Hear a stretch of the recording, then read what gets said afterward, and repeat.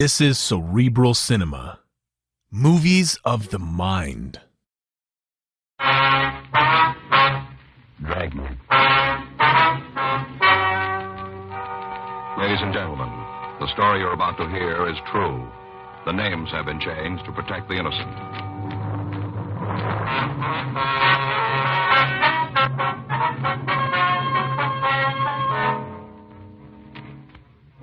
You're a detective sergeant. You're assigned to juvenile detail. You get a call from Georgia Street Receiving Hospital. A 2-year-old child has been brought in. Her condition is critical. There's evidence of foul play. Your job? Check it out. It was Sunday, August 14th. It was warm in Los Angeles. We were working the night watch out of juvenile detail. My partner's Frank Smith. The boss is Captain Powers. My name's Friday. I was on my way back from detention cells, and it was 7:28 p.m. when I got to the second floor of Georgia Street Juvenile. Squad room. Hi, how'd it go? Nothing. Those kids won't cop to a thing. What about the weapons? Well, they admit they had them, and that's all. Nothing about what they were going to do with them. No. I don't know, Joe. Today, kids got a lot more than we ever had. TV, cars, a lot of things. Yeah. Still seems like they aren't happy unless they're figuring how to beat somebody's brains out. Well, it doesn't go for all of them. Well, enough to give us a headache. Yeah. Now, take those kids upstairs. If they spent the same time doing something constructive that they do making the zip guns and saps, they'd have something worthwhile, something worth remembering. Well, maybe it'll work out the same way. What do you mean? They won't forget this. Juvenile Friday. Yeah, Doc.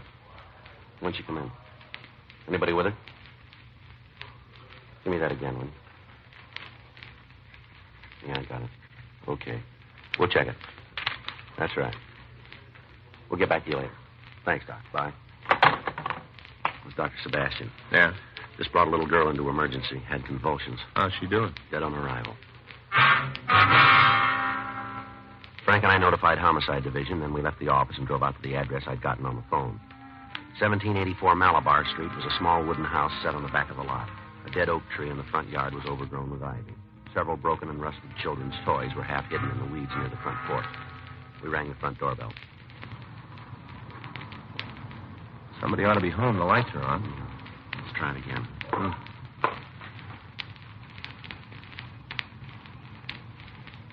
Yeah, somebody's coming. Yes, Ms. Manson, that's right. What do you want? police officers would like to talk to you. We have to go through it all again. Don't you think I feel bad enough about it? We're sorry to bother you, ma'am, but there's some questions we have to ask you. All right, come on in. You might as well sit down. Thank you. Thanks. This is Frank Smith, and my name's Friday. How do you do, Miss Manson? Hello. You're the child's aunt, is that right? Yeah, her mother's my sister. And where's her mother? I don't know. Been trying to get in touch with her. Left messages all over town, but I guess she ain't got any of them. The child stay with you, does she? Yeah. Been here since she was 6 months old. Feel like she was my own. Mm-hmm. I got 3 kids myself, all boys. Always wanted a girl. When Joan said I could have Melissa, it made me feel real good. Like a daughter of my own, real good. Mm-hmm. Knew it didn't make any difference to Joan. None at all. Wasn't anything that mattered much to her. I always thought Melissa was something that shouldn't have happened. In the way, that's what she said. Yes, ma'am. In the way. Mm-hmm. What happened this evening? What do you mean? Well, you're the one who called the hospital, aren't you? Yeah. As soon as I knew there was something wrong, called him. Mm-hmm. What happened? Well, this is Sunday. Yes. Every Sunday morning, Joan comes by and picks up Melissa, takes her for the day. Mm-hmm. Just like always, she was here this morning. Yes, ma'am. Going to be a big day. She told the baby they were going up to Griffith Park to the zoo, see the animals. Mm-hmm.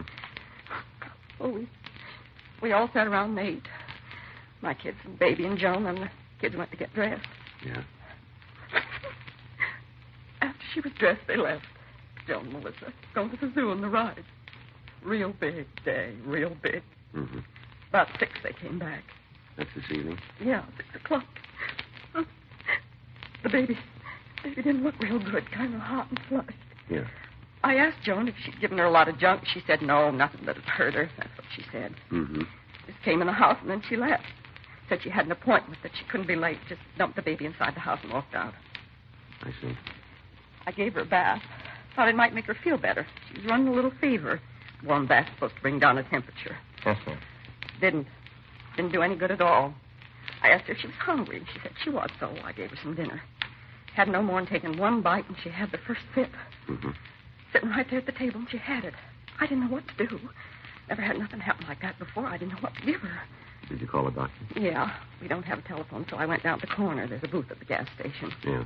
Didn't want to leave the baby alone, but there wasn't any other way. Nothing else I could do. All right. Go ahead, please. Doctor wasn't at home. I left word for him to come right over, and then I came back. Didn't no sooner walk into the house than she had another fit. Scared me to death. Poor little thing sitting there. I could see she was in pain, terrible pain, and there wasn't anything I could do for her. Mm-hmm. I just couldn't wait anymore. I went back and called the emergency hospital, asked them to send an ambulance. Told them it was important and to send somebody right away. A couple of minutes after that, the men got here and took her away. Poor little thing. Yes, ma'am. She looked at me like asking me to stop the pain, begging me. Almost tore my heart right out of my chest to see her. So little. Almost killed me. Yes. She was dead when they got her there. Didn't even live long enough for them to try and save her. Not even that long. Yes, ma'am, we know. Just a baby. 2 years old and she's dead. Just a tiny little baby. It hardly seems fair. A lot of people could die and it wouldn't make any difference, but not her. She was beautiful. Just beautiful, like my daughter, like my own. You sure there isn't something we can get for you, Miss Manson? No, nothing. Isn't anything that'll help now. Nothing at all. Ma'am, has there been any history of this type of attack in your family? You mean fit? Epilepsy? Anything of that nature? No, never been anything like that. Well, now, did the child tell you that she felt sick? Mm-mm. We didn't have no idea there was something wrong until it was too late. Did she complain of stomach cramps, do you remember? No, she didn't. What'd you have for dinner? Ground meat, potatoes, the green beans. Couldn't have been that made her sick. We all ate the same thing. The kids and me, none of us had any trouble. Mm. Is your sister separated from her husband? Yeah, they hadn't been together for over a year. Been that long anyway, I suppose. He's supposed to contribute support, but he doesn't, not a dime. I see. Did she provide support for the little girl? She was the baby's mother, but that's as far as it went. Came to town from Melissa and it landed in my lap. Remember when she had roseola? Joe didn't even come over and see her, just didn't care. Mailed a little doll for the baby. Guess that was supposed to make up for her mother not being there. Can you tell us where we can contact your sister? Sure. Place over on Hewitt Street. Got an apartment there. You have the address? Yeah. Won't do much good to go over there, though. Why's that? She probably ain't home. Chances are she's out someplace running around having a good time. I see. Don't even know that baby's dead. Hasn't got the slightest idea. I will go and see her. Hope you won't mind waiting for her to show up. You're going to have to. Probably wait a long time. Yes, ma'am. She don't care about the baby. Never did. Told me a couple of times. Just a rock around her neck. Talked about it, how hard it was for her to get a husband with a kid. All the time, how the baby was making it hard for her. Mm-hmm. All she ever thought about herself. Didn't want anything to interfere with that, just herself. She won't care about the baby. She won't care at all. Probably won't even talk to you. I think she will. Why should she? No reason for her to even see you. Yes, there is. What? We're trying to find out why the child died. Oh, she just got sick, that's all. There isn't anything more to it. Melissa just got sick. You seem pretty sure about it. Of course I am. Couldn't be anything else. You think there was anything else? You think there was something wrong? We don't know yet. Well, then talk to Joan. Ask her. Anything wrong with Melissa that happened today? She ought to be able to tell you. Talk to her. Yes, ma'am, that's what we'll do. Hope it does you some good. Wouldn't surprise me a bit if she knows what had happened. What's that? She's probably got an idea. I wouldn't want her to know I told you this. What do you mean? If there's something wrong with the way Melissa died, if there is, Yes, ma'am. it wouldn't surprise me if Joan killed her.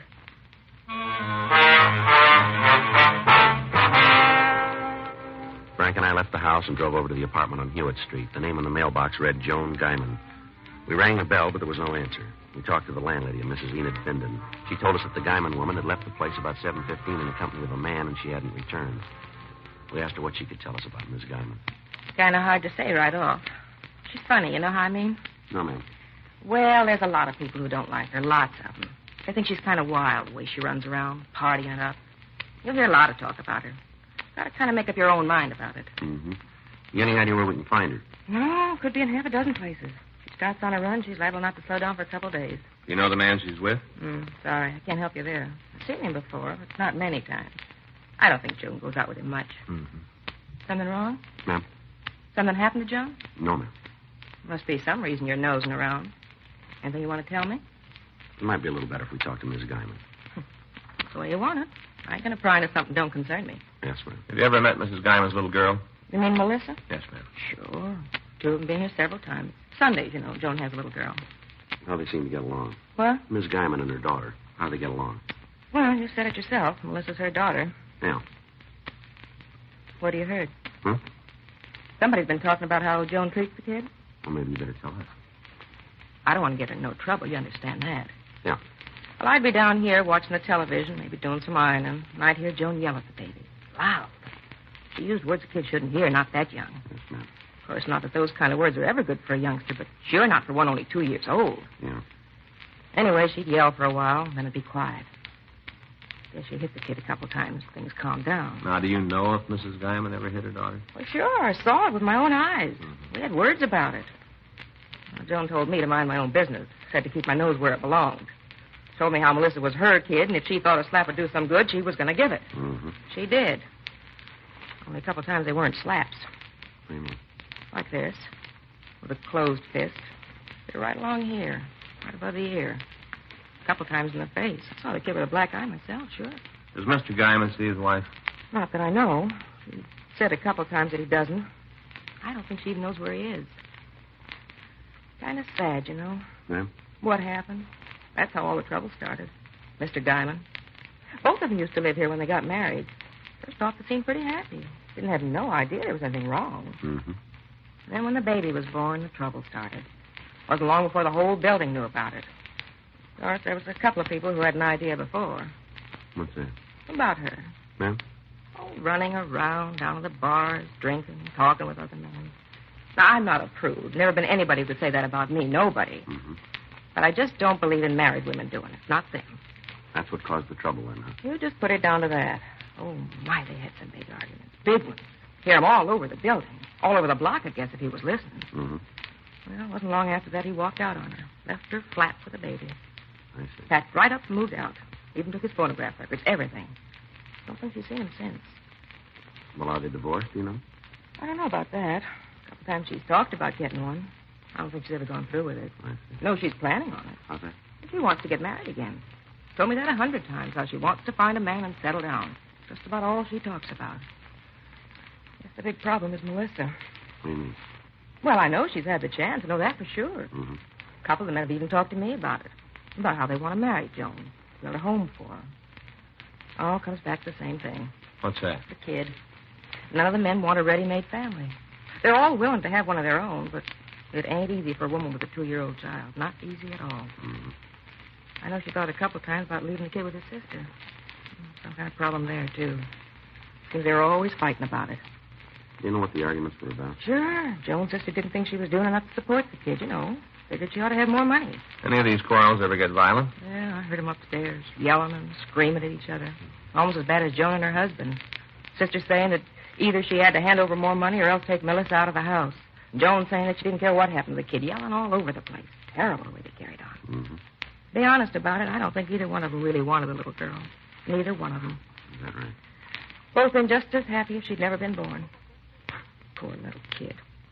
Wonder they didn't try to put her in another home, you know. Find some people who wanted her. Would have given her a chance to grow up being loved. That's right. Least they could have done, given the little kid a chance. Oh, I don't know. Maybe someday Joan will wake up, realize what she's doing. Mm-hmm. Maybe she will. Let's hope it's not too late. In the company of the manager, Frank and I checked Joan Guyman's room. There was no indication that she wasn't going to return. We asked Miss Bindon to notify us as soon as she heard from the Guyman woman. We returned to the office and checked with the crime lab. They'd finished going over the child's clothing, and they hadn't found anything out of order. We put in a call to the coroner's office, and we talked to Chief Deputy Coroner Vic Wallage. He told us that the autopsy would be held at 10 a.m. the following morning, and that we should have the results by 11. He went on to say that in his examination of Melissa Guyman, he'd found several bruises on her neck and back. However, he was unable to tell us if the blows might have been strong enough to cause her death. 12:16 a.m., we ran the names Joan Guyman and her sister through R&I. There was no record on the sister, but we found that the Guyman woman had been arrested several times in the last year on charges of 4127A, drunk. The rest of the night was spent in checking out the places she was known to have frequented. An attempt was made to find her husband without result. The next day, Frank and I met in the squad room early to put through a call to the coroner's office. Yeah. Mm-hmm. What about the bruises? I see. How long's that going to take? Right. We'll keep in touch with you. Okay. Bye. How about it? They finished. What's the cause of death? They're still not sure. What do you mean? They think she might have been poisoned.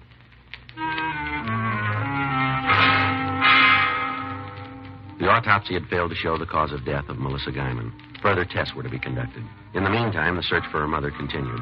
A check with the landlady showed the victim's mother hadn't returned to her home during the night. We contacted her sister, but she told us she hadn't heard from Joan Guyman. The afternoon papers carried a story on the little girl's death. Frank and I checked with Sergeant J. Allen again, but he hadn't come up with anything new. 3:20 p.m. You want to go out and see the sister? I don't think it's going to do much good. She said she'd call if she heard anything. Yeah. I got it.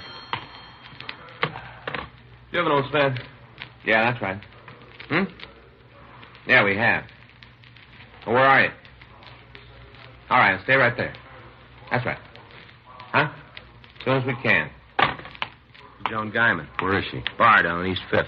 She know about the little girl? Yeah, wants to see us right away. Well, that makes us even. She's got more of a reason. Says she killed her daughter.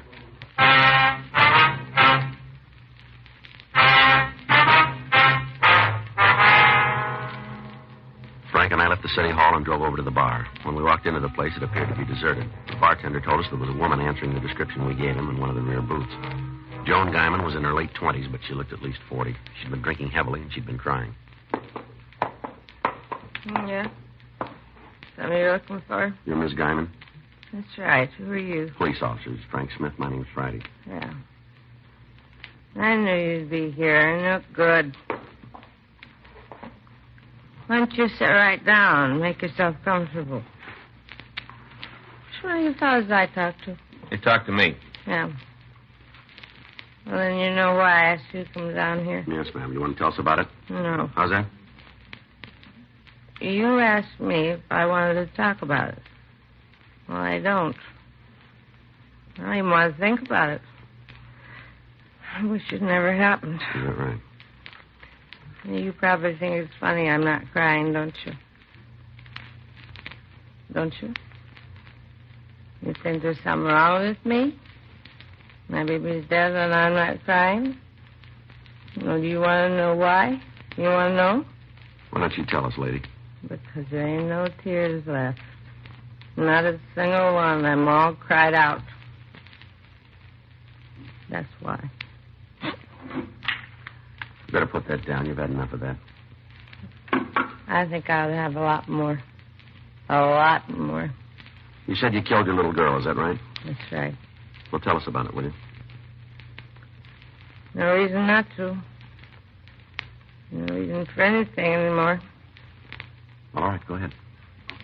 Killed her. Killed her. It's like I'd put a gun up to her head. I killed her. Is this the same? Go ahead. Oh, poor old kid. She didn't want much. Hardly anything. One of those dolls with the hair you can wave, that's all. The doll with curly hair and her mother. And she got the doll. I gave it to her yesterday when we came back from the zoo. It's just seeing how happy she was. She was happy. Mm-hmm. Another thing I wouldn't give her. No mother. Poor little kid. She didn't have no mother. Just me, that's all. It's me. Yeah. That's why I did it. What's that? Killed her. If I'd been her mother and kept her with me, it never would have happened. She'd be all right now. Neglect. That's what did it. Neglect. And I gave it to her. Never paid no attention to her. All the time, too busy with what I was doing. I didn't pay any attention to her. I didn't pay any attention at all. All right, come on, lady. Where are we going? Downtown. What for? I think we'll be able to talk better there. Oh, I don't want to go anyplace. I'm going to stay right here. My baby is dead. Poor little kid didn't have no mother. Why don't you just go away and leave me alone? You know we can't do that. Why not? There a lot of something that says you got to harm people. Is that what you're doing? Frank. Yeah. No, wait a minute. You leave me alone. You got no right to do this to me. Bartender! Come on back can't help. These lousy cops are giving me trouble. Help me. Come on, lady. You're only making it harder on yourself. Leave me alone. Get away from me. Come on, don't cause any more trouble now. If you were a gentleman, you wouldn't do this to me. If you were a lady, we wouldn't have to.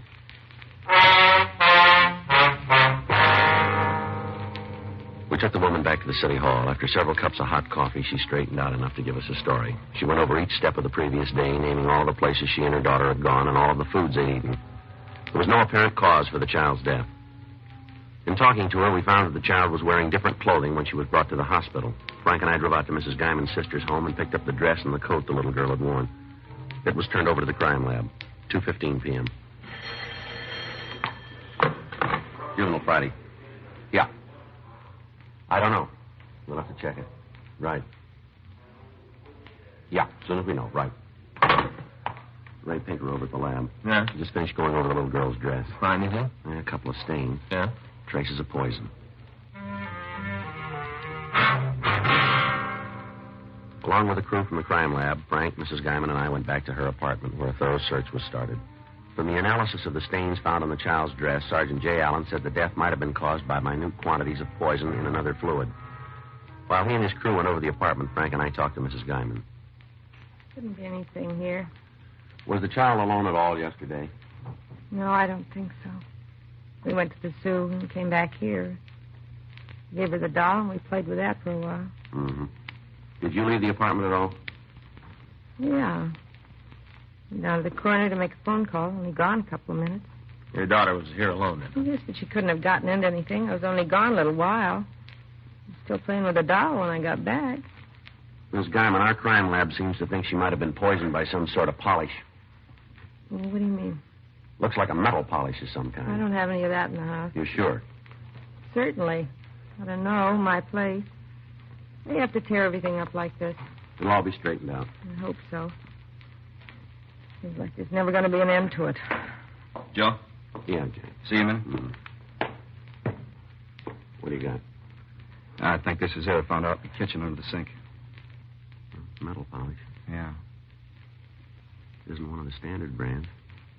Certainly isn't one of the off brands either, is it? I've never seen it before. Well, The bottle's almost empty. Cap was off when we found it. any chance it might have spilled out? No, it doesn't look like it. Not on the floor around the bottle. Hey, you want to come out in the kitchen? We'll check it for prints. All right. We got the kid out there. All right. Can you tell for sure, Jay? No, we can get an idea, though. There, Joe, it's coming through. You see there? Yeah. What do you think? Have to roll the child's prints to be sure. Looks like it, though. The fingers are pretty small. There, you can see yourself. Pretty tiny. I guess that does it. Mm-hmm. All right, thanks, Jay. What'd they find? You know how it happened? We think so, yeah. How? We found an empty bottle of metal polish in the kitchen. Looks like your daughter drank some of it. She couldn't have. I was with her all the time. She couldn't have gotten to it. You said you left her alone. But not that long. She didn't have time. I was only gone a couple of minutes. That's all. Just a couple of minutes. That was long enough. It's not true. Just making it up, trying to make it all my fault. No, ma'am. Yes, you are. You're trying to make out I did kill her. You're saying it's my fault. Well, it isn't. Well, then you tell us. Huh? Whose fault is it?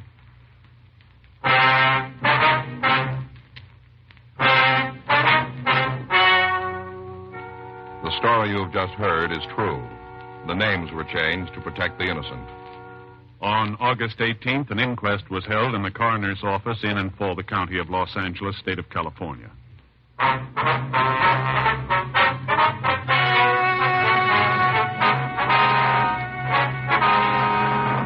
After examining all the evidence, a coroner's jury decided that the death of Melissa June Guyman was due to accidental poisoning. You have just heard Dragnet, the authentic story of your police force in action, and starring Jack Webb, a presentation of the United States Armed Forces Radio Service.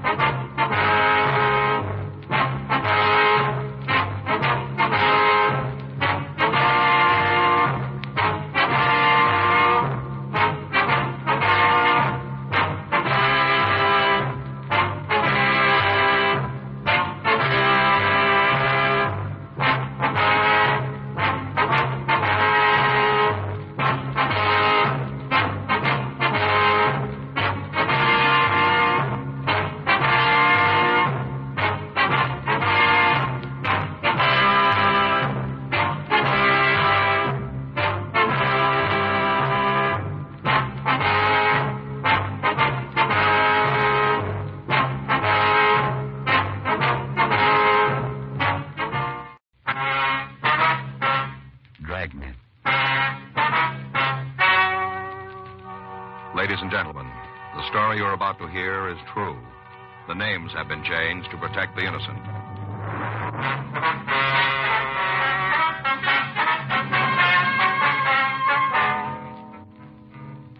You're a detective sergeant.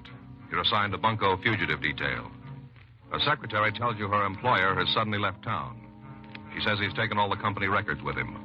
Your job? Check it out.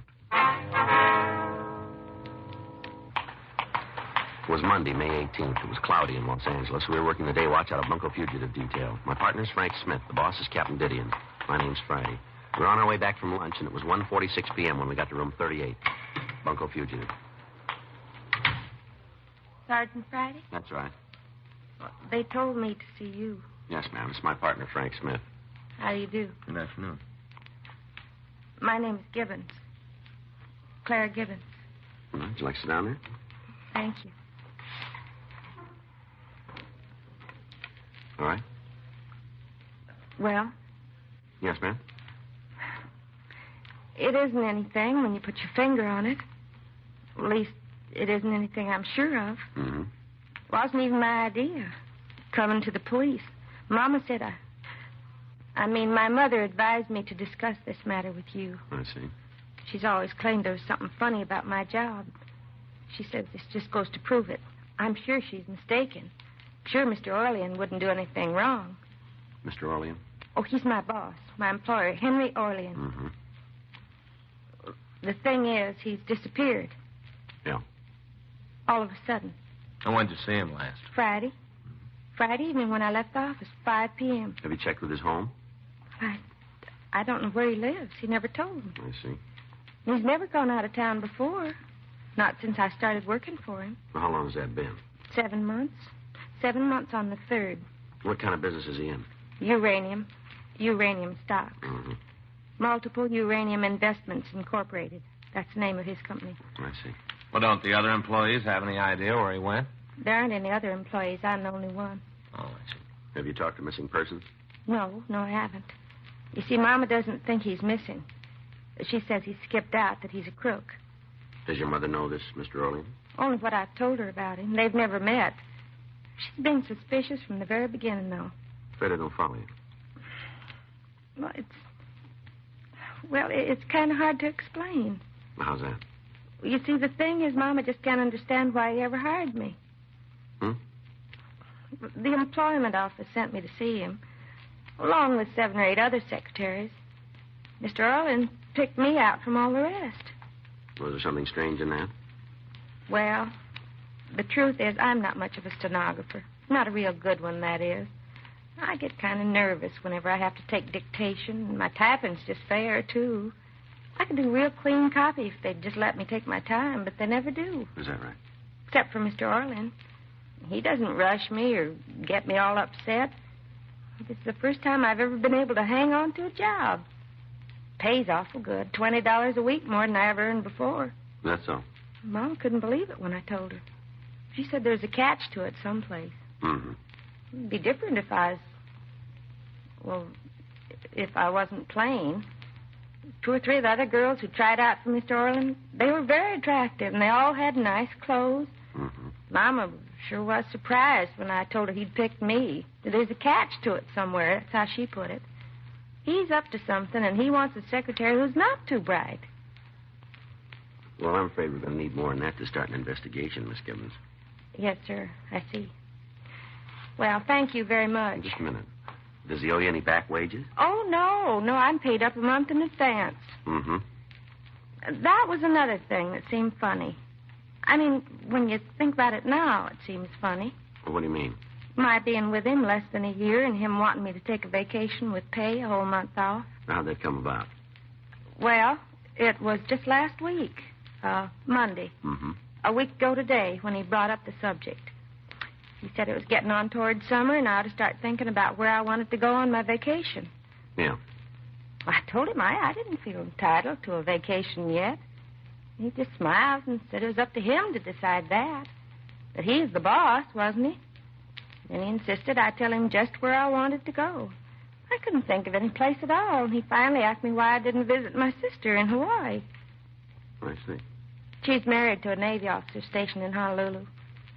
I guess I must have mentioned her to Mr. Orland. I guess that's how I knew about her. Yes, ma'am, must be. But the idea of ever paying her a visit hadn't even crossed my mind. Mm-hmm. I tried to argue with him, but he pretended to get mad and told me if I was a good enough secretary to deserve a holiday, he's going to see that I got it. And then he said he'd make up for it when I got back, that he'd really pour the work on. Mm-hmm. I knew he wasn't serious about pouring the work on, but it did seem like he really wanted me to go to Hawaii. Well, why didn't you take him up on it? Well, I meant to. I had my ticket. Round-trip flight. Mr. Orland paid for it, just like he said he would. Yeah. I was supposed to leave Saturday night. I sent Ann an airmail letter telling her all about the trip. That's my sister, Ann Burcott. Yeah. Well, Saturday morning, she wired me not to come. Her husband's being transferred in a week or two. Well, she wasn't sure where. Maybe back to the States. I see. Oh, I suppose I could have made the trip anyway, but it wouldn't be any fun going someplace where I didn't know anybody. I don't make friends very easy. Is that so? Well, I didn't know just what to do, whether Mr. Orland would still want me to take the month off or not. I went down to the office this morning to talk to him about it. He wasn't there. Everything was gone. Yeah? From the safe, all the records and stock certificates, everything. And corporation papers he had framed up on the wall, they were gone, too. Had somebody broken in? I don't think so. The door to the suite was locked when I got there. I had my key. And what about the safe? I don't understand. Well, was the safe open or closed? Closed. Well, how'd you happen to look inside? I telephoned my mother and told her that Mr. Orland wasn't there, and she said I'd better check and see if anything was missing. Said it sounded to her like he'd skipped out. Mm-hmm. After I looked in the safe, she told me to get in touch with the police. Well, now, just exactly what sort of business was this uranium company? Mr. Orland invested in various uranium stocks. For other people? Yes, that's right. Which bank did he use? Western National. The account's in the main branch. I'll give him a call, Jim. Yeah, okay. Well, there just wouldn't be any reason for him to run away, would there? Well, it's pretty hard to tell yet. I mean, he was doing a real good business. Well, that might be a reason. Oh? Do you know the names of his customers? Well, the people who invested in Mr. Orland? That's right. Mm-hmm. Well, I guess I could remember some of them. The books are gone, though. I wouldn't be able to recall them all. I see. The old customers, the ones who've been with us for several months, I'd remember them. Uh-huh. Was the business new when you started to work with it? Yes, sir, brand new. Did you find out anything? Yeah. Orlean closed out the multiple uranium bank account last Friday evening, a little before 6. 6? Yeah. Banks stay open late on Fridays, Oh, Joe. yeah, I forgot. How much did he withdraw? Just under 100,000. That's a lot of money. Yeah. I guess Mama was right about him. Well, starting to look that way. I should have known. From the beginning, I should have known. What? She's always right.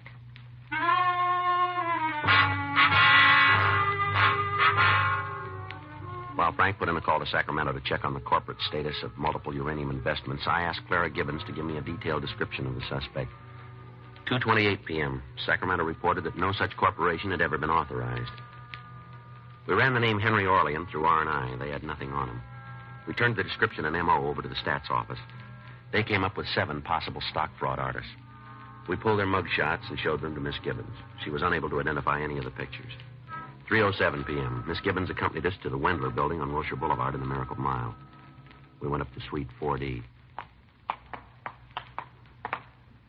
Just a second till I find my key. Yes, ma'am. Oh, here it is. This is the outer office where I work. Mm-hmm. That's his office in there? Yes, sir. Well, that's real fancy. Have you talked to the building manager today? No, sir. Is he around, do you know? Well, there isn't any manager. Not exactly. The owner has an office down the hall. Oh. I'll be glad to find out if he's in. Thank you. You'll be here? Yes, ma'am. Well, that's very impressive quarters, huh? Must have been a very impressive guy. Yeah. Look at that, Joe. I wonder what he had up there. Hmm? Up on the wall. See that spot? Looks like there used to be a picture or something. Well, those in corporation papers, maybe, huh? Phonies? I don't know. As far as the state of California is concerned, they're phony. Mm-hmm. This is Mr. Wendler. Mr. Wendler is Sergeant Friday. How are you? I'll do. And this is... I'm awfully sorry. I don't seem to remember your name. It's all right. My name's Frank Smith. Well, pleased to meet you. This is our identification, if you want to see it. Forget it. All right. Well? You're the owner of this building, are you? Well, it's the Wendler building. I'm Ted Wendler. Yes, sir. Draw your own conclusions. Yeah. Do you have any objections to answering a few questions, Wendler? No? All right. Will you answer them for us, please? I thought I was. Yes, sir. I asked you one before. Do you own this building? Outright. That isn't important. Well, it's important to me. It's important to the mortgage company. Is it in your name? Yes, it's in my name. All right, fine. And what about the man who rented this suite? Orlean? Yes, sir. Well, what about him? Do you know he left town? Well, she just told me. Did you know about it before? No. What can you tell us about him? He's a broker or something. Uranium stocks, I guess. So we got that much. That's all you know about him, huh? Yeah? How long has he rented from you? Let's see, a little over 7 months. Be 8 on the 3rd. Did he mention anything about where he had offices before? No, he said he was from back east. Any particular place? No. Why, what's he done? We'd like to talk to him, that's all. Well, maybe he'll come back. Uh-huh. Well, if he doesn't, it's all the same to me. What? I made him pay his rent in advance whole first year. Is that your usual practice? No, only with fellas in the stock market. You see, I remember 1929. Yeah. You never know what's going to happen, not with fellas in the market. Mm-hmm. You see, I remember 29. Yeah. If Orlean stays away, I'm way ahead of him. Rent's paid up. Mm-hmm. I'm nearly 5 months ahead of him. Yes, sir. I wish we were.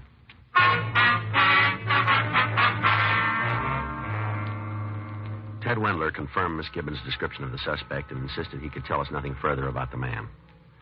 While a crew from the crime lab went over the offices, we again questioned Clara Gibbons. She gave us the names and addresses of some of the people who had invested money with Orlean. 4:48 p.m., the crime lab reported that they'd been unable to discover any useful fingerprints in the suite. The only physical evidence they had uncovered was a copy of a prospectus which purported to list various securities owned by multiple uranium investments. It had fallen behind a filing cabinet. The next day, May 19th, Frank and I checked with several of the uranium companies listed on the prospectus. They all informed us that none of their stock had ever been purchased by Multiple Uranium Incorporated or Henry Orlean. 3:13 p.m., Frank and I drove out to interview one of the victims.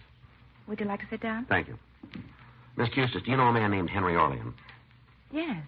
Yes, I know him. Why? Did you ever invest any money with him? $5,000. Nothing's happened to Mr. Orlean. We're not sure yet. How'd you happen to give him the money? Well, it was some insurance my husband left me. Yes, ma'am. I'd kept it in savings. Didn't bring in much interest. When I heard about Mr. Orlean's company... Where'd you hear about it? Do you remember? At the hospital. Ma'am? St. Agnes Children's Hospital. Oh? I spend a day a week there helping out in the charity ward. I see. I'm on some of the committees, too. You know, fundraising, things like that. Yes, ma'am. Oh, I'm not one of the big people behind the work, but somebody has to get out and dig for the little donations, too. Yes, ma'am, they do. And I have quite a bit of free time now. Do you remember who it was that first mentioned Mr. Orlean to you? I think it was Mrs. Lorrington. Warrington? Yes, Mrs. Arthur Lorrington. You must have heard of her. She does so much charity work around town. She's very prominent socially. Yes, ma'am. Just what did she say about Mr. Orlean's company? Well, she wasn't talking to me exactly. One afternoon, when she was showing some people the plans for the new clinic, Mm-hmm. I guess she was asking them for some contributions. That's how it sounded. And one of the ladies said it all depended on how well her husband's stocks did during the next quarter. I see. And Mrs. Lorrington laughed and told her her husband ought to be in multiple uranium, but he wouldn't have anything to worry about. Go on. Well, that was all I heard. They went on to the next room. Afterwards, I got to thinking, if this uranium stock was good enough for Mrs. Lorrington, maybe I ought to check into it. You know, you're always hearing about people making fortunes in uranium. Yes, ma'am. Well, I looked up the company in the phone book and talked to Mr. Orlean. At first, he wasn't very anxious for me to invest, but when I told him I knew Mrs. Lorrington, he said he'd take me in as a favor to her. When was all this? Oh, about 4 months ago. Have you seen Mr. Orlean since? No, You heard from him? not directly. I get a dividend check every month, though. Stock's paying very well. I figured it out. On a yearly basis, it'll come to over 30%. You can't do much better than that. No, ma'am. I told some of my friends about it, too, so they could get in on it. Mm-hmm. Well, thank you very much, ma'am. You still haven't explained what this is all about. Well, we're trying to get in touch with Mr. Orlean, that's all. Oh, the Wendler building on Wilshire Boulevard. That's where his office is, the Wendler building. Yes, ma'am. Isn't he there? No, he isn't. I don't understand. Orlean seems to have disappeared. What about my money? I'm afraid that went with him. Why, that isn't possible. He couldn't have. Mrs. Lorrington said it was a good stock. Yes, ma'am. We'll talk to her about it. Well, he paid me dividends every month. Good dividends. Yeah, well, I wouldn't count on any more of them. Why, I'll bring charges against him. I'll have him put in jail. He'll find out. But that's all you need, isn't it? Somebody to bring charges? No, ma'am, not quite. Well, what do you mean? We need him.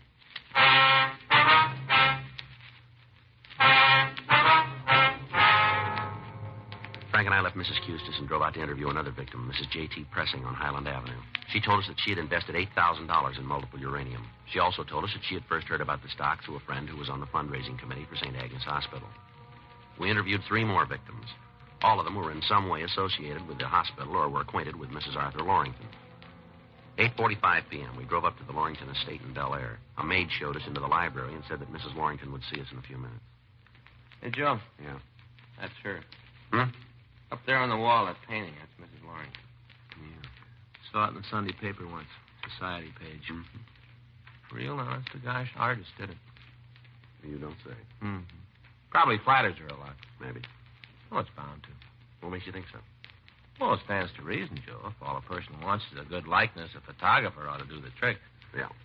Artists know that, too. They do. Mm-hmm. Figures they want something else. Want to look better, so he flatters them. Oh, I see. That's the way it works. Are you gentlemen waiting for me? Miss Lorington? That's right.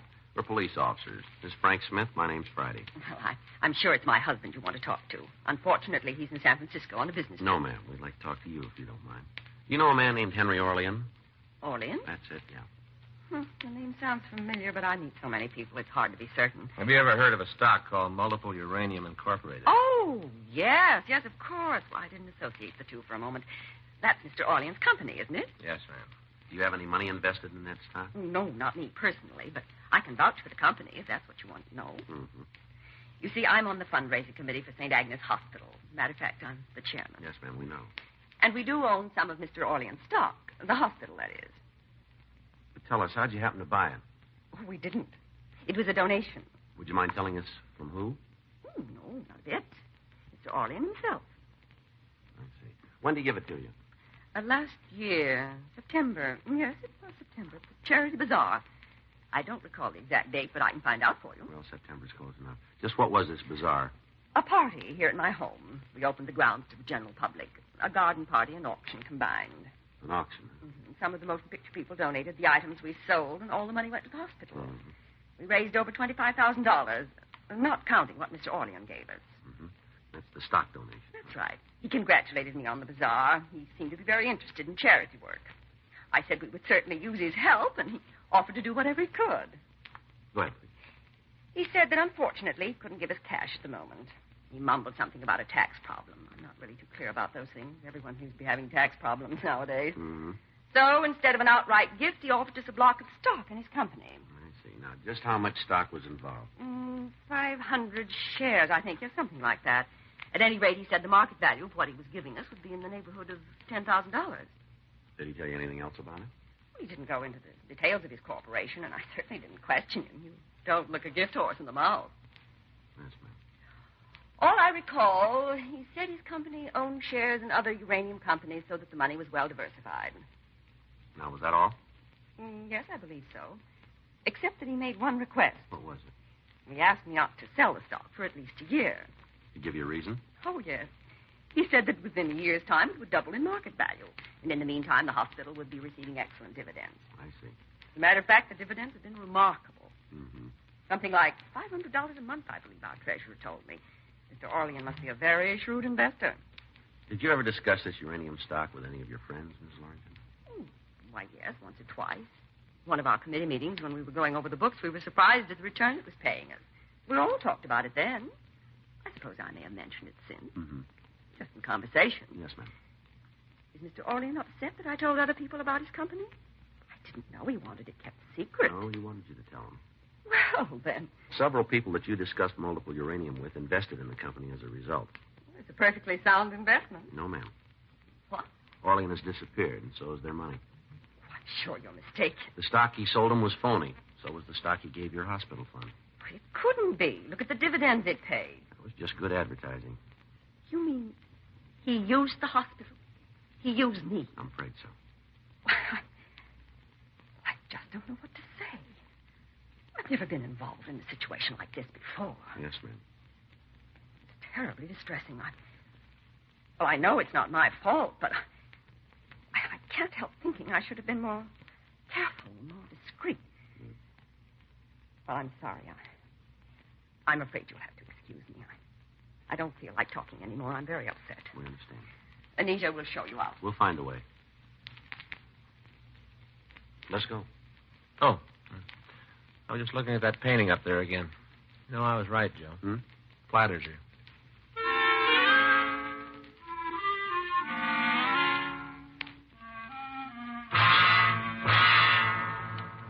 The interview with Mrs. Lorington had enabled us to establish the suspect's M.O. Additional bulletins were sent out alerting all police departments, charity organizations, and fundraising committees. During the rest of the week, we interviewed other victims of the stock swindle. None of them could furnish any additional information about the whereabouts of the man who called himself Henry Orlean. 3 weeks later, on June 9th, we received a report from the Chicago Police Department. They informed us that a man answering Orlean's description had worked an oil stock swindle in that city during the previous year. He had then used the name of Roger Norgett. They also told us that this Norgett was suspected of an earlier stock swindle in Kansas City. Neither the Chicago nor Kansas City police had a positive identification of the suspect, but in both cities, the M.O. had been the same. The suspect had donated a block of phony stock to a charitable organization, had paid very high dividends on the donated shares, and then had been able to acquire investments from private persons. Wednesday, June 11th, 3:17 p.m. Frank and I were in the office. Sergeant Friday? Yes, ma'am. You remember me? Clara Gibbons. I used to work for Yes, Mr. ma'am. Orlean. How are you? What can we do for you? Mama just found him. Hmm? Mama just found him, Mr. Orlean. Where? Over on Hill Street. She was just walking along and she saw him. Is she sure it's him? Positive. Please Oh, hurry. just a minute, Miss Gibbons.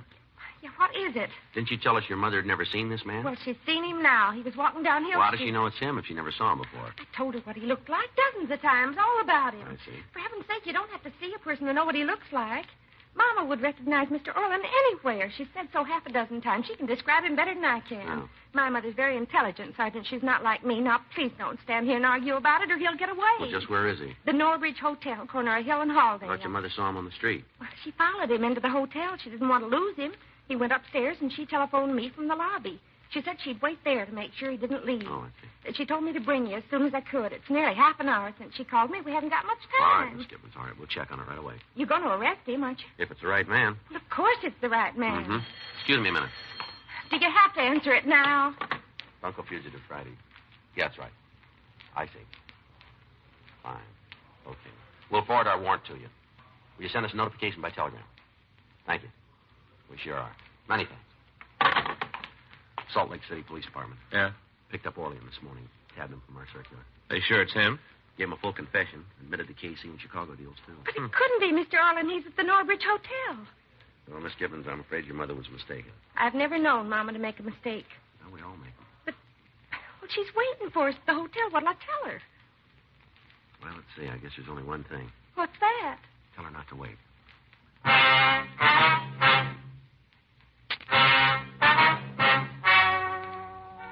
The story you have just heard is true. The names were changed to protect the innocent. On August 16th, trial was held in Department 98, Superior Court of the State of California, in and for the County of Los Angeles.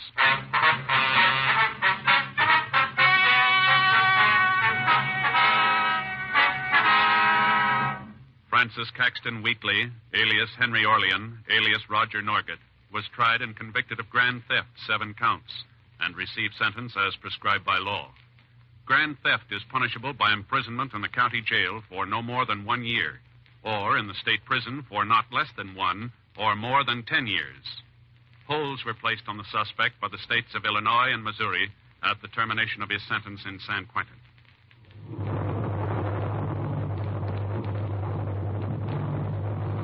You have just heard Dragnet, the authentic story of your police force in action, and starring Jack Webb, a presentation of the United States Armed Forces Radio Service.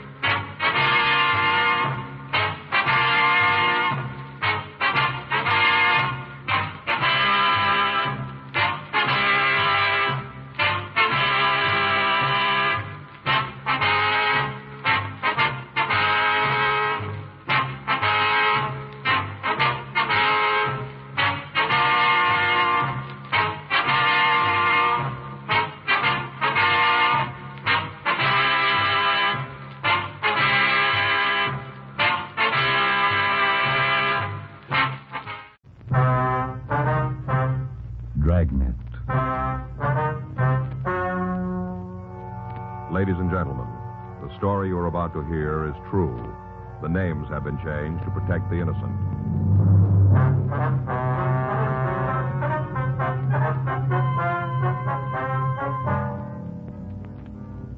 You're a detective sergeant. You're assigned a burglary detail. After weeks of investigation, a suspect in a burglary is picked up. You've got the evidence for a conviction, but over $200,000 in loot is still missing. Your job? Find it.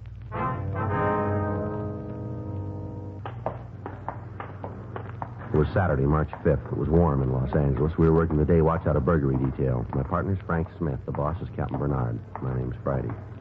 We're on our way back from the cell block, and it was 9:45 a.m. when we got to the interview room. Felony section. I'll get the light. Go on in, Bowen. Sit down. Over there. You want to smoke? Here's a light.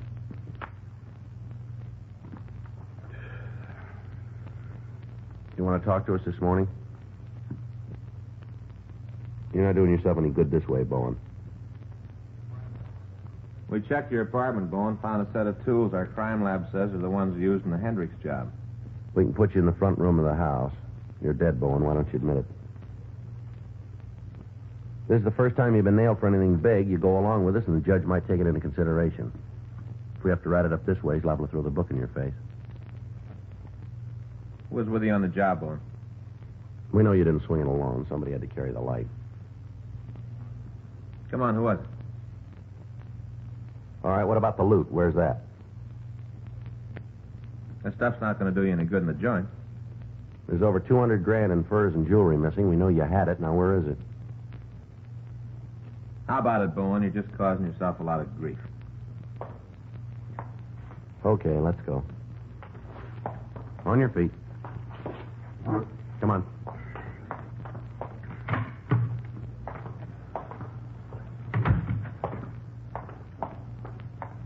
Too bad, cop. Is that so? Sure. There's nothing you can do to make me tell where the stuff is, not a thing. Sure.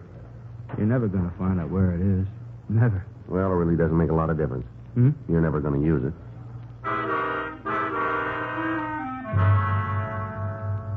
3 weeks previously, on February 10th, two unidentified persons had entered a home in the Bel Air district. They'd taken furs and jewelry valued at over $200,000. The investigation conducted by burglary detail had netted one of the suspects. He was identified as Cade Bowen, WMA, 32 years. His arrest record had listed several charges of drunk driving and disturbing the peace. However, he'd never been picked up on a felony before. In spite of our efforts, we'd been unable to break him down. He refused to identify the other suspect or to tell us where we could recover the stolen goods. All of his friends and relatives were questioned. None of them could aid us. The case on him was prepared for the district attorney's office, and we continued to look for the other suspect. Monday, March 7th, 8:02 a.m., I checked into the squad room. That you, Joe? Yeah. Now you're late. A couple of minutes here. I got it. Burglary Friday. Oh, yeah, Emery. Mm-hmm. Sure. No, not a sign of it. Well, we'd like to hear it anyway. Where can we meet you? Where? Yeah, all right, we'll be right over. About 5 minutes. Right. Goodbye. It was Emery. Who? Emery Docks. Says he wants to see us. What about? Some stolen fur coats.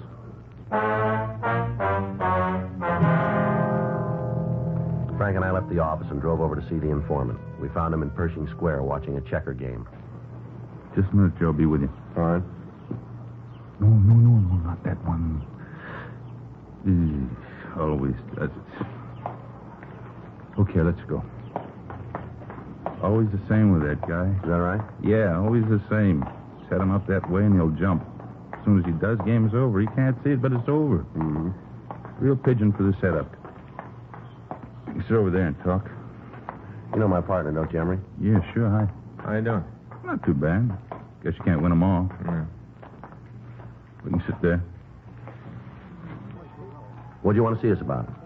Oh, fell over something day before yesterday. Thought maybe it'd make sense for you. Mm-hmm. Met a guy who had some coats for sale. Price he was quoting had to be hot. Where'd you meet him? Bar over on First. See a friend? Not to make a touch. I see him in the bar once in a while, but he don't ever buy a drink. Mm-hmm. Other night he got real palsy-walsy. I don't know, maybe he was gassed or something. But he sure was friendly. You met him in the bar? Yeah, he stopped in to have a belt before I ate. This guy was there, sitting on the stool next to me. Got to talking. He almost knocked me over when he bought a drink. Right on the floor, he knocked me. Mm-hmm. One thing led to something else. He asked what I was doing. I said, just about anything to turn a buck. He asked me if I had any money I wasn't using. I said I didn't. Yeah. Said it was too bad. Said if I could raise a couple of long bills, he could turn me on to something good. The coats, huh? Yeah. Told me how a friend of his came up with these fur coats, wanted to dump them. Said the price was real good. What kind of coats were they? Mink, full length. Had a couple of those scarf things, too. He said they were Stone Martin or something, where the skins look like they're biting each other. Yeah. Like those, Stone Martin, I think. Mm-hmm. Guy made a big thing about how the price was right, and if I had any loot, I could come out with a big thing. Did he say where his friend got him? No, matter of fact, I don't think there was a friend. Coats were in his car. I know if I had that kind of merchandise, I wouldn't put it in nobody else's pocket, that's for sure. What's this fellow's name, do you know? Jarvis Dean. That's D-E-A-N? I guess so. What do you know about him? Oh, not much. I told you I see him around. He's an angle fella, always looking for a touch. You hold any kind of a job? Not so it would stand out. How's he live? Oh, off other people mostly. Once in a while he makes a big score and he's popping for drinks all over the place. A couple of days he's blown the wad and he's back on the dole. You know where you can find him? I can't give you no address. He usually around the bar? Mostly. You won't find him here for a couple of days now, though. You said something about going out of town, down to Palm Springs. Something about how he could make a contact down there and unload the coats. This Jarvis Dean ever been arrested? Well, I don't know. We didn't spend a lot of time talking about jails. Figures, though. What do you mean? Oh, the way he talks. Some of the people I've seen him with, 6 to an even, they can draw your floor plan of the laundry up at you. Mm-hmm. Can you give us the name of the people? Well, if it's all the same to you, I'd rather not. They ain't done nothing to me, and I'd like to keep it that way. Some of them are pretty mean. Yeah. You understand, it isn't that I'm afraid, but I don't see no reason to stir nothing up. Mm-hmm. Does Dean say where this contact was at Palm Springs? Oh, he mentioned some bar called Spanky's, that's all. In the town itself? Yeah, I guess so. Mm-hmm. When I couldn't spring the money to go with him, he kind of cooled off. He stopped being real friendly. Mm-hmm. I got to thinking about it and figured maybe it'd mean something to you, so... Well, the guy goes around with a couple of grand of furs in his car. He didn't win him in a raffle. Got to be something there. Mm-hmm. Do you any good? Yeah, we'll check it. When I first heard about it, I thought it'd do some good right away. I thought of you guys right away. Well. I always like to try and help when I can. Mm-hmm. It works out both ways. Maybe you can give me a hand sometime. Like now? What? I could sure use a couple of bucks. Things ain't been going too good. Well, that's too bad. It's just temporary. It won't last. A couple of days, I got a job coming up. Hotel over on Wilshire. Pearl diving. Guy's been drafted, and I'm in line for the job in just a couple of days. Well, I've only got a couple of bucks, Emery. You can have them if it'll help. Sure, Joe. Anything at all. There you are. Thank you. Hey, you got a pencil? A what? Pencil. Got one I can use? Yeah, here. I always like to keep these things legal. You never know. Yeah. There you are. My IOU. Pay you back as soon as I start to work. Well, don't worry about it, Emery. No. You got to do these things up legal. Can you tell us what this guy Dean looks like? Yeah, you think there's really something to it, huh? Oh, we can check it. Well, sure figures he stole the coats, and any reason he'd want to give them away if he didn't. Mm-hmm. Guy like that, he don't do nothing for nothing. Got to be a payoff somewheres. Well, then he won't be disappointed. Huh? There'll be one.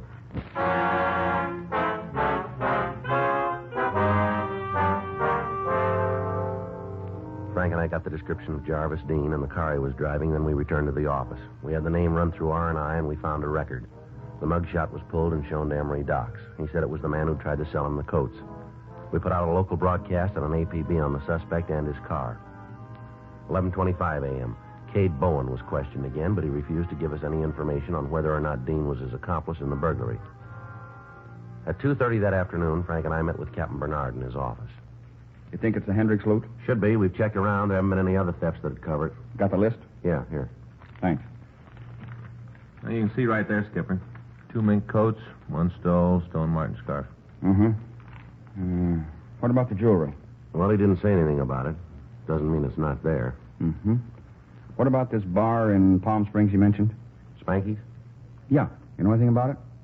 We know where it is. What kind of place is it? Resort Town Bar. What about the reputation? Clean. We never had any reports about it. Uh-huh. You think that's where they'll turn the stuff? Well, we don't know. All we got's the name. Someplace to look. More than we've had. You can't get anything out of Bowen? He won't even admit he's in Los Angeles. What's he got to say about the evidence? Just sits and looks at us. And Palm Springs is the only lead you got? That's it. Okay, trot it down. Can you leave right away? I can't. How about you, Smith? Just call Fay. That's it, then. Go on down there, see what you can find out. Be sure to check with their department. They might have something for you. All right. When will you be back? Well, if it works out, should be sometime in the morning.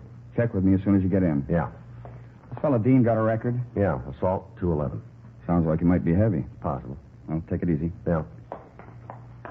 He's the fellow you're after. He's not going to want to give that stuff up. Well, that puts it on our backs. We got to convince him. Frank and I went down to the carpool and checked out a trip car. 2 hours later, we pulled into Palm Springs. We talked with the local authorities. They had nothing on Jarvis Dean, and as far as they knew, there was nothing wrong with Spanky's bar. We got the address of the place and drove over. Yeah, what'll it be? Police officers would like to ask you a few questions. Oh, L.A. cops, huh? Something wrong? Oh, I'd like to ask you some questions. Sure. Come on back here. It'll be easier to talk. All right. Well, what can I do for you? I'd like you to take a look at these pictures. Tell us if you know this man. No, I never saw him. How about this one? Sure. Yeah, he's been around. Is he here now? No, he doesn't usually make it this early. You seen him at all today? I think he was in this morning around 10 in there. You know where we can find him? What's he done? Police business. Well, just so it doesn't get anybody here in trouble. That guy's a real crackpot. What do you mean? He's lonely. He's good business, but if I had my druthers, I'd just as soon he stayed away. Why is that? Well, the way he acts. We got a lot of big people coming here. You know, the picture crowd, a lot of money. They like things quiet. They come down here for a rest, and that's what they want. A guy like that fella, they don't help. Is that right? Sure, he gets gassed, makes a big noise all about how he's buying drinks for the house. The customers don't like that kind of stuff. Mm-hmm. Drinks aren't bad enough, but he's got to start a pitch. What do you mean? Well, he's been trying to set something up, some kind of a deal. You know what it is? No, I don't pay a lot of attention. I just hear him talking to some of the people. Gets any worse, though, I'm going to have to 86 him. Does he come in alone? Sometimes. What do you mean? Well, there's a chick he brings in once in a while. The two of them just sit there and drink. You know her? Why, is she in trouble? Do you know her? Yeah, her name is Blanche. She lives down here. She around? Well, she was. When? About half an hour ago. Said she was going out, get something to eat. She'd be back. You know where she went? No, half a dozen places inside a block she could have gone. If you want to talk to her, the best thing would be to wait right here. All right. She was carrying a real load when she walked out. I hope that food helps her. He said she lives down here. Yeah, she's got a place out the south end of town. What's she do for a living, you know? Well, I don't know. I don't think she's got a job. Seems I heard her say she was divorced. Probably got a chunk of dough from her old man. She and this fella pretty friendly? You mean the guy in this picture? Yeah. I guess you could say that. Most of the time they're together. How often is he here? Oh, he comes in the place almost every night, you know, when he's in town. Is that quite a bit? Yeah, 3-4 days a week. You ever hear what he did for a living? No, I don't think he works steady. Hey, there's your girl now. All right. Pour me a drink, huh? Yeah, Blanche, a couple of fellas here want to talk to you, honey. Oh, that's all? Bring them on. I always like to talk to fellas. If they're friends of yours, old Bart, I know they're okay. Yeah, sure, Blanche. Is these them? Hey, now, they're pretty nice looking. You know that, fellas? You're pretty nice looking. Wonder if we get to a booth, might be a little easier to talk to you. Oh, same to you. I'll talk right here or I won't say a thing. What's your name, honey? Friday. Say, that's a funny name. Like today, huh? That's right. It's my partner, Frank Smith. I do. Oh, come on now. Don't try to pitch that at me. Smith. A phony if I ever heard one. Hey, Bart. Yeah, Blanche. Have that drink. Can't stay here all night, you know. Think you had enough of that? No. You just keep your big yap shut. You better take it easy, Blanche. Take it easy, nothing. Ain't no fella with a name like Friday and Smith going to tell me and not to have a drink.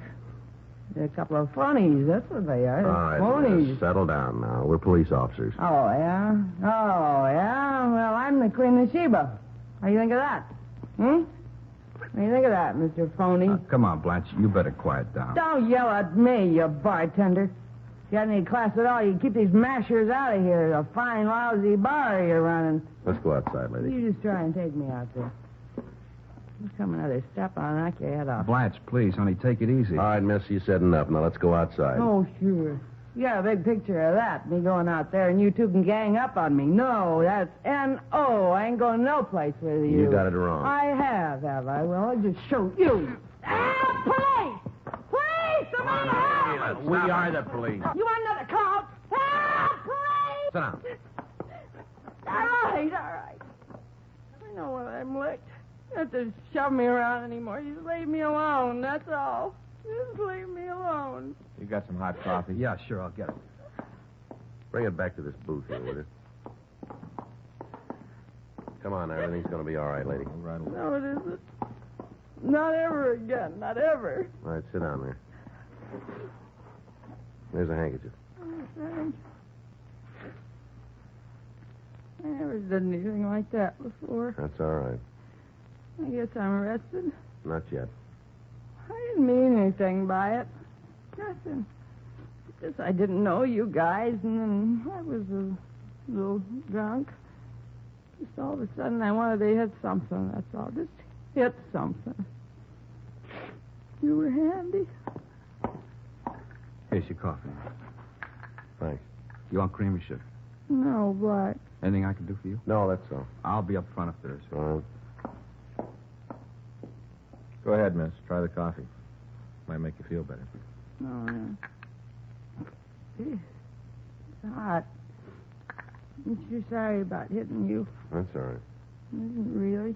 It's nice of you to say so. What were you going to ask me when all this started? You want to take a look at this picture here and tell us if you know the man? Sure. I guess I owe you that. Is the guy? Yeah, that one there. Oh, sure, it's Jarvis. Last name Dean? Yeah. What do you know about him? Guy. Had a couple of drinks with him. You know where he is? Not now. Saw him this morning. Had a cup of coffee. Haven't seen him since then. Is he still in I town? don't think so. You know where he is? No. Said you run up to L.A. on some business. Did he say what kind of business? No. We didn't talk much about that. You got any idea where Dean was going in L.A.? He didn't give me an address. Did he say when he'd be back? That's what we had the beef about. He just shoved off. Said something about meeting the guy up there. Said this fellow's in some kind of trouble and that he had to try and square it. Did he say who it was? Let's see. I'm not sure I can remember. It's pretty important. Now, wait a minute. Oh, yeah. It was Bowen. Yeah, I had to see a guy named Bowen. Did he say what it was about? No. Not that I can remember. He just told me that he and this Bowen guy were on a deal together. Bowen had lost it up. Said he had to take care of him. The description of Dean's car that the girl gave us matched the one we'd gotten from our informant. We checked the room he'd occupied in Palm Springs. We talked with the local authorities. They agreed to check further on the suspect. Frank and I left for Los Angeles. The following morning, we contacted Captain Bernard. It all goes together. Huh? You better find him fast. Why, something wrong? I don't know, but it could happen. What do you mean? Bowen was released on a writ last night.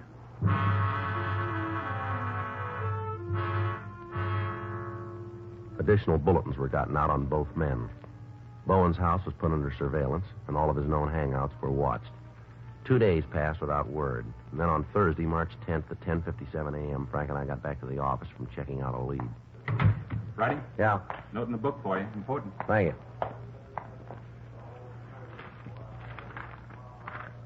What is it? Supposed to call the sheriff's department. Wonder what it is. I don't know yet. We'll find out. Well, I didn't figure you would, Joe, not until you made the call. Just wondered what it was.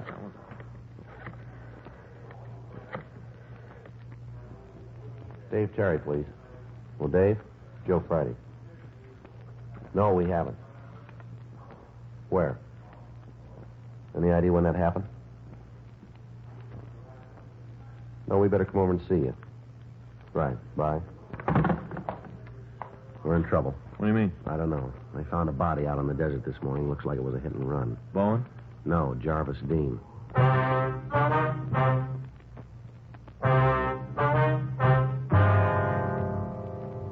Frank and I left the office and went over to the Hall of Justice where we met with Sergeant Dave Terry. He showed us the photographs taken at the scene and the reports filed by the officers who discovered the body.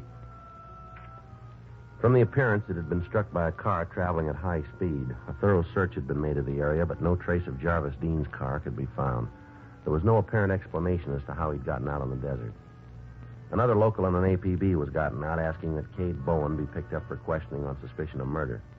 A week went by. There was no word of the suspect. Border stations had been alerted in the event he tried to escape into Mexico. Checkpoints at the California-Nevada border had descriptions of both the car and the suspect.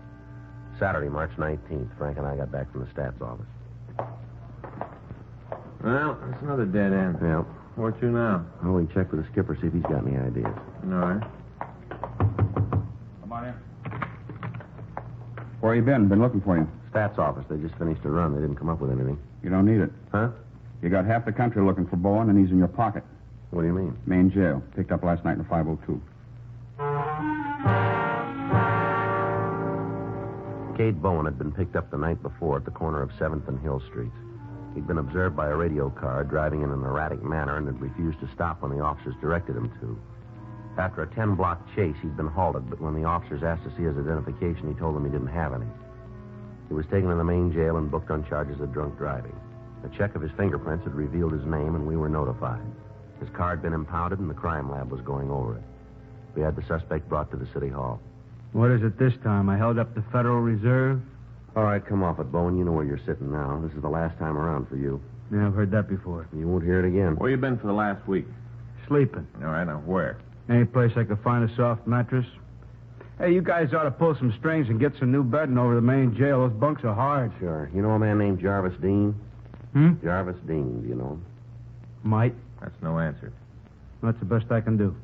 Look, mister, we're getting tired of playing with you. You're in trouble, and it doesn't come in any bigger sizes. Now, I'm not going to tell you to play it smart because you wouldn't know what I was talking about, but you snapped to and answered these questions. Now, do you know Jarvis Dean? I met him. When did you see him last? A couple of weeks ago. We understand he was with you on the burglary. It's a fairy tale. We got it straight. I didn't know you listened to gossip. Where'd you get the car you were driving last night? I bought it. From who? Used car dealer. Well, then you tell us why it's registered to Jarvis Dean, will you? Well, I don't know anything about that. Last time we talked to you, it was for a burglary beef. It's a lot more serious this time. That's so. That's right. Suspicion of murder. Who'd I kill? Jarvis Dean. You're out of your head. We always are. Now tell us why he'd let you drive his car. I don't know if it is his car. Department of Motor Vehicles says it is. We checked it. All of the stolen merchandise was found. Now, you got no right to go through my things. Last time we heard of the stuff, Jarvis Dean had it. What's the matter? Did you two have a fight about what to do with it? Maybe you got sore because he was letting you carry the beef yourself. Is that what happened? Come on, Bowen. You're boxed in. I don't know what you're talking about. Well, let's check the office, see if there's any word from the crime lab. I'll do it, then.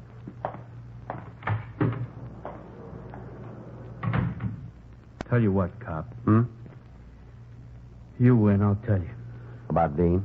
I don't know anything about him. I'm talking about the burglary. Yeah. I did it. You don't have to go any further. No deal. We got you on something bigger. I think we can make that hold up. Look, I'm willing to cop out to the other. How'd you do? Well, here's the report. Well, that wraps it up. Yeah.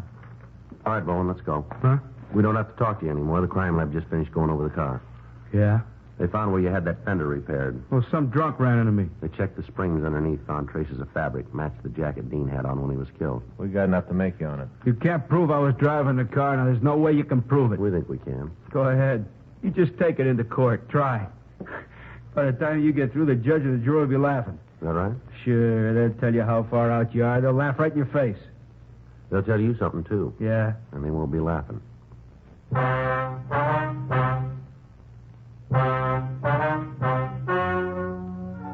The story you've just heard is true. The names were changed to protect the innocent. On July 16th, trial was held in Department 98, Superior Court of the State of California, in and for the County of Los Angeles.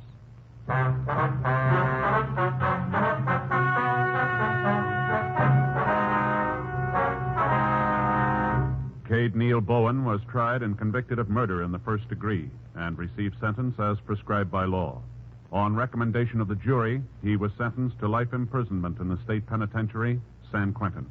You have just heard Dragnet, the authentic story of your police force in action, and starring Jack Webb, a presentation of the United States Armed Forces Radio Service.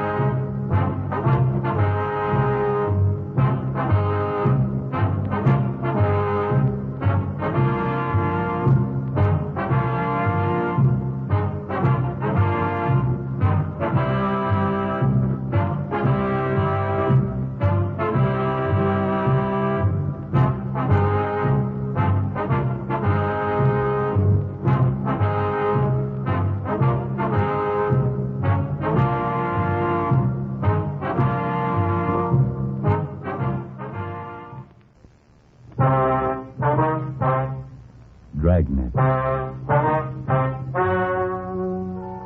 Ladies and gentlemen, the story you're about to hear is true. The names have been changed to protect the innocent.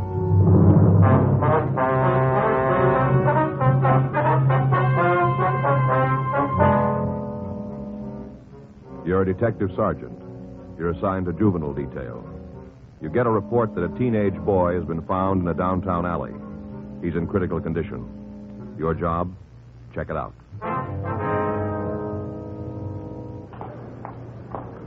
It was Wednesday, November 16th. It was cool in Los Angeles. We were working the day watch out of juvenile detail. My partner's Frank Smith. The boss is Captain Powers. My name's Friday. We're on our way into the office, and it was 9:17 p.m. when we got to the second floor of Georgia Street Juvenile. The squad room. I don't know, Joe. What? You see a kid like that, you start wondering. Yeah. 15 years old, trying to hold up a liquor store. Kind of worries a guy. What do you mean? Well, about your own kids. How are they going to turn out? Oh, most of them turn out okay. Yeah, can't help worrying, though. Well, you're a father. Maybe you're better off, Joe, not having the worries. You really believe that? Well, I guess so. Well, why don't you stop trying to marry me off? Oh, say, that reminds me. Yeah. You know the Phillips live down the street from us? I don't think I do. They were over for dinner the same night you were. Yeah. Last summertime, Faye made fried chicken. Oh, yeah. Remember it? I remember the chicken. Go ahead. You're going to spend Christmas with us, aren't you? Christmas. Faye told me to be sure and remind you. It's only a month or so off. That's soon, huh? Yeah. Can we count on you? Yeah, if we're not working. Swell. I'll let Faye know. What's this got to do with the Phillips? Nothing. Mm-hmm. It's got nothing to do with them, Joe. Why are you so darn suspicious? Which one of them has the sister? Huh? Come on, Mr. and Mrs. Which one? Both of them, for all I know. Well, which one has a sister who's coming out here for the holidays? Which one? Mrs. Phillips. And they're all going to be at your place for Christmas dinner, is that it? Well, Faye hasn't asked them yet. She wanted to be sure that you... Mm-hmm. Okay to ask them? They're your friends. You won't regret it, Joe. You know Mrs. Phillips is darn nice looking. Good talker to her for sisters, anything like Just she do is. me one big favor, will you? What's that? Christmas is still 5 weeks away. Don't start selling me now. I wouldn't try to sell you on any girl. You know that. You bet. I never even met this one. I was just thinking that sometimes you can kind of sort of judge a person by family and... Juvenile Friday. Where's that? I see. Yeah. Found a kid lying in an alley off Sheridan Street. He's hurt pretty bad. An accident? Knife in his back.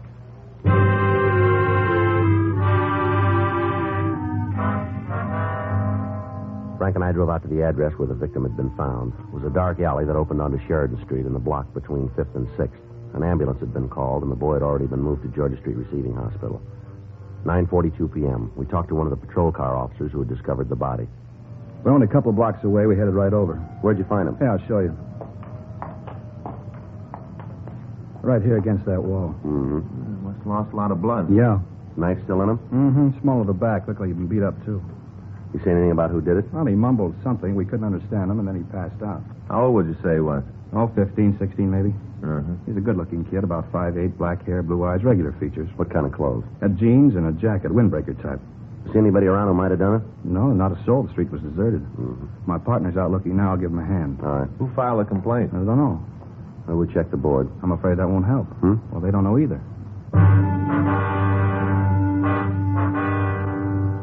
While a patrol car officer searched the neighborhood for suspects, Frank and I canvassed the area for the person who had reported the crime. 10:16 p.m. We talked to the patrons in a nearby bar and grill. They denied having any knowledge of the assault.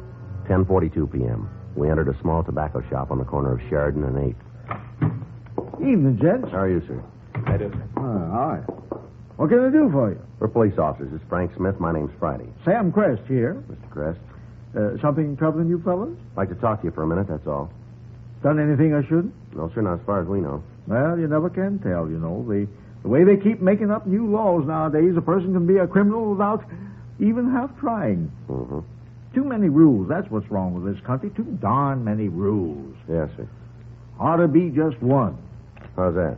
Do unto others as you would have them do unto you. Golden rule.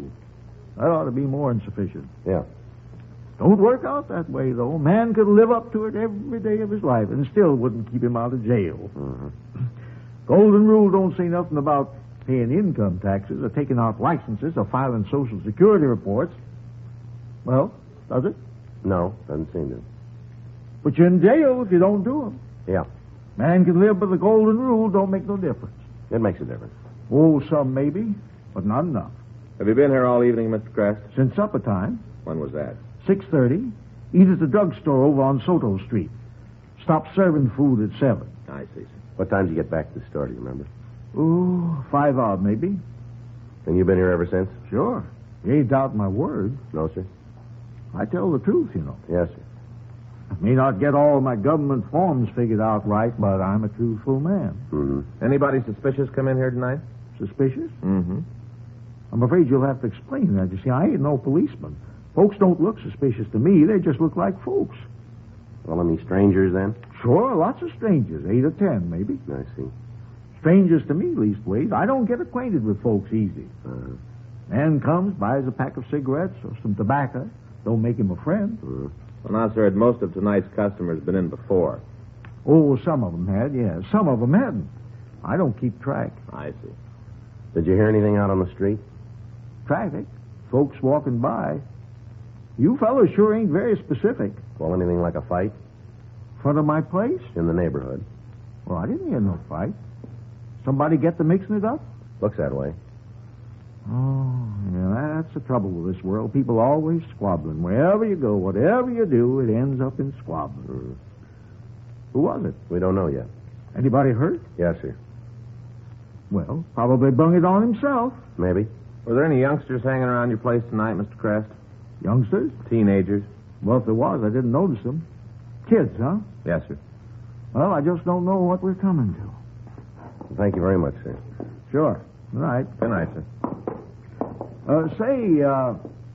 There was one. How's that? One young fella. He didn't hang around, though. He was in a big rush. You know him? No, I don't think I ever saw him before. Could you describe him for us? Oh, just an ordinary kid. How big was he? Oh, not big. He come up to about here on me. Mm-hmm. Probably don't have his full growth yet. I see. You recall how he was dressed? Well, I didn't pay much attention, only in the shop a couple of minutes. What color was his hair? Light, reddish, or blondish. Nice-looking boy?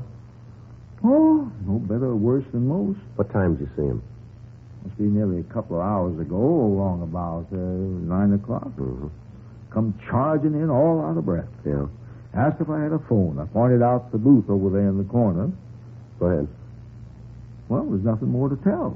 He run over the booth, made a call. Wasn't on the phone more than a few seconds. Mm-hmm. Then he come out and left the shop. Anything else you can tell us about him? I don't think so, no. Except that when he was leaving, he wasn't in a hurry like when he come in. He sort of peered out the door first. Mm-hmm. Seemed as though all the steam had gone out of him. He looked back over his shoulder. Yes, sir. Doggonest expression on his face. What do you mean? Like he was scared to death.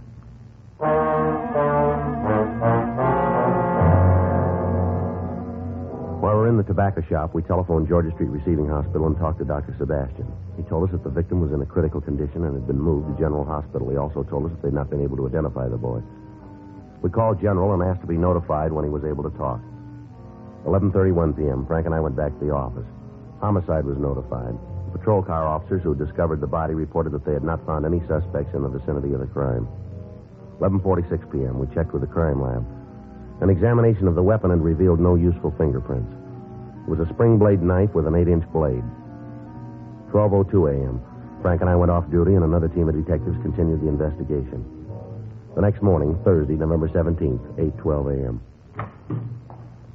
Morning, Joe. Hi. Anything new? No, not so far. How about missing persons? Nobody's reported them. It's funny. You'd think somebody'd be looking for him by now, his folks or somebody. Yeah, you would. Any coffee in that thing? Yeah, help yourself. All right. Probably cold by now. Better than nothing. Did you miss breakfast? Yeah, I wasn't hungry. Oh. You're right. Huh? It's cold. Yeah. Say, Joe. Mm-hmm. About Christmas? What about it?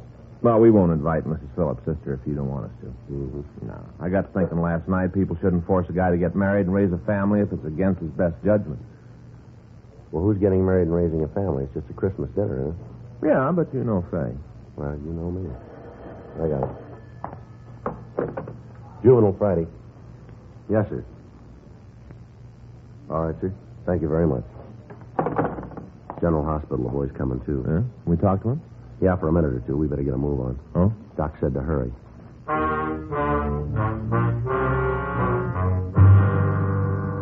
Frank and I drove out to General Hospital. The doctor in charge of the case was waiting for us in the hall outside the patient's room. Mr. Friday? Yes, sir. Is it all right to go in? Don't stay too long. All right. You going to be all right, Doc? It's too soon to tell. If the wound was an inch higher, I could give you an answer. Yeah? You'd be dead.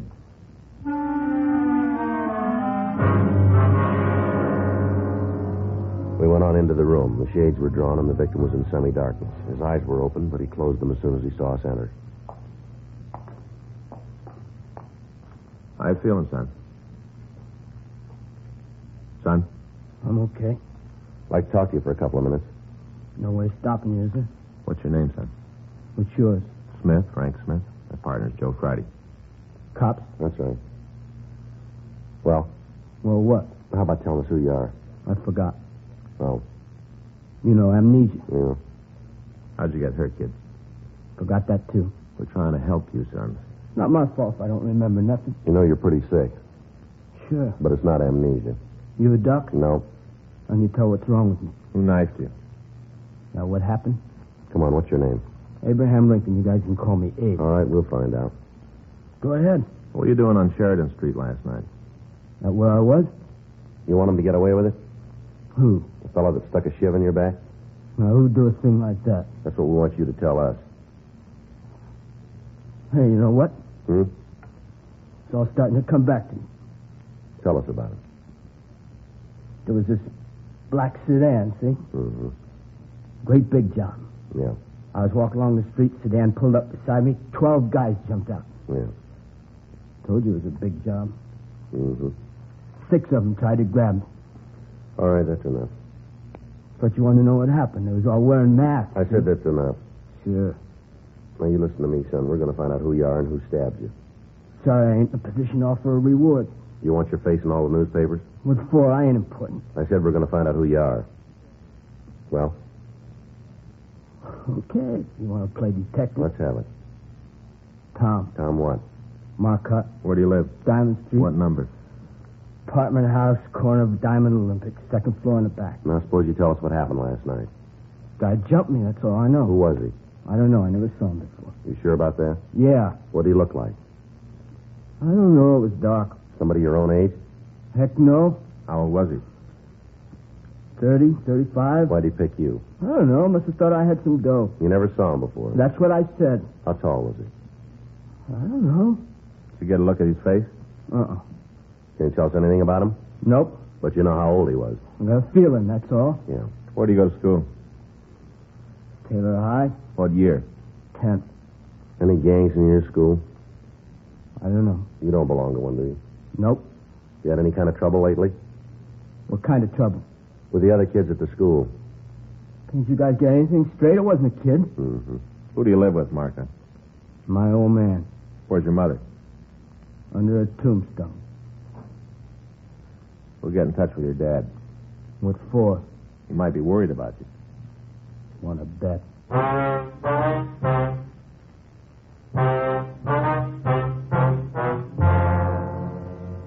We were unable to get any additional information from the victim. We went back to the office and checked the name Tom Marcotte through R&I. They had nothing on him. 9:47 a.m. Frank and I drove out to the address he'd given us. It was a 2-story stucco apartment house, badly in need of repair. We went up to the second floor. Must be this one. Yeah. I don't hear anybody. Take it easy, will you? All right. What's all the pounding for? Marcotte? Yeah? We're police officers. Frank Smith, my name's Friday. Well, what do you want? Come in for a minute? If you don't, I'm going to fall flat on my face. Oh, boy. My head's coming apart in shreds. Mm-hmm. Kind of tied one on last night. That's so. Haven't got an aspirin, have you? No, sir. Right not. Can of beer? No. No. That's what I really need. Usually keep a couple in the refrigerator for an emergency like this. Mm-hmm. But that kid of mine's been guzzling them again. We'd like to talk to you about your son, Mr. Market. Yeah? You know he didn't come home last night. Didn't he? No. No way of me knowing it. I work nights, drive a hack, don't get home before 5. He leaves for school before I wake up. I see. What'd you pick him up for? He's not under arrest. Huh? He's in the hospital. Hospital? That's right. He was stabbed last night. Huh? Yeah. He's gonna be all right, ain't he? They don't know yet. Oh. We thought you might be able to help us. Help you? Yeah. Find out who did it. You know who your son's friends are. I don't know nothing about him. We don't... Well, we aren't very close. I see. Has he been worried lately about anything? Upset? No more than usual. How's he doing in school? Lousy. Oh. They always ask me to come down and talk to him. Principal, teachers. What do they say about him? I don't go. Mm-hmm. I went a couple of times when he first came to live with me. Didn't do any good. That's so. I can't change him. Anything I tell Tom just rubs him the wrong way. So he's on his own. How long has your son lived with you? 3 years. How about before that? He was with his mom. Yeah. She divorced me a couple of years after he was born. Took him with her. Mm-hmm. When she died, there was nobody else to look after him. He had to come back to me. Yeah. I gotta get me a glass of water. Only take a second. Yeah. Looks like the kid was right, huh? About his father. Well, maybe. He doesn't seem very upset. No. He's gotta stop his drinking. Yeah. Never used to feel like this when I was younger. Is that right? Could go on a bat for 2-3 days, come out of it and feel okay. Can't take it anymore. Well, sir, we'll be leaving. If you'd like to see your son, he's at General Hospital. Tom asked to see me? He's pretty sick, Market. You talked to him, didn't you? That's right. He asked to see me? No, he didn't. Didn't think so. I guess I can't blame him for hating me. He figures I didn't want him after his ma died. Figured I had to take him. Yeah. Tried to tell him different. He didn't believe me. We just can't talk, Tom and me. Mm-hmm. Father and son living in the same apartment. Like we speak a different language. Think I ought to go down and see him? Well, that's up to you. Be an ass for me. It's funny. Live with somebody who hates you, your own son. Well, maybe you're wrong about him. Yeah, I see it in his face, his eyes, the way he talks. Every time I look at him, I can see it. Tom's the one who's wrong. Yeah. It's not his fault, but he's wrong. He wouldn't believe it on a stack of Bibles. Even you guys know. What's that? That I love him.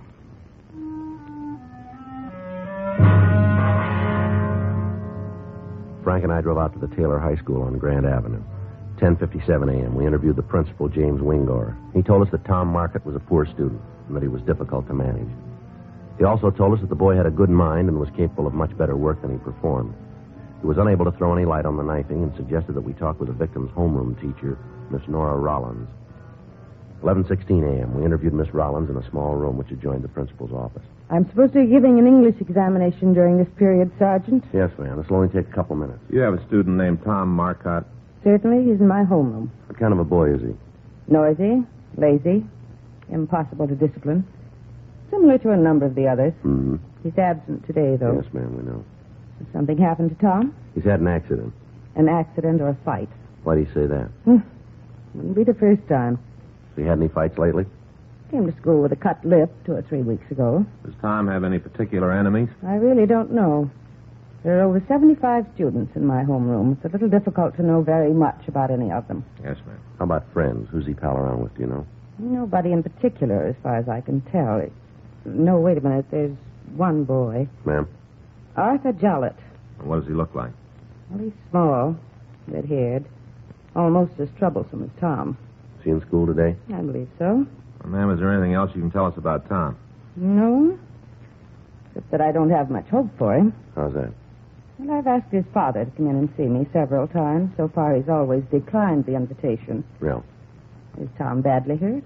Yes, ma'am, pretty bad. What was it? Knife wound. No.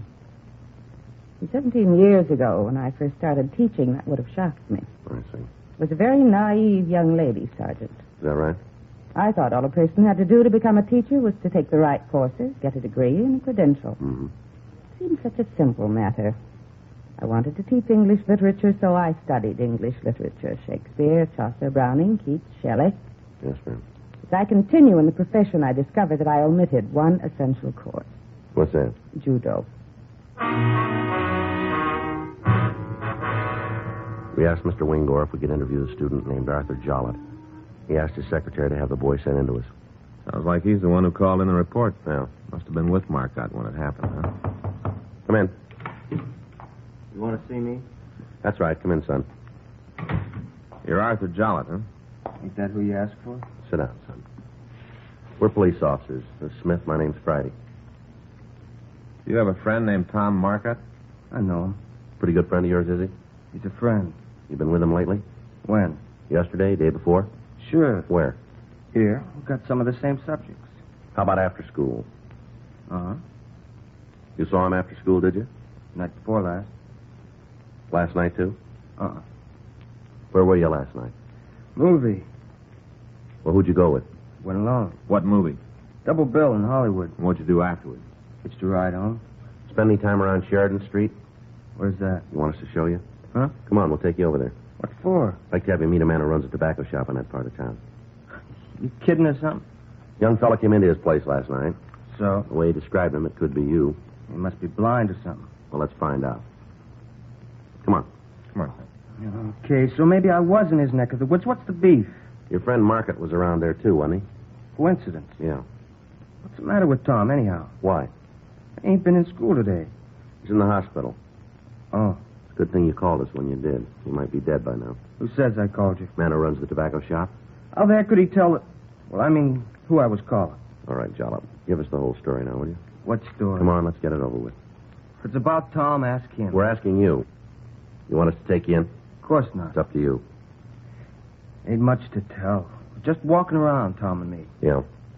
Fellow jumped out from an alley, came at us with a knife. Go ahead. Took a swing at Tom. I ducked off. Yeah. Called the cops. That's all I know. Who was it, Jollop? Your guess is as good as mine. We don't think so. Suit yourself. I thought Tom was a friend of yours. He is. Well, we want to know who stabbed him. What do you expect me to do? Dream up a name? How big was he? Medium size. How old? 19, 20. Tom says he was about 35. Tom ought to know. He's a lot closer to him. All right. Let's go down to the Juvenile Bureau. What for? I told you everything I know. Want to show you some mug shots. Forget it. I wouldn't recognize his picture. Let's give it a try anyway. I'll take it easy, will you?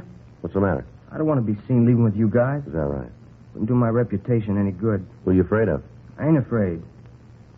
The guy who knifed your buddy? Is that who you're afraid of? Look, if Tom wanted you to know, he'd have told you, wouldn't he? Tom ain't dead. All right, come on, Jollop. Let's go. Give me an answer. Is Tom okay or not? Does that make any difference to you? Sure, it makes a difference. It doesn't look like it to us. I'm no squealer. All right, you've had your chance. Now you got to go in. Come on. You can't arrest me. A boy was stabbed last night. You saw it. As far as we know, you're the only other person who was there. Now you figure it out. I didn't have nothing to do with it. Tom will tell you so. You throw me in jail, my own man will kill me. Well, that's tough. I ain't going to take the rap. It's up to you. Okay. Okay, it was Jerry. Jerry who? Longren. You go to this school? Yeah. What was it all about? Tom tried to date Jerry's girl. Jerry heard about her, followed us last night. I'll get a hold of Longren. All right. Hey, wait a minute. Yeah. If Jerry finds out I squealed on him, he'll do even worse to me. He ain't going to find out, is he? We won't tell him. If it tumbles, you can start sending flowers. Jerry's the big man around school. Yeah. We're 6 foot, lots of muscle, lots of shove. Well, that doesn't make him a big man, does it? Huh? He needs a knife.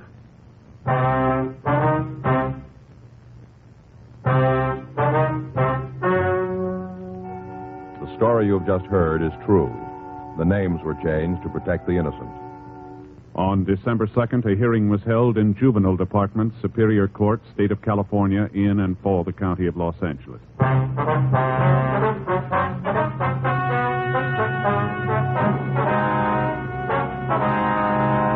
Petitions were filed on both the victim and the subject. The victim, Thomas Marcotte, was placed under 24-hour supervision in a foster home. The subject, Jerome Longren, due to a previous juvenile record and the viciousness of the attack, was sentenced to a juvenile correctional establishment. You have just heard Dragnet, the authentic story of your police force in action, and starring Jack Webb, a presentation of the United States Armed Forces Radio Service.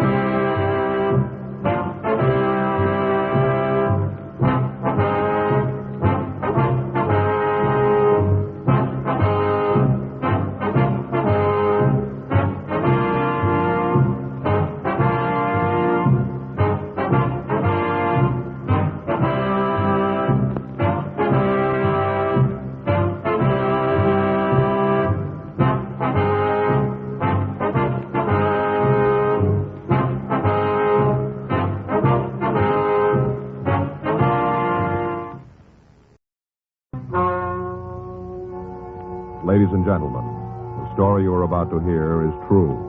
The names have been changed to protect the innocent.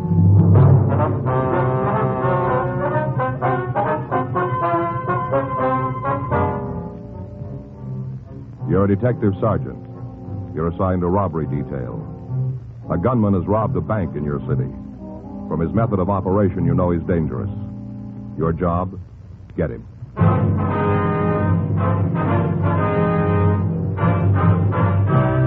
Dragnet, the documented drama of an actual crime.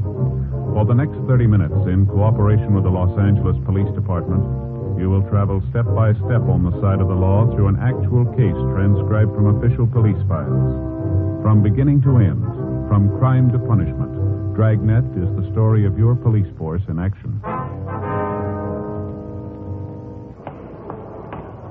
It was Wednesday, May 4th. It was warm in Los Angeles. We were working the day watch out of robbery detail. My partner's Frank Smith, the boss of Chief of Detectives Thad Brown. My name's Friday. It was 12:36 p.m. when I got the call, and it took me 8 minutes to get back to the city hall. Robbery squad room.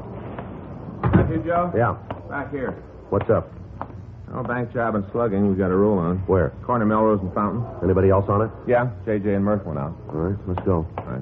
Friday, Smith? Yeah, Lieutenant. You two going to cover the bank holdup? Yeah, we're just leaving. Donahoe called in. He's out with J.J. and Murph. Uh-huh. They got it covered out there. Skipper wants you to take Georgia Street and talk to the guard. See if you can get any information out of him. All right.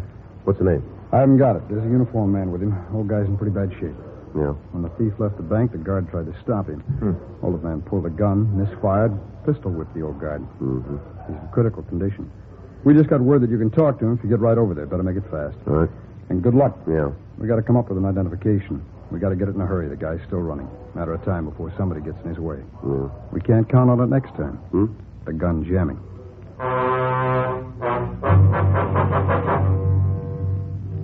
12:47 p.m. Frank and I left the city hall and drove over to Georgia Street Receiving Hospital. It took us 5.5 minutes traveling code 3. We went up to the 3rd floor and met the officer who'd been with the guard. You fellas from Central? Yeah, Friday and Smith. Want to see the victims? You missed him. What do you mean? He died 5 minutes ago.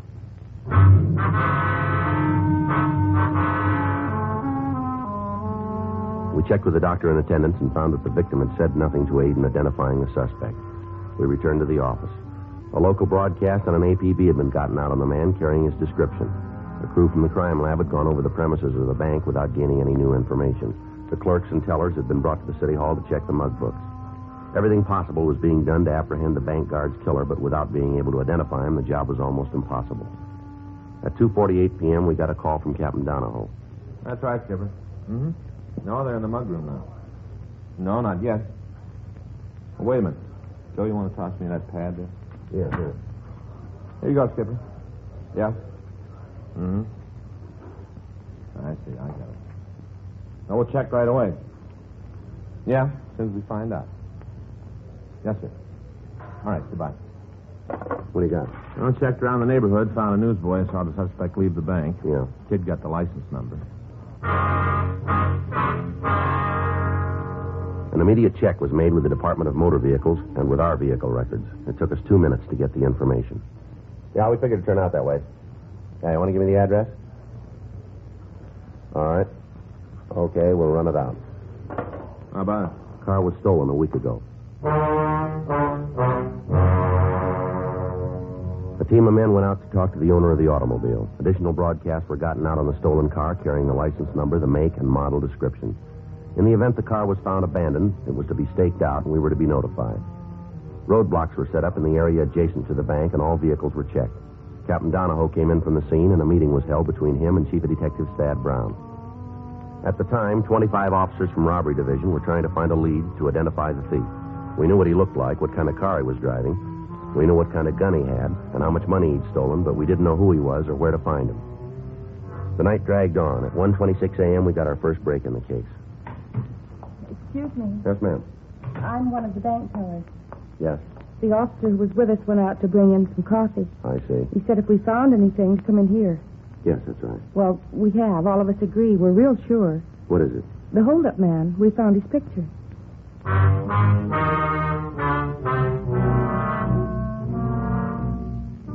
The suspect was identified as Thomas Bud Carey, WMA, 26 years. According to his package, he'd been arrested the first time when he was 16. He'd served a total of 5.5 years in state institutions.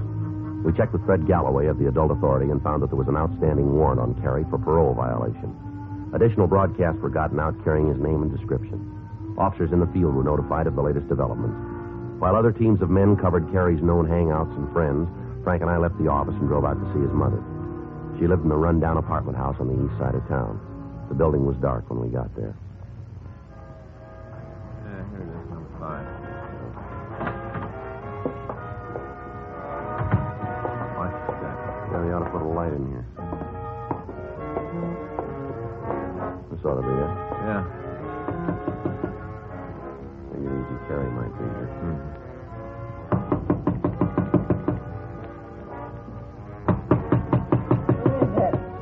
Open up.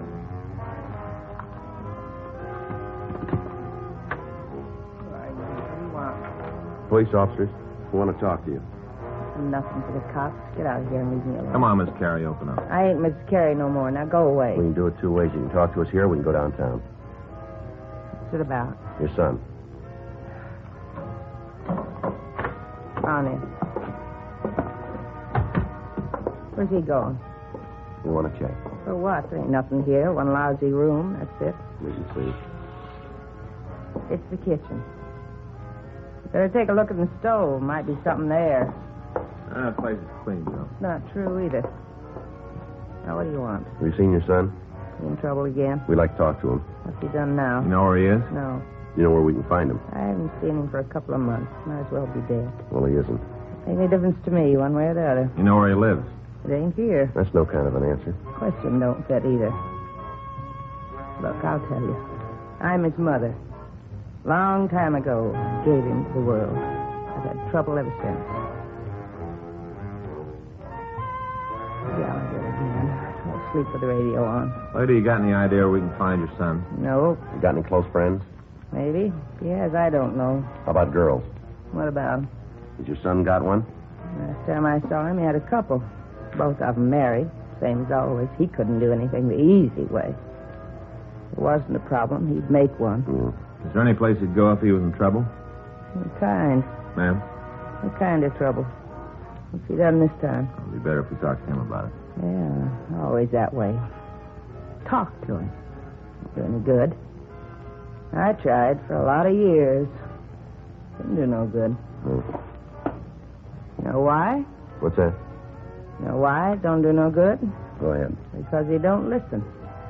You can stand right in front of him and scream the top of your head right off, and he don't hear you. Is that right? When he was little. First time I caught him stealing, I talked. All day and all night. For a week, I talked. He stood there and looked at me. When it was over. You know what he did? You know? No, ma'am.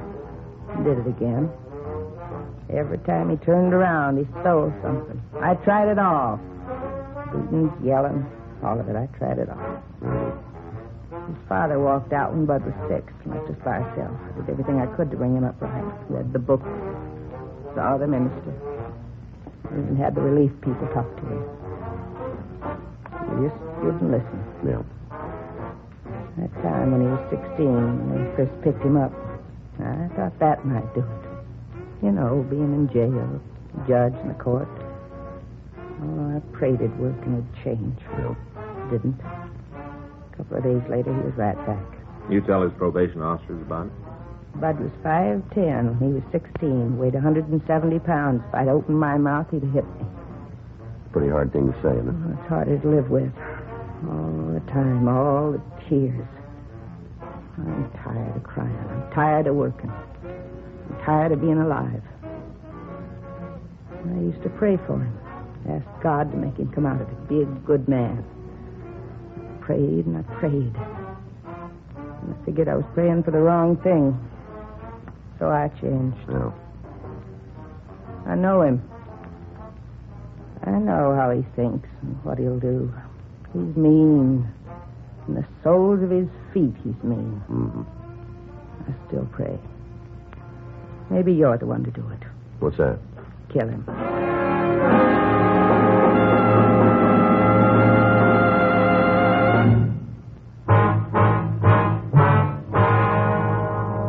Frank and and I arranged for a stakeout on the building, then we drove back to City Hall. Captain Donahoe and Chief Brown were directing the search from the robbery office. The morning papers had carried the story, and we were receiving calls from citizens who'd seen Carey. From the report, it was believed he'd gotten out of the blockade area, and he was heading for the San Fernando Valley. Roadblocks were thrown up on streets leading off the freeway, and additional men were called in from the Valley Division to aid us in the search. 7:42 a.m. It had been 19 hours since Carey had held up the bank. In that time, the entire facilities of the police department had been devoted to his capture. Lieutenant Dave Terry from the sheriff's office had joined Captain Donahoe and was coordinating their activities with ours.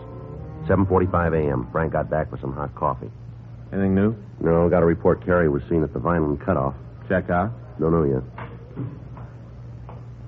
And I got some coffee for you, George. Oh, thanks. Anything happen? Yeah, we got him pinned down. Where? Valley. A lot of ground. Well, we just got a call. Carey pulled into a gas station in Riverside. Attendant recognized him. Tried to stall. Carey got wise and started to leave. Yeah. Pulled a gun and shot the man up pretty bad. Kill him? No, they got him in Valley Emergency. What about Carey? Still loose. Owner? Yes. Friday, Smith. Hi. Hi, we got him. Where? Broke into a house on Woodman. A couple of motorcycle officers got him pinned down. Well, let's go. Joe. Yeah. Tag the business office to check out everything in the racks. All right. Go with him, Frank. We'll need gas shells and masks, barricade and penetration. Better take a box of double aughts for the shotguns and plenty of 45s. Right. You be there? Leaving now. I'll go with Joe and Frank, sir. Okay. Let's go. It's getting rougher. Yeah. Wonder about the house he's picked. What do you mean? Who's in it? What kind of place it is?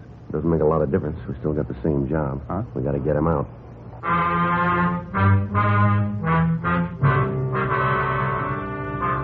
We left the city hall and drove out to the valley, code 3. By the time we'd gotten there, several other officers from Central Robbery and the Valley Division were on the scene. We talked with Sergeant Pat Murphy of our office. What do you know about the place? 6 rooms. Here, let me lay out for you. Got a pencil? I got a pen here. Oh, thanks. All right, now, the house is built in the shape of a U. Mm-hmm. The living room runs along the front, the dining room here on the corner. Here? Yeah. Now, the kitchen is here, and there's a back door. Any cover there? Officers are found him while watching it. Yeah. There's a closet here off a service porch. Go on. On the other side, there's a bedroom here, door, the bath, and another bedroom. Just the 2 doors. Yeah, the front and the one off the kitchen. Where'd you get this layout? I talked to the woman next door. She's a friend of the family, owns the place, been inside a lot. Where are they? With the family? Yeah. We're not sure. A neighbor says she thinks they're all out, and the man goes to work at 6. Woman usually drives the kid to school about 7:30. Who put out the call? Motor officers. They saw the car parked at the curb, went to check it out. Curry was inside. He made the house. They try to get him out yet? No, they weren't sure he was alone. How'd you do? Well, we got here right after they did. By the time we got to Kirby, started to shoot. Any chance of getting to him from the back of the house? Well, it'd be rough. The shades are all pulled down. Hard to tell where he is. If we go in, he could be sitting under the window waiting for us. How about the phone? We tried, and he won't answer it. Is that all of it? Much as we got. Well, what do you want to do? I'll give him a chance to walk out. It'll be his choice. Talk to him? Yeah. Give him a chance to open the door. Well, it's going to be hard. We haven't been able to get near the place. Now, big things to make sure he's alone. As far as we've been able to tell, he is. There's no movement inside, no noise. Trying to round up the family now. Can't wait for that. Let's get on it. I'll try to talk to him. Well, you can't make it, Joe. He's in a box and he knows it. Well, maybe that'll bring him out. You want to do it? Go ahead. All right. He makes a move. Get out. Fast. I won't need that. We'll give you cover. All right. Last time you heard from him, he was in the living room. Is that right? Yeah. There's 3 windows on the left there. Okay. Easy, Joe.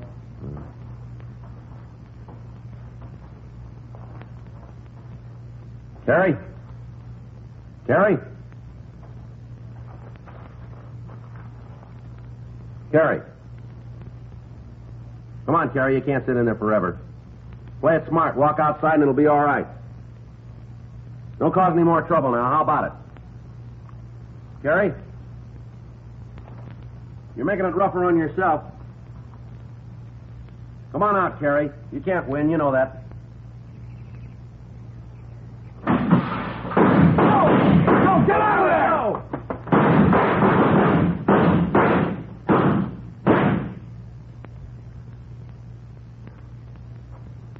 I don't have to tell you, it didn't work. Yeah.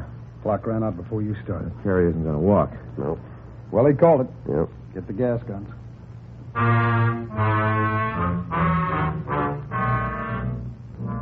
The people living across the street and on each side of the house were asked to leave their homes in the event there would be any more shooting.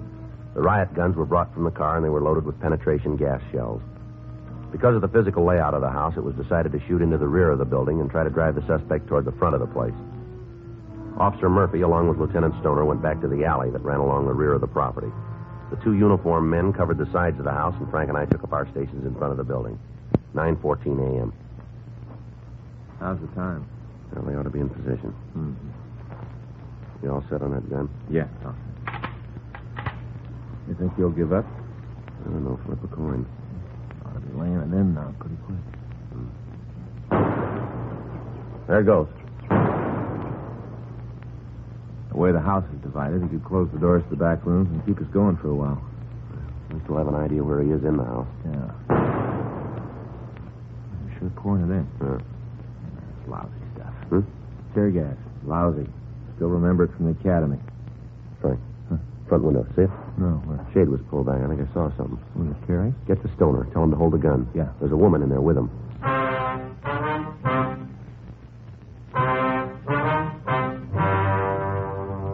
Because of the possibility that there might be another person in the house, all shooting into the building was stopped. An immediate effort was made to identify the other person. The owner of the place, Virgil Bush, was contacted. He told us that he and his wife had left the house at about the same time.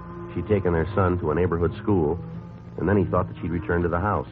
A check was made at the school, and the youngster was found to be present. From all indications, Mrs. Bush was in the house with Carrie and was being held a hostage. 10:56 a.m., we met with Captain Donahoe and Lieutenant Stoner. Any chance you were wrong, Joe? No, I don't think so. Right after the guns went off, I thought I saw the woman at the front window. Looked like she was trying to get out. Mm-hmm. What do you want to do now, Skipper? Not much left. That woman's got to get out of there before we can go in after Carrie. Best way to do that's go in after her. Yeah. What about using triple chasers? Might work. If we go in the back way, we can drive Carrie toward the living room. Yeah, but what if he takes the woman with him? Keep him busy enough, and he won't. Figures she's given him plenty of trouble by this time. It'll be rough for him to drag her along. Then it might work. Who's going in? Frank and I can do it. You can give us a cover. Where are you going to make it? Which rooms did you hit, Stoner? Back bedroom and the kitchen. That covers both sides of the house, then. Yeah. The gas holding? As far as we can tell, it's still there. Well, it might be better then to go into the bedroom. Drive Carrie into the living room. Hope we can pick up the woman on the way. All right. You got the masks? I'll get him. Want to give me a hand, Frank? Yeah. We'll give you all the cover we can, Joe. Good. We can't shoot into the house, but we'll make Carrie think we are. All right. Once you got the woman, bring her out. All right. If Carrie goes into the living room, don't try to go after him. Let him sit for a while. We'll take care of the rest of it later. Okay. Here you go, Joe. Right. Here are the triple chasers. Six I want to do, huh? Yeah. I'll take the sawed off. We should be able to handle him with that. Yeah. I don't have to tell either one of you to take it easy. No. We want that woman, but we want her alive. Anything comes up that gets in the way, pull out. Don't wait to ask questions. Right. All right, get on it. Let's go, Frank. Right. Joe. Yeah. Carrie's rough. He's playing for keeps. You know he'll kill you if he gets a chance. Well, that makes it easy. Hmm? We won't give him one. Frank and I went around to the back of the house and put on the gas masks. He loaded the shotgun and flipped off the safety. I checked the triple chasers. They're about the size of a beer can, and they're built like a hand grenade. 2 seconds after the pin is pulled and the lever is released, the shell explodes into 3 parts. Each of them throws out a large quantity of tear gas. By using them, an officer can completely fill an area with gas almost immediately. A few minutes after we were in position, the covering gun fire started. Well, that's it. Let's go. Yeah. You going to toss one in the bedroom? Better make sure it's clear. Okay. I'll watch it. Go ahead. I'll cover you. Right. All right, come on. All right. That's clean. Yeah, let's get the next room. It's the bathroom, isn't it? Should be. Once you get the door, I'll toss the shell. Right. Wait a minute. You got the pin? Wait a minute. Ah, go ahead. Give it a second. Okay. Let's go. It's empty. Yeah. Bedroom next. Uh-huh. Hold it. Okay. Now, let's go. It's Carrie. He's in the living room. You better get him. Wait a minute. Huh? On the bed, it's the woman. Come on, we better get her out of here. Right. You naked? I think so. Get that window, will you? Yeah. Wait till I get the shade. I'll go first, and I'll take her on the outside. All right. Hold it right there, Carrie. It's us, Murph. Friday and Smith, give us a hand. We got the woman. Here, let me help. Okay, Joe. What, you got her? Yeah. All right. Come on, let's get her out here. Wait till I get this mask off, will you? Okay, Joe. Wait a minute. Yeah. How's the woman? Well, she seems to be all right. Want to give me a hand getting this tape off? Yeah. Thank God you made it. I thought he was going to kill me. Every minute I thought he was going to kill me. You're all right now, Miss Bush. Take it easy. He's crazy. That man's crazy. If you hadn't got it, he'd have killed me, sure. I know. All right, Miss Bush. Let's get out of here. Come on. You got her, huh? Yeah, Skipper. You all right, ma'am? Yes, it isn't his fault, though. I've never seen anybody like that before. All right, Mrs. Bush. You want to take her to the car, Murray? Sure. Just a minute, ma'am. What? Can you tell us how many guns Carrie's got? What? How many guns did you see? What difference does it make? Makes a lot of difference to us. I don't know. He's got a pistol. Yeah, we saw that. Anything else? Yeah, he's got a rifle, too, a shotgun, I think. Did you see it? He brought it into the house. Where is it? What do you mean? What part of the house is it in, do you know? The front room, I guess. That's where it was the last time I saw it. Has he got any shells for it? Yeah, a lot of them. But his pocket's full. All right, that's all. Thank you. You going to get him now? We're going to try. You'll have to shoot him. Ma'am? He told me so himself. Said you wouldn't take him alive. Uh-huh. Told me if you tried, you'd take a couple of you with him. Well, it isn't going to change things. Hmm? He's still going.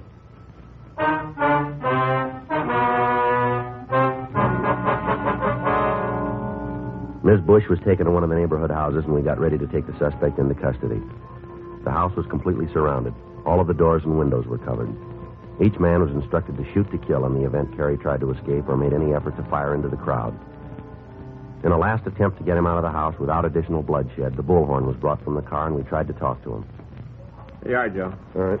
Tell him this is the last time around, Joe. We're through playing games. All right. Carrie? Carrie, give it up. Throw those guns out and you follow them. All right, we'll tell you where you stand. There are a lot of us out here. We've all got orders to kill you if you try anything. You think you can sit in there and we can't touch you? You got it wrong. We'll blow the roof off if we have to. Tell him he's got 10 seconds, Joe. All right. Count them out for him. All right. Stand by with gas guns. Yes. Go ahead, Joe. Terry, you're running out of time. We'll give you 10 seconds to come out of there. It's the last time. Throw the guns out and come out after them. 10 seconds, Carrie. That's all you got. 9, 8, 7, 6, 5, 4, 3, 2. That's all you got. Time's up. All right, throw him in. Cover that front porch. Here's the machine gun, Joe. I got it. Must have good lungs. Yeah. Toss some more in. Got to come out pretty quick. Yeah. There he is. Got that shotgun.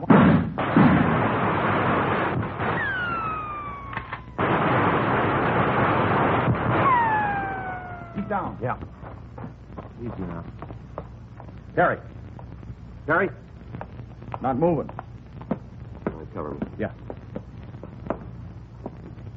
How about it? It's all right. He must have been dead when he hit the floor. Yeah, we were lucky. I don't know. What? We had to kill him.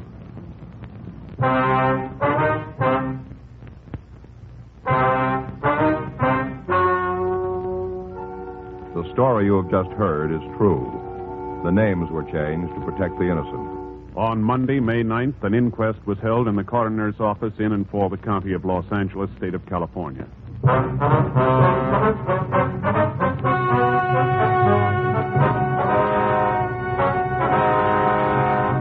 The coroner's jury found that the death of Thomas Herbert Carey was caused by gunshot wounds resulting from an attempt to resist arrest. The officers were absolved from blame. Dragnet, the story of your police force in action, is a presentation of the United States Armed Forces Radio Service.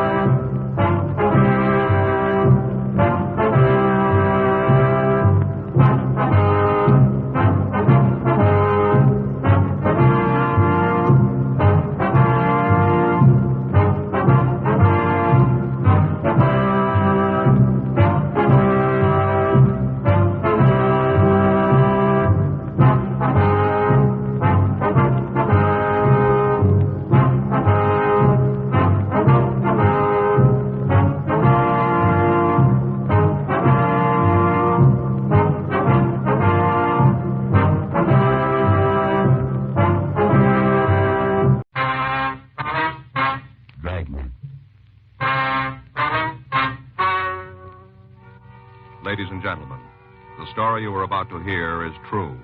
The names have been changed to protect the innocent.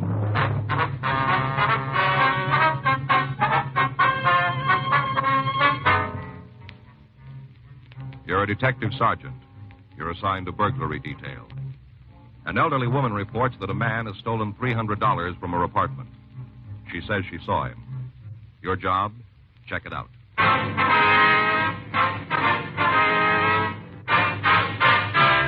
Dragnet, the documented drama of an actual crime. For the next 30 minutes, in cooperation with the Los Angeles Police Department, you will travel step by step on the side of the law through an actual case transcribed from official police files. From beginning to end, from crime to punishment, Dragnet is the story of your police force in action.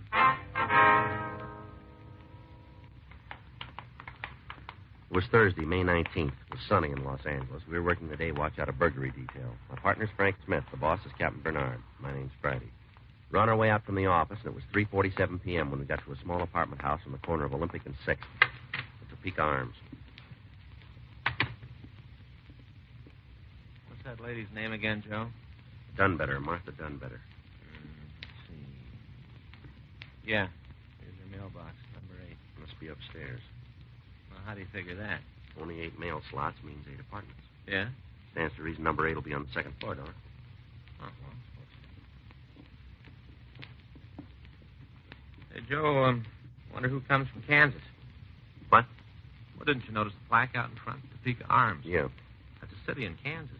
Topeka, Kansas. Yeah, sure. Somebody must have come from there, the owner or the builder. Why else would they give the place a name like that? I don't know. Well, stands to reason, doesn't it? I guess so. Well, see, you're not the only one who can do it. Do what? Deduce. Oh. That's what they call it, the way you figured out number 8's second floor. Deduction. Yeah. I was just giving you an example. When I proved that somebody connected with the building probably lived in Kansas, didn't Yeah. Right down there. 8, just like you said. Mm-hmm. Deduction never fails, Joe.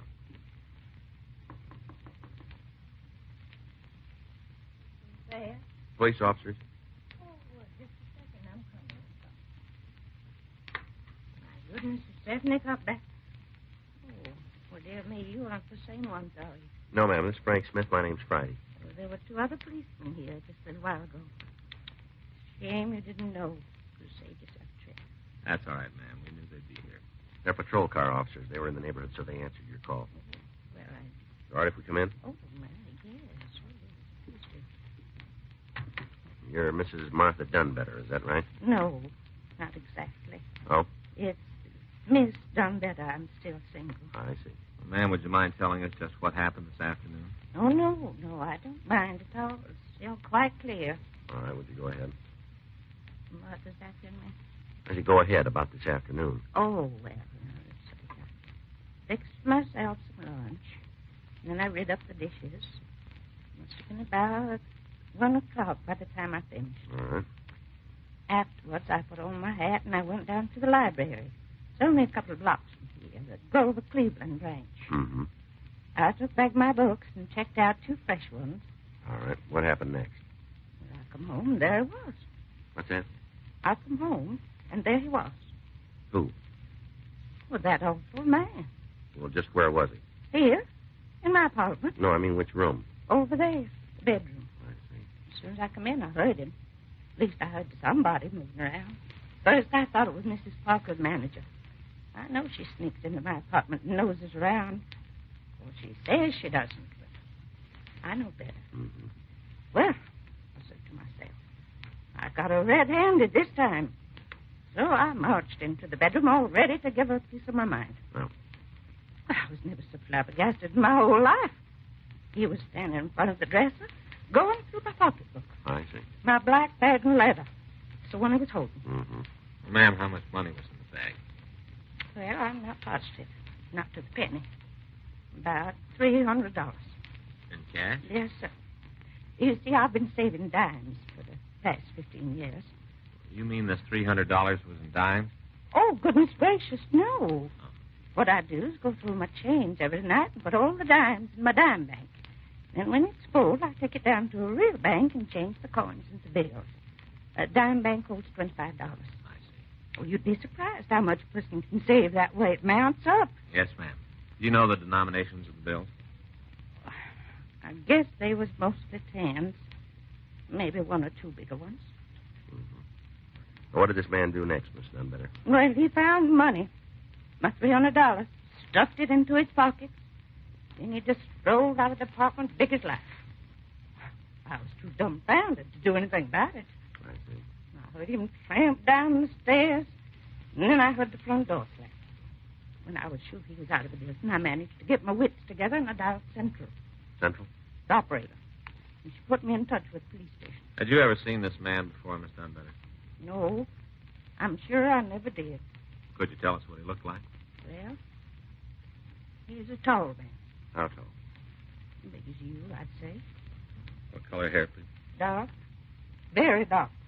Eyes. Dark eyes, too. Dark complected. Like he'd spent a lot of time outdoors. How was he dressed? A shirt and pants and jacket. Light colored jacket. I think it was green. Did you notice any scars? Yes. Come to think of it, I did. Across his forehead. Thin little zigzag. About how old would you say he was? Oh, he's young. 35, maybe 40. You know if anybody else saw him? The other tenants? Well, I haven't talked to him. Haven't left the apartment since it happened. You live alone here, do you? Oh, man, no. My sister Bessie stays with me. Where is she this afternoon? She went out of town for a few days. Visit her grandson and his family. They came down from Oxnard to get her this morning. I see. Tomorrow's her birthday. She'll be 80. Expect they're going to have quite a celebration. Yes, ma'am. They're all carrying on. You'd think it was such an accomplishment. Well, it is pretty ripe old age, ma'am. I don't see what's so ripe about it. After all, I'm nearly 79 myself. Oh, I know I don't look it. Everybody thinks there's at least 10 years between us. And Bessie is failing. Yes, ma'am. Just a couple more questions, Miss Dunleavy. Certainly, young man, certainly. What time was it when you got home from the library? 2:45. Maybe a few minutes after. No later than 3, though. I see. How'd this fellow get into the apartment? Was the door locked? Well, I thought it was.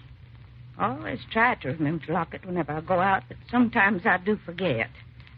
Well, I guess I did today. You think he'd recognize the burglar if you saw him again?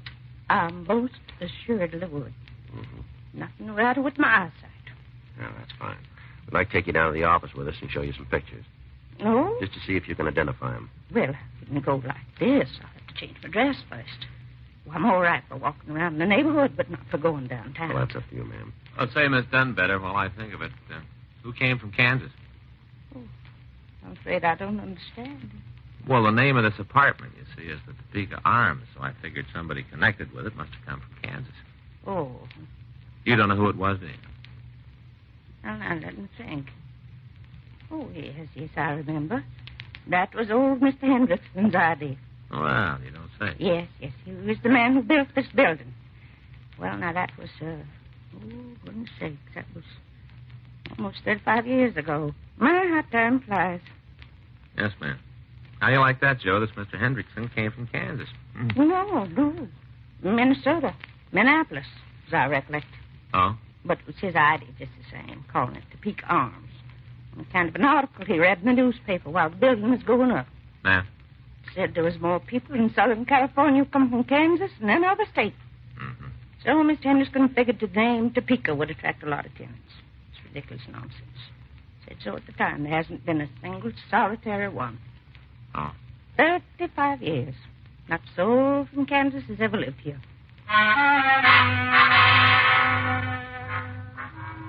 4:05 p.m. Frank and I put in a call to the crime lab. While Miss Dunbetter changed her dress, we checked the other apartments to see if anybody else had seen the burglar. Only one tenant was in. Mrs. J.T. Blade, apartment 6, informed us that she'd been out marketing at the time of the crime and had just returned home. 4:16 p.m.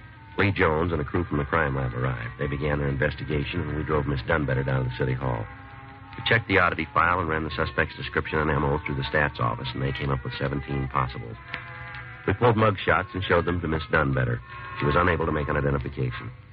6:13 p.m. Lee Jones reported no useful fingerprints or other physical evidence in the apartment. 6:46 p.m. We drove Miss Dunbetter home and we went off duty. The next day, May 20th, 11:17 a.m. I'll get it. Burglary Friday. Who's that? Oh, sure. Yeah. When'd he come in? I see. Oh? Well, I wouldn't know. What's he look like? Mm-hmm. Yeah, we'd like to. Right. Thanks a lot. That was Chubb Stark. Who? You know, Stark, the bartender over at the Yellow Cat. Oh, yeah. What's he want? The guy came into his place last night. He was carrying a pretty big roll. He threw it around, bought drinks for the house. Yeah. Got kind of loaded and did some talking about how easy he picked up the dough. Just walked in again this morning. Huh. Sound like anything to you? Well, Chubb says he's about 6 foot, black hair. Yeah. Scar on his forehead.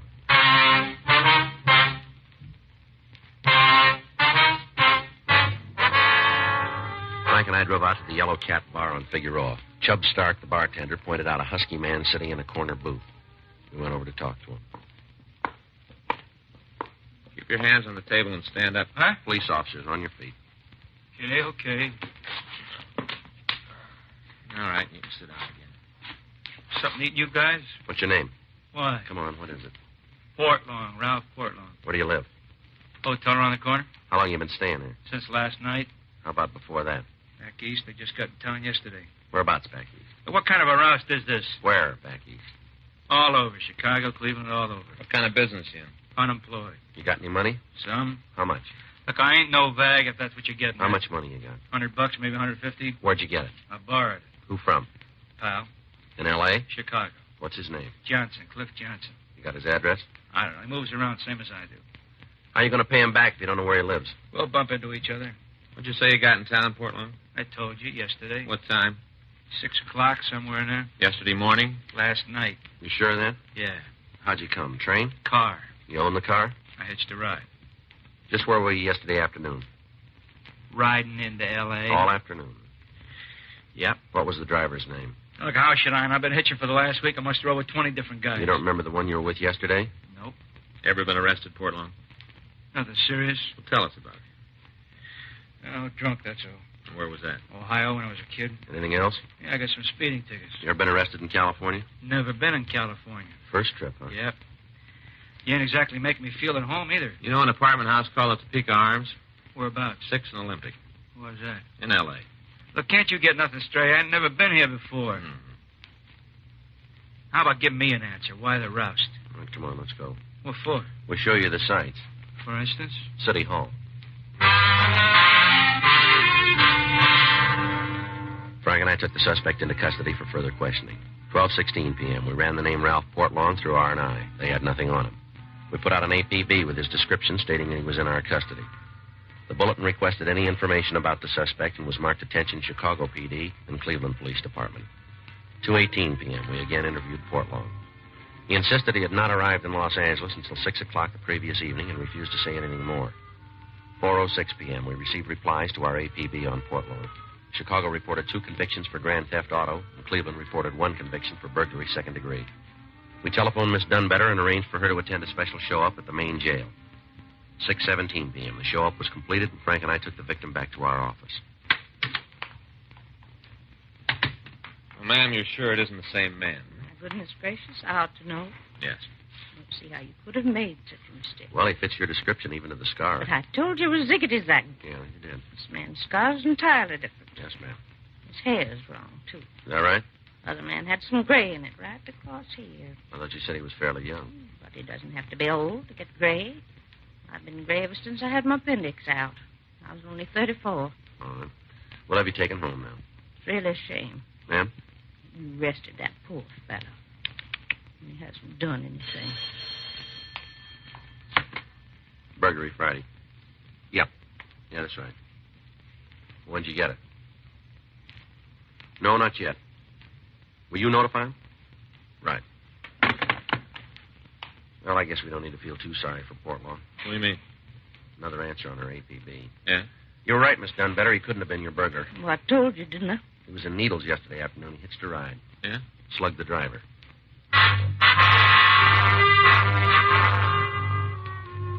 Ralph Portlong was held pending arrival of authorities from Needles. The investigation of the apartment house burglary continued. 2 more suspects were brought in for questioning. Both men succeeded in establishing alibis for the time of the crime. Monday, May 23rd, 1:48 p.m. Frank and I were on our way back to the office from lunch. How was your pipe? All right. Just okay, huh? I said it was all right. Lemon meringue, wasn't it? Yeah. I don't know, Joe. You should have had apple. Mm-hmm. I told you, stick with apple. You can't go wrong. The lemon was good. You didn't finish it. I was full. Yeah. Well, someday you'll learn. Learn what? Apple pie is always safe. You can't louse it up. Even a bad cook can. Well, I get a little tired of it once in a while, that's all. No reason you should. You can switch it around so many different ways. Yeah, I know. Cheese, olive oil, hot sauce. No reason to get tired of apple, Joe. Sure. Hey, Joe. Yeah. Call for you while you're out. Oh? Hey, she wants you to call back. Here's the number. Thanks. Sure. Bessie Maxon. Who's that? I don't know.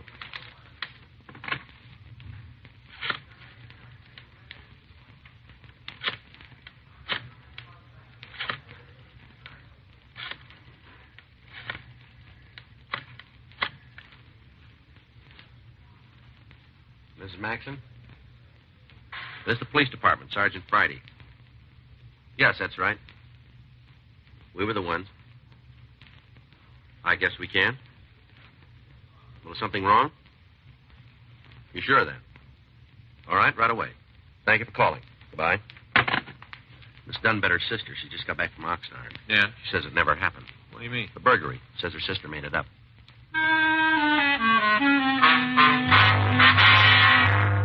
Frank and I drove out to the Topeka Arms, and we went up to apartment number 8. It was 217 when we got there. Somebody's coming again. Well, what is it? Ms. Maxon? That's right, that's right. Well, my name's Friday. I just spoke to you over the telephone. Oh, yes, of course. This is Frank Smith. Oh, how do you do? I do, ma'am. Come right along inside. Thank you. I just don't know what to say. I suppose it's all my fault for going out of town. Should never have left Martha alone. Might have known she'd be up to something. Are you positively sure about this, Miss Maxon? About what? About what? That there wasn't any burglary? Oh, never in a million years. Well, your sister gave us all the details. Play acting, that's all it was. Play acting. She's done it all her life. Oh, I see. You mean Miss Dunbetter isn't... My sister is as sane as you are, if that's what you're driving at. Well, then why'd she tell us that story, do you know? Haven't got the vaguest notion. She simply won't give me any explanation. Oh, I see. If the story was true, why won't she face me? Why is she hiding? Hiding? The minute I told her I was going to call you, she locked herself in the bathroom. Is that right? Been in there for 2 hours now. She simply refuses to come out. Well, we'd like to talk to her if we can. Yeah, I'll try again.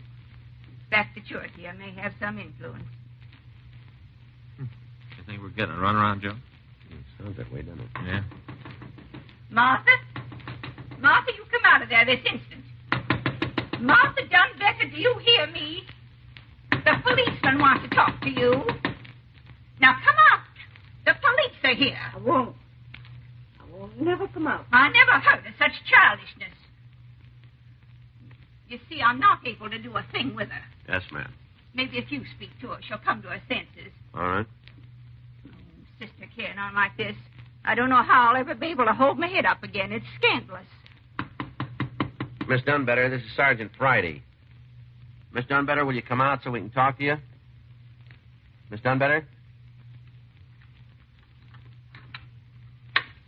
Well, it's about time. Whatever were you thinking of, Martha? What got into you? Not speaking to you, Bessie. Let's go into the other room. Be easier to talk there. Not speaking to me, huh? Well, two can play at that game. And I assure you, I won't be the one who suffers. All right, ladies, would you like to sit down?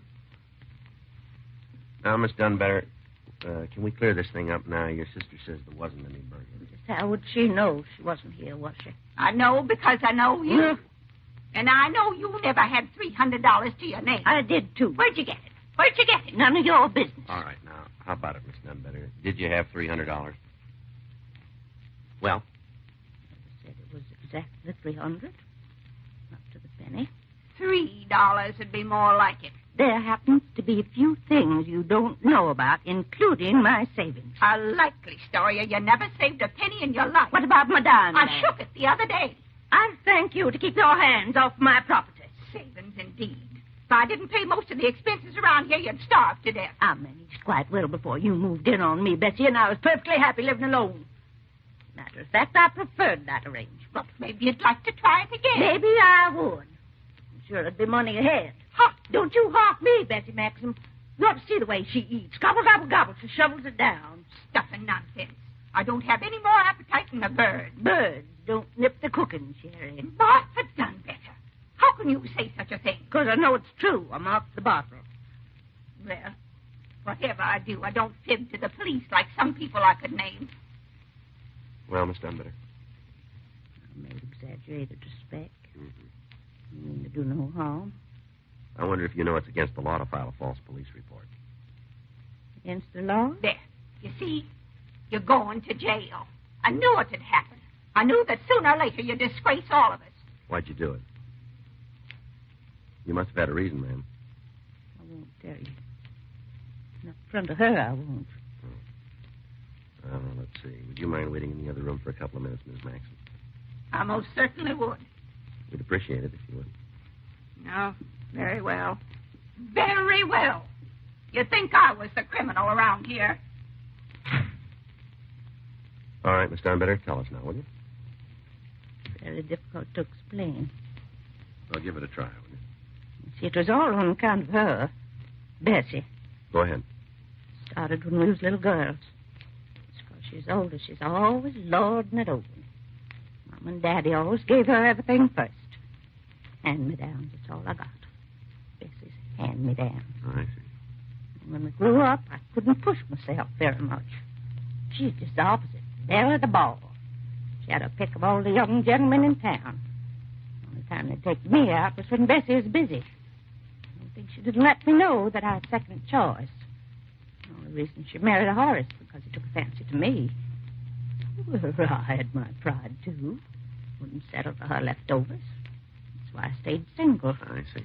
The least you could have done was name one of her little girls after me. After all, I'm her only sister. Well, Miss Dunbitter, you still haven't told us why you reported the burglary.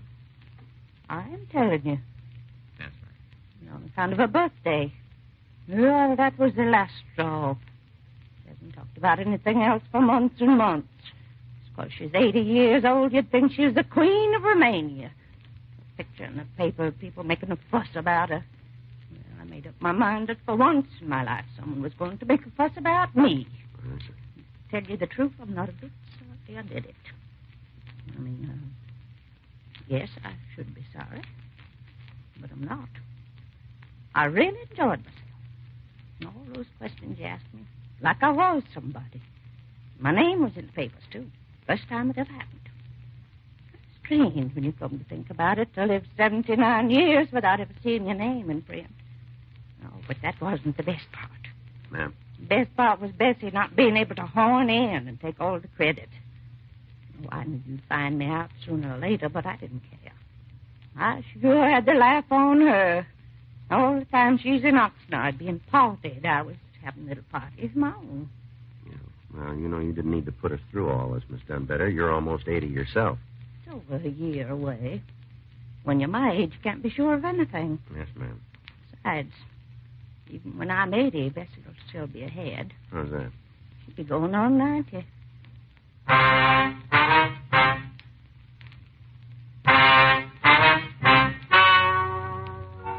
The story you've just heard is true. The names have been changed to protect the innocent.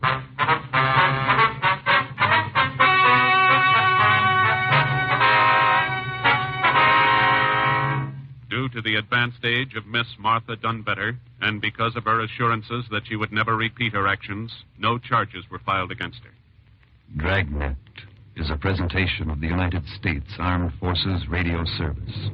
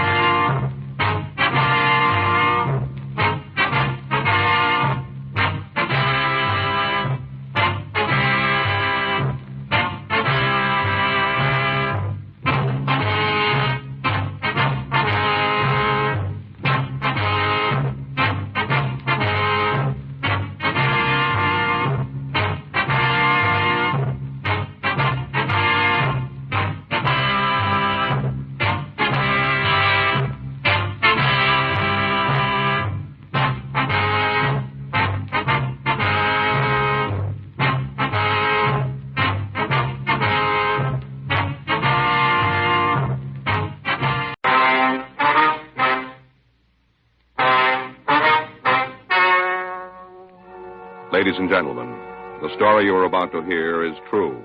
The names have been changed to protect the innocent.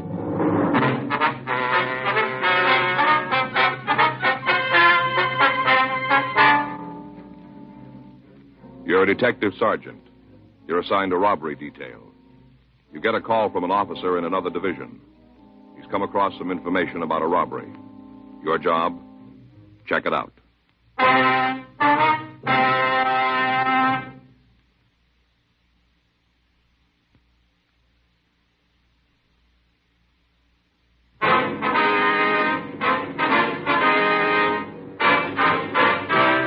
Dragnet, the documented drama of an actual crime.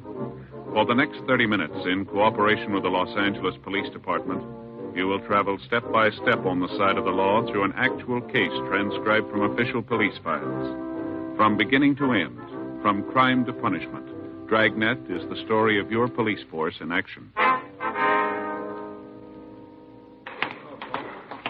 It was Wednesday, May 18th. It was hot in Los Angeles. We were working the day watch out of robbery detail. My partner's Frank Smith. The boss is Chief of Detectives Thad Brown. My name's Friday. We were on our way down from the office, and it was 10:47 a.m. when we got to the R&I counter. Coke machine. I don't see him. No? It's quite a gadget, huh, Joe? What? A machine here. Real piece of work. Sure is. Here you are. Thank you. You stop and figure, Joe. All the wires in there, levers. Must be a couple hundred wheels. Yeah. Johnny say why he wanted to see us? Mm-mm.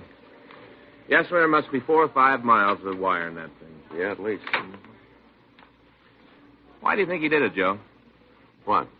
Invent the machine. I don't know. Maybe he just likes to invent things. No, I don't think that's it. What's your idea? Well, a guy'd have to spend a lot of time to build something like this. Maybe a couple of years. Yeah? Figure now a person just has to step up, put a coin in, cup drops down,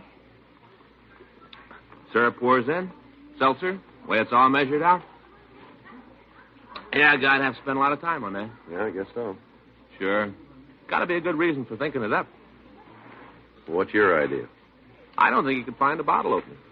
Yeah, sure. Joe? Frank? Hi, John. Oh, hi, John. Sorry I'm late. I got a call on my way out. No trouble. What do you got? Picked up a kid day before yesterday, carrying a can full of grass. Mm-hmm. Pretty rough kid when we tagged him. Wouldn't give us the time of day. How old is he? 17, just under the line. Uh-huh. We got to talking to him last night, started to relax. Guess he knew he was in trouble. Yeah. One thing led to another, and the kid ended up talking pretty good. What did he give you? Rumbled about his brother. Got big plans. Yeah. And a knock over a loan company.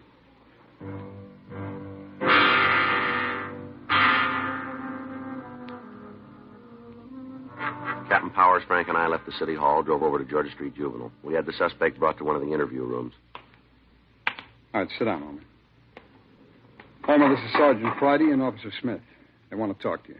Joe, Frank, this is Homer Rankin. Oh, yeah. Hi, Sam. What do you want? Well, I told them what you said about your brother, Homer. They'd like to go over it with you. That's a lousy deal. What do you mean by that, son? Stinks, that's what I mean. What I told you wasn't supposed to be broadcast. I'm just trying to help you out, kid. Yeah, where's your shovel? Word leaks I turn fink and the services will be real nice. You're all invited. Look, boy, you're not going to help yourself acting like this, and you're not going to do your brother any good either. You tell me all about it, huh? What are you trying to build, Homer? What do you want? Leave me alone. We can't do that, you know it. Try. Look, Homer, you're in trouble. Why make it any worse, huh?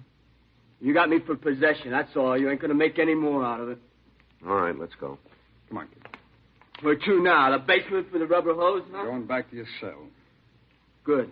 I didn't sleep good last night. Maybe I can get some sack time. You better do it while you can.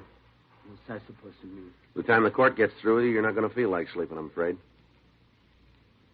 What do you do? Hmm? Where you work? What's your job around here? Robbery. Big guys, huh? No. Sure, I heard about you fellas. Big-time operators. Guess I should feel pretty good you come to see me. How do you figure that? You don't waste your time on small-time stuff. Well, you better take another look. Huh? We did this morning.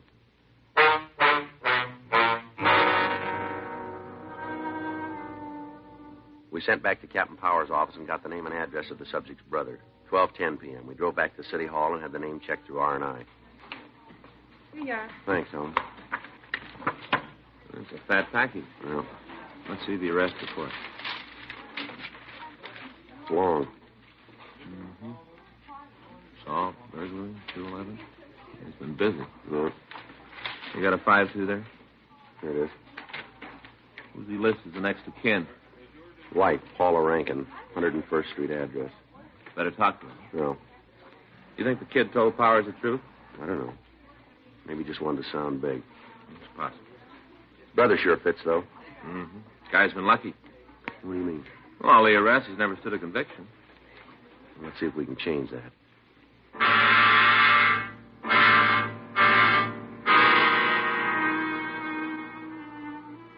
We got a copy of the suspect's mug shot, and we went out to see his wife. She lived in one of the new housing projects on the south side of the city. Yeah, Ms. Rankin? that's right. Police officers, we'd like to talk to you. Well, I don't know anything about the marijuana. Kid got it someplace. It's his problem. I got enough of my own. We'd like to talk to you about your husband. Tim, That's right. come on in. Thank you. Want to sit down? Thanks. This is my partner, Frank Smith. My name's Friday. Yeah. Now, what's the beef about Tim? Is he here? No. You know where he is? No, I don't. When'd you see him last? A couple of days ago. Is he out of town? I don't know. Couldn't care any less. Do you have any idea where we can get in touch with him? Listen, mister, if I knew, you'd have it. I got nothing to save him from. As far as I'm concerned, he can boil. Is that so? Yeah. Since the day I met him, I've been carrying the economy size of trouble. Week goes by and he ain't pinched. It's a cause to get arrested for shooting off skyrockets. No. Always something. I'm tired of it. And I'm through with him. Never see him again. I ain't going to cry about it. You got any other relatives in town? Just the J.D. Ma'am? The kid, Homer. It's the only one. Boy lives here, is that right? He's got a bed. Don't use it much, like his brother. All the time out trying to get himself hung up. Never seen such a trouble family. Mm-hmm. Any place your husband might go? I told you before, if there is, I don't know about it. Does he have a job? Tim? Yes, ma'am.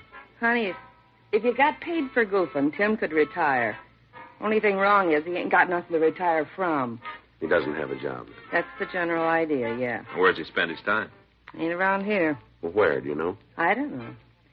Guess it'd be the hot dog stand. A couple of times when I needed some money, I caught up with him there. Where's the place? Down on 114th, a couple of blocks over. You can't miss it. One of those all-night places. Your husband have any close friends? And what do you mean, close? Well, people he'd spend time with. Yeah, a couple of guys fit that. You know their names? No. You ever seen them? Yeah. One of them was here once. I saw him. Can you give us a name? No, I don't remember. Me and Tim had a beef about it.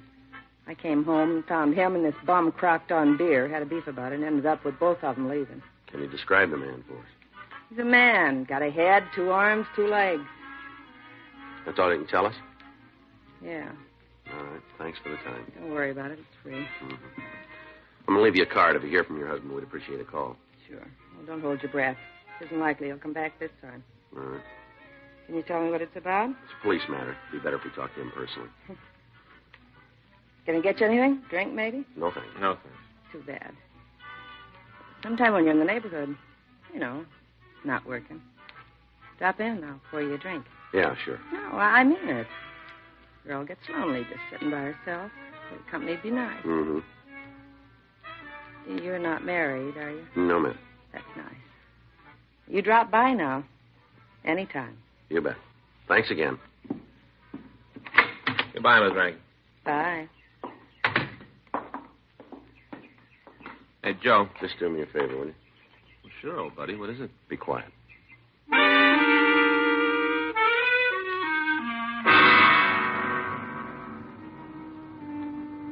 We checked with the neighbors, and they verified Ms. Rankin's story about her husband's absence. None of them were able to tell us where he might have gone. Other than saying that the Rankins fought constantly, they were not able to give us any new information. 2:15 p.m. We drove down to the hot dog stand on 114th. There was no one at the counter who looked like the suspect, Tim Rankin. Yeah, what'll it be? Cup of coffee? Okay, how about you? Number 6, I guess. You make that with cheddar cheese? Yeah. Okay, I'll have one of those. Glass of milk, too. Sure. You want your coffee now? Please. Hot. That's good. That's the way we like it. Oh, not the coffee, the sun. Oh, yeah. And the paper says there's 91 Pacific Center. Uh-huh. Yeah, we should be doing more business than we are. Don't understand it, though. Is that right? Hey, you know, cold drinks. Hot day people all the time drinking something cold. Yeah? No offense. Well, that's all right. Malibu, be ready right away. Huh? That's what the number 6 is, Malamute. Oh. You seen Tim Rankin around this morning? Yeah, he was in about 10. You guys friends of his? We'd like to talk to him. He came in, had a cup of coffee with Shelley. Two of them left, I guess, about 10:30. Who was he with, you know? Shelley, Shelley Mitchell. Oh, yeah. Big buddies all the time together. You know where they went? No, I don't know, maybe over Shelley's. You live around here? Yeah, he's got a pad a couple blocks over. Hey, your dog ought to be ready.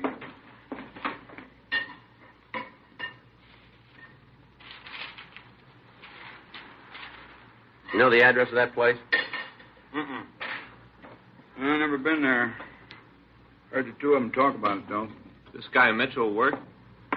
No, I don't think either one of them do. Mm-hmm. Want to leave your names? Guys come back, I'll tell them you're here. Well, it'd be better if you didn't say anything about it. Why not? We're police officers. Both of you? That's right. Sure never guessed it. Mm-hmm. Cops. Never would have known. You look just like anybody else. Mm-hmm. What are you after Tim and Shelley for? I bet it's a loan company job, huh? Huh? Is that it? What do you know about it? Oh, look, mister, I didn't have any part in the action. I just heard them talking. That's all? Yeah, gospel. I didn't even think they were serious. If I'd known they meant it, I'd have called the cops myself. I don't want to get mixed up in nothing like that. Not me. I ain't about to put my neck out. What'd they say about the job?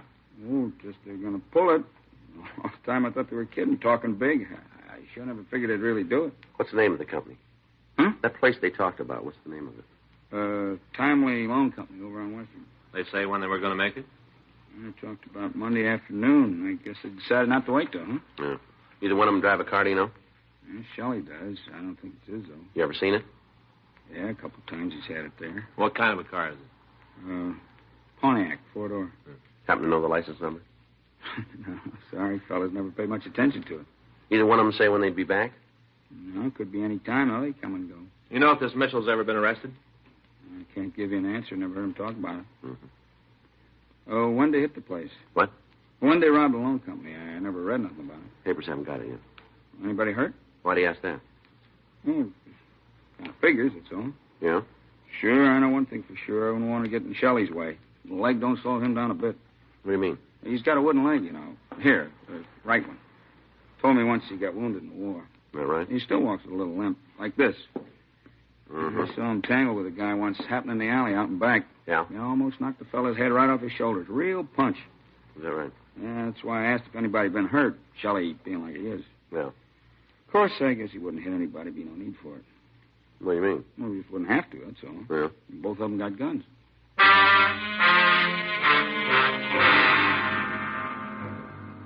Frank and I arranged for a stakeout on the hot dog stand, then we went back to City Hall and ran the name Shelley Mitchell and his description through R&I. We came up with a possible that looked good. The mug shot was pulled and shown to the owner of the hot dog stand. He gave a positive identification. We contacted Army authorities and requested what information they could give us. Yes, sir, huh? When was it? I see. You have those numbers? Right. No, I haven't. All right, Lieutenant, thanks again. Friday. Michigan, 5211. Extension 2511. No, it's 25. Right? Okay, many thanks. How about it, Joe? Looks good. He was given a dishonorable discharge. For what? Theft. Spent a couple of months in the stockade, and then the Army kicked him out. Yeah. They'd like to talk to him again, though. Well, how come? Well, according to the lieutenant, it seems after he left, they got to check, and he didn't leave alone. What do you mean? Took 345 automatics with him.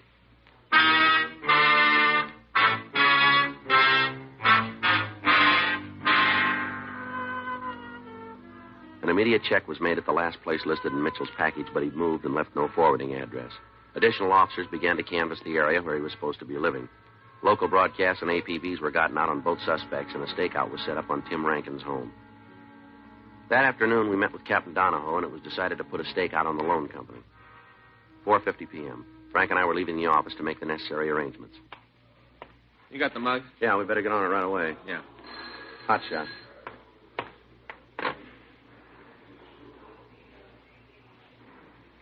We missed it. Huh? Timely Loan Company. Yeah? It was just held up.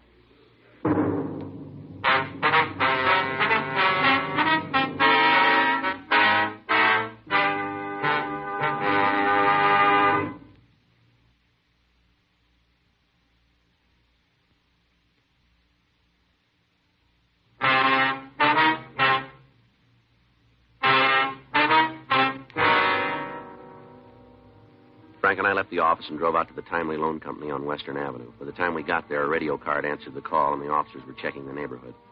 A broadcast had already been gotten out carrying their description. Frank and I talked with the manager, a Mr. Richard Conover. Is there anything we can do for you, sir? No.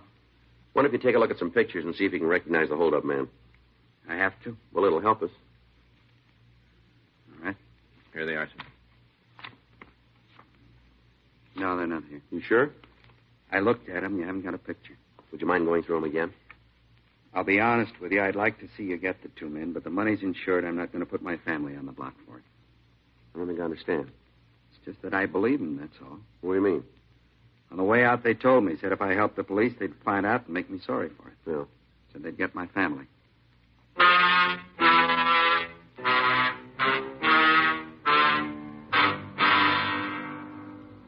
We went over the description Conover had given the uniformed men. It could have fit almost anyone. The crime lab came out and went over the offices of the loan company. They found nothing that would aid us. The people in the immediate vicinity were interviewed. None of them were able to give us a good description of the suspects. The victim, Richard Conover, was taken to the city hall where Frank and I talked to him for over an hour. 8:14 p.m. Mr. Conover, we need your help. If we don't have it, our job's going to be 5 times as hard. I've told you I'm not going to put my family in jeopardy. Well, now, look, we'll put a policeman in your house. He'll be there 24 hours a day until we come up with the thieves. There'll be an officer with your children. Nobody's going to get near him. That's ridiculous. What do you mean? I'm not going to subject them to that kind of supervision. Well, then maybe you better take another look, Mr. Conover. There are 2 men in this city who've held you up. They've made threats on your life. Now, we don't blame you for being concerned, but this isn't going to help. Unless you go along with us, our hands are tied. There isn't anything we can do. You've got no reason to believe that these men aren't going to try to get at you, even if you don't talk. You're the only one who can identify them. Pretty soon they're going to think about that, and then we won't be able to stop them. You and your family are in trouble now, whether you talk to us or not. All right, I'll tell you.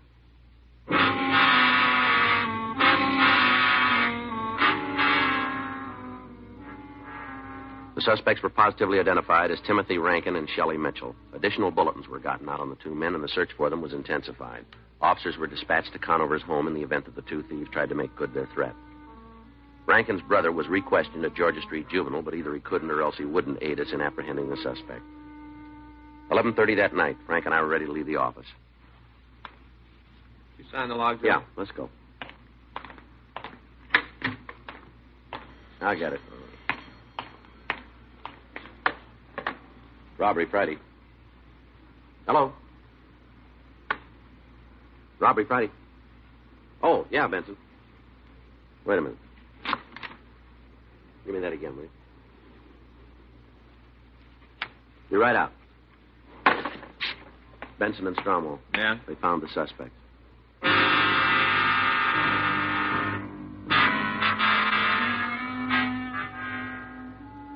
In canvassing the area around the hot dog stand, officers Benson, Stromwell, and Herman had checked a hotel.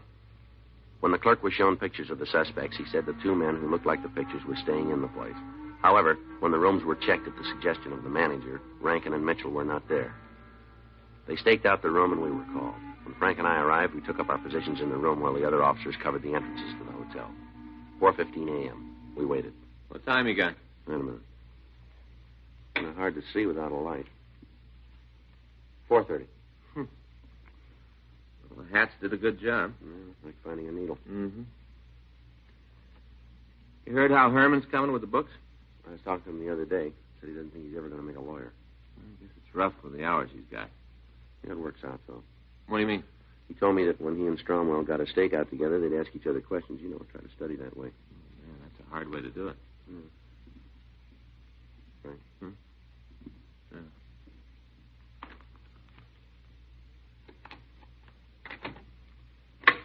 All right, Mr. Holder, right there. I'm doing like you say. I'm not going to cause no trouble. Turn around, face the wall. Yes, sir, just like Come you on, say. move. Hands up on the wall. Yes, sir. I'm doing it just like you said. I'm not rough. Here you are, Joe. Where'd you get this gun, Rankin? Shelley gave it to me. That's the truth, honest, mister. I got it from Shelley. All right, put your hands behind you. Yes, sir, right behind me. All right, you can turn around now. Don't shoot, mister. Huh? Please don't shoot. Turn around. Yes, sir. Where's Mitchell? I don't know. Oh, come off it. Now, where is he? Well, I don't know, mister. That's the truth. I just don't know. Yeah. Well, look, if I did, I'd tell you. Honest, I would. When'd you see him last? A couple hours ago. Where? A coffee place on Vermont, sir. Is he still there? I don't know. What was he doing? He was talking to another fella. Who? A guy named Randolph Bennett, sir. I'm not sure that's his real name, though. Is he coming back? No, sir. He doesn't live here. Clerk says he does. Well, who are you talking about? Mitchell. Oh, I meant Bennett. He doesn't live here. Mitchell does, but Bennett doesn't. Mm-hmm. Now, how about an answer? Well, I'm sorry, sir. I don't know what you're talking about. Mitchell, is he coming back? Well, I don't think so. Why do you say that? Well, we had a fight. I don't think he'll be back, sir. What'd you fight about? Well, it's something he wanted me to do. I didn't want any part of it. What was it? Well, he said if I didn't go along with him and Bennett, they'd kill me, and I didn't like the deal. What deal? Well, him and Bennett, they got a caper planned. I was supposed to go with them, but I didn't want to, sir. Honest, that's the truth. I really didn't want to. Yeah. You see, I was supposed to steal a car for him to use, and the more I thought about it, I didn't want to get in any more trouble than I am now. The two of you hit the loan company this afternoon? Yeah, that's right, sir. This fella Bennett, he was with you? No, sir. We met him tonight. Him and Shelley planned this other deal. They wanted me to go with them, but I didn't want to. Honest, that's the God's truth, sir. I didn't want to. That's why we had this fight. Well, what's the deal? Well, they figured to start out about 9 in the morning. Shelley's got it all figured. They say they can hit about 8 places, and the two of them are going to leave town. What are you talking about? Well, this deal, they're going to rob some loan companies. What about this fella Bennett? You know him? No, sir. He's a friend of Shelley's. They've known each other, though, for a long time. Where's he from? Oh, back east someplace. I'm not sure where. I just know the cops are after him, though. Why? Well, he broke out of jail while he was waiting to be tried. What was the charge? Kidnapping and murder.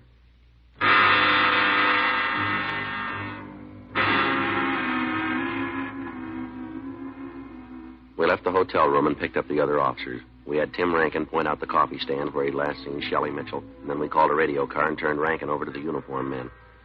While Benson, Stromwell, and Herman covered the rear entrances of the place, Frank and I went in the front door. There they are, Joe. Halfway down. Yeah. Let's go. Oh, I should have known you guys always not big when it comes to doing something back down. A lot of fun kids around like that. No, we don't have to take... Yeah? You guys got a license to listen? Shelley Mitchell?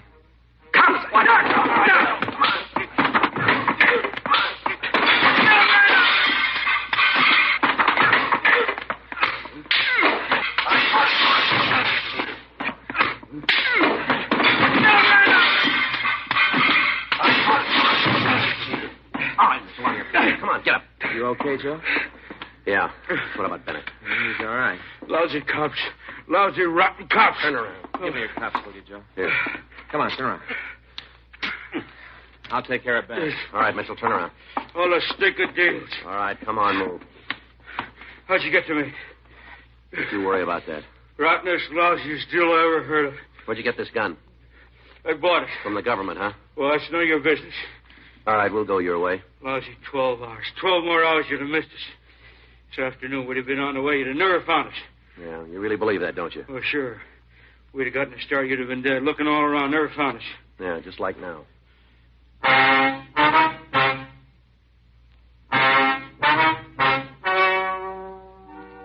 The story you have just heard is true. The names were changed to protect the innocent. On September 16th, trial was held in Department 92, Superior Court of the State of California, in and for the County of Los Angeles. In a moment, the results of that trial.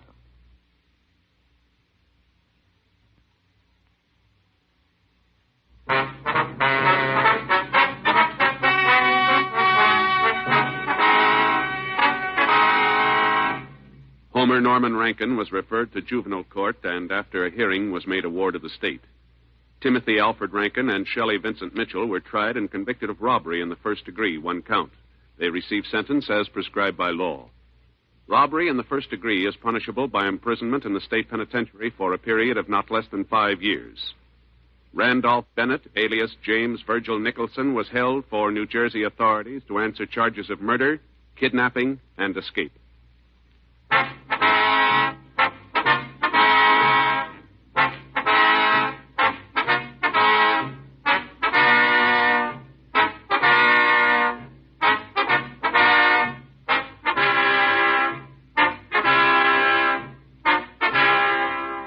You have just heard Dragnet, a series of authentic cases from official files. Technical advice comes from the Office of Chief of Police W.H. Parker, Los Angeles Police Department.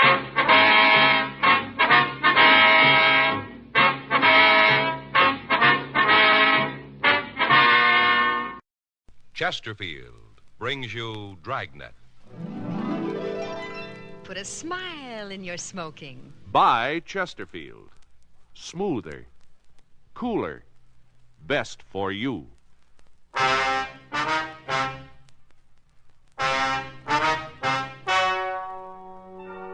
Ladies and gentlemen, the story you are about to hear is true. The names have been changed to protect the innocent.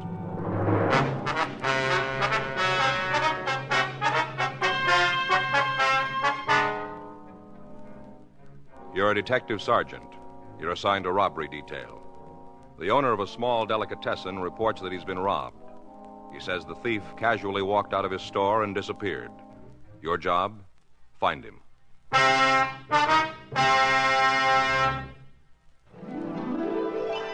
Put a smile in your smoking. Next time you buy cigarettes, stop. Remember this. In the whole wide world, no cigarette satisfies like Chesterfield. Put a smile in your smoking. Instantly, you'll smile your approval of Chesterfield's smoothness. So smooth, so satisfying. You want them mild. We make them mild. Mild and mellow, with the smooth and refreshing taste of the right combination of the world's best tobaccos. So next time you buy cigarettes, Stop. Start smoking with a smile with Chesterfield. Smiling all the while with Chesterfield. Put a smile in your smoking, just give 'em a try. Light up a Chesterfield, they satisfy.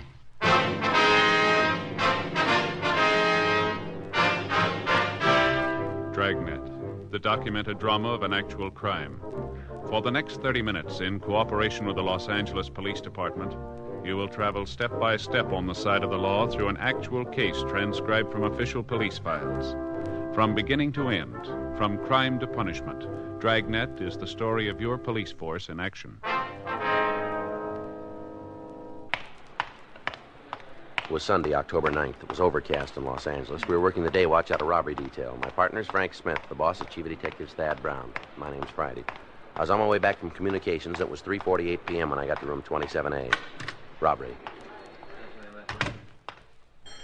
I got it. Robbery, Friday. Yeah, just a second. Give me that pad, man. Yeah. All right, go ahead, please. All right, I have it. What happened? How long ago? All right. Right away. Thank you. Guy came into a delicatessen over on Sunset. Took out a pretty big order. Yeah? Sack full of money. 4:15 p.m. Frank and I drove out to a small combination delicatessen and grocery on the corner of Sunset and 3rd. The owner of the store, Mr. Paul Claypool, told us that the robbery had taken place approximately 20 minutes earlier. He said that the patrol car officer who had answered his call had left to make an immediate search for the suspect. Gave a real good description, I did. Yes, sir, you said that. Kept my wits about me. All the time that young hoodlum was in the store, I was studying him. Didn't let him catch on, of course, but I was making mental notes. I wonder if you'd tell us just what happened, Mr. Claypool. How's that? Well, we'd like to hear about the robbery right from the beginning. Oh, checking up on me, huh? Sir? Making sure I give you the same story I gave that other cop. Oh, no, sir, that's not the idea. I told him everything there was to tell. Well, we'd like to hear it, too, that's all. You ain't going to hear nothing different from what he did. Well, would you tell us anyway? Well, if that's how you want it. This here crook fella came walking into my store, big as life. That's how it begun. Mm-hmm. That was about 20 minutes ago, was it? Oh, might be 21 or 2, but now depends on how long you've been talking to me. Yes, sir. What'd he say when he came in? Bandit fella? That's right. Nothing. What? Nothing. That's what he said. Not a single solitary word. I see. Didn't even open his mouth. Just handed me an envelope. Yeah? Sealed it was. Sealed up shut. Mm-hmm. Go ahead. Struck me as being kind of peculiar. What do you mean? Well, lots of my customers bring in lists of things they're supposed to buy. They don't seal them in no envelope, though. I see. My instinct sure was right. It wasn't no grocery list. It was far from it. Is that so? Note inside. Hand-printed it was. I see. Want to know what it said? Well, that would be nice, yes, sir. Take all of the money out of the cash register, put it in a paper bag, and hand it over. Uh-huh. That wasn't all. You want to hear the rest? If you would, please. Don't do any talking. Don't try to stop me. If you do, I'll kill you. That was the end of it. Do you still have this note, Mr. Claypool? Right over there. It's laying on the register. Wonder if we could see it, please. Well, that's up to you, I guess. Other cops said I wasn't to handle it on account of fingerprints. Well, we'll try to be careful with it. Help yourself. Ain't my place to take no chances on destroying valuable evidence. Yes, sir. Well, had it right, didn't it? Word for word? Yes, sir, you sure did. After you read this note, what'd you do, Mr. Claypool? I done just what it said. You gave him the money from the register? That's right. Put it in a paper bag in number 8. What's that, sir? 8. That was the size of the bag. Oh. How much money did you give him? All there was, a neighborhood of $50. Most of it in bills? Most, I'd say, a couple of tens, 3 or 4 fives, some ones. Rest was change. All right, what happened next? Fella took the bag, kind of grinned, and walked out. Looked real pleased with himself. Did you see where he went? Left the store. Yes, sir. I mean, after that. Turned down the street. Did you get into a car? I didn't see none. You didn't try to follow him? Nope. I didn't aim to stick out my neck none. Figured that was up to you fellas. That's right. Now, Mr. Claypool, do you know if the robber had a gun? Must have. Did you see it? Nope. But that there note said he'd kill me if I gave him any trouble. Yes, sir. Must have had a gun if he aimed to kill me. Well, stands to reason. Yes, sir. Was there anybody else in here when he came in? Just me. I don't do much business this time of the afternoon, and not on Sunday. I don't. Had you ever seen this man before? Nope, not that I recollect. I wonder if you could describe him for us. Oh, sure. I told you I gave him a real good once-over. Yes, sir. First off, he was a young fella, right around 20, I'd say. Mm-hmm. Husky, about 5'10", maybe weighs 170. Not fat, you understand. He's just husky. Mm-hmm. Well, what about his coloring? Well, I'm coming to that. Yes, sir. Brown hair, medium brown. Kind of gray eyes, medium complexion. Any marks or scars? No. How was he dressed? Pants, dark-colored, serge, more than likely. Blue serge. They looked like they was part of a suit. Mm-hmm. Couldn't see his shirt. He had on a sweater, yellowish, with one of them collars that chokes you. What's that? Fits all around your neck, you see, like so. See? Turtleneck sweater? Oh, is that what you call it? Yes, sir. Turtleneck, huh? Well, that's a right good name. That's just what it looks like. Turtle poking out his neck. Yes, sir. Is there anything else you can tell us about this man? What have you got in mind? Well, Mr. Claypool, anything that would help us identify him. Well, sir, he acted real funny, almost like he didn't know what he was doing. Oh? Kind of looked at me funny, too. Don't know how to put it into words exactly. Yes, sir. Wonder if you'd come down to City Hall for a few minutes, Mr. Claypool. City Hall? Yes, sir. We'd like to show you some mugshots, see if you can make an identification for us. Well, that'd mean closing up the store. Well, it won't take very long. Well, I guess it'll help catch this fellow. We'd appreciate it. Oh, excuse me. Yes, sir. Claypool's Delicatessen. How's that? Who? Friday? That's for us, sir. Oh. Huh. Here you are. Thank you. This Friday. Yeah, that's right. How long ago? Fountain?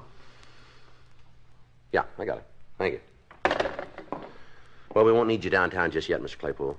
Change your mind, huh? Yes, sir. What's up? Flower shop over on Fountain. Yeah? Sounds like the same guy.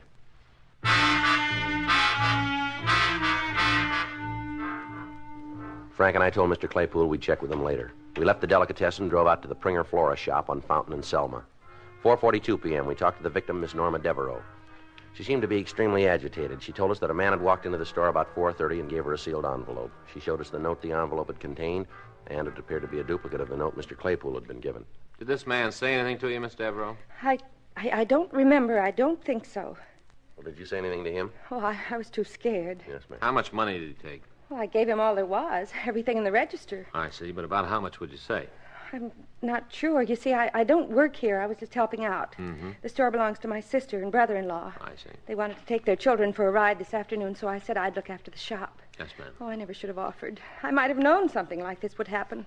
I've had a funny feeling all day long. Is that right? It's a bad week for me anyway, this whole week. Huh? According to my horoscope. Oh. And you don't have any idea how much money was stolen, Miss Devereaux? Well, I don't think it was very much. A few bills and some coins. Mm-hmm. Do you happen to know what day this is? The date, I mean? Yes, ma'am. This is the 9th. The 9th. Oh, I might have known. She said to be especially careful on the 9th and the 11th. Why didn't I pay more attention to that last reading? It certainly cost me enough. Mm-hmm. Now, Miss Devereaux, you noticed where this man went when he left the shop? What? Did you notice where he went? Oh, no. I didn't pay any attention. I was just so relieved that he was gone. I wonder if you'd describe him for us, please. Well, Miss Devereaux? I'm trying to think. Yes, ma'am.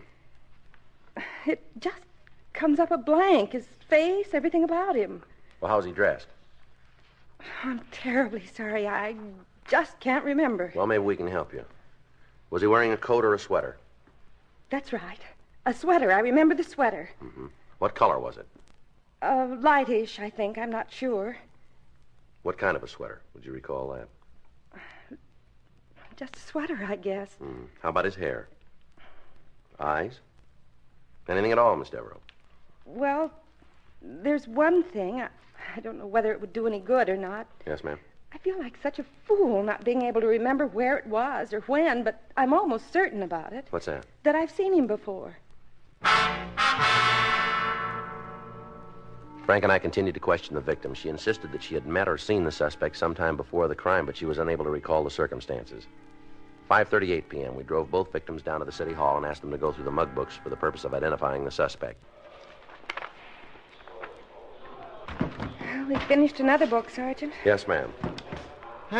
Seems like you sure have enough of them. Yes, sir. If I could only think where it was. Ma'am? That I saw him before. Yes. Did I get you folks some coffee? That sounds like a right good idea. How about you, miss? What? Would you like some coffee, too? Miss Devereaux. That's it. That's it. I remember now. His face, everything about him. It's the same man. I'm positive it is. Oh? It was when you mentioned coffee. That's what brought it back to me. Yes, ma'am. Now, just when was it you saw this man? Oh, let's see. It was last week when I went shopping for a new coat. Tuesday. Yes, that's when it was. Tuesday. Mm-hmm. I was having lunch. The Fairway Cafeteria in Hollywood. Yes, ma'am. Well, it was crowded, and I was sitting alone. He came by and asked if he could use the same table. All right, go ahead. I nodded, and he sat down. I didn't pay any attention to him. Not really. I just went on and finished my lunch. He was still eating when I left. Mm-hmm. Anything else you can tell us about him? I think he had on the same clothes he was wearing today, the sweater anyway. I remember the sweater, real plain now. I see. Now, you're sure this was the same man who robbed you? Oh, yes, I know it was. Mm-hmm. That'll help, won't it? My remembering where I saw him? Well, it might. I'll bet he eats there all the time, at that same cafeteria. Yes, ma'am. We'll check on that. Oh, he does. I just feel certain of it. You'll see, Sergeant. It was fate that made me go into that restaurant, and it was fate that made him sit at my table. Yes, ma'am. It was all part of a big plan. Our meeting like that, and then him robbing me today. It was all part of a big plan so that you could catch him. Yes, that's right. And you will catch him. Don't you worry about that. You'll catch him. Fate's against him. Well, that makes us even then, doesn't it? What? So are we. Now that she remembered seeing the suspect before, Miss Devereaux confirmed Paul Claypool's description. We asked the victims to continue going through the mug books. They were unable to come up with an identification. 6:31 p.m., Frank and I drove them home, and we went off duty.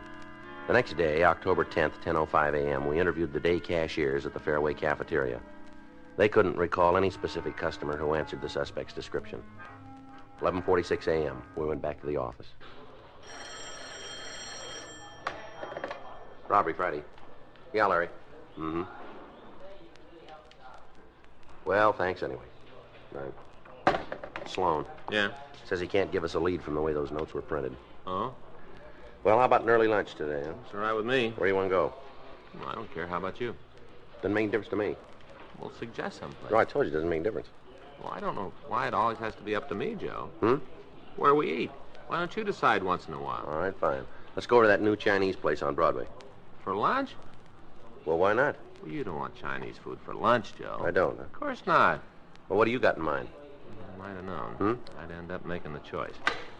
Sure is a problem, isn't it? Well, it gets kind of monotonous, that's all, buddy. Yeah, it's tough. Say, Yeah, something we can do for you? is this here where you the guys that handle robberies? Yeah, that's right. Like them two yesterday? Which two? Grocery store and flower shop? You know something about them, do you? Yeah, I know something. Well, just what is it? Who robbed them? I know who it was. Yeah. Well, I guess it was me.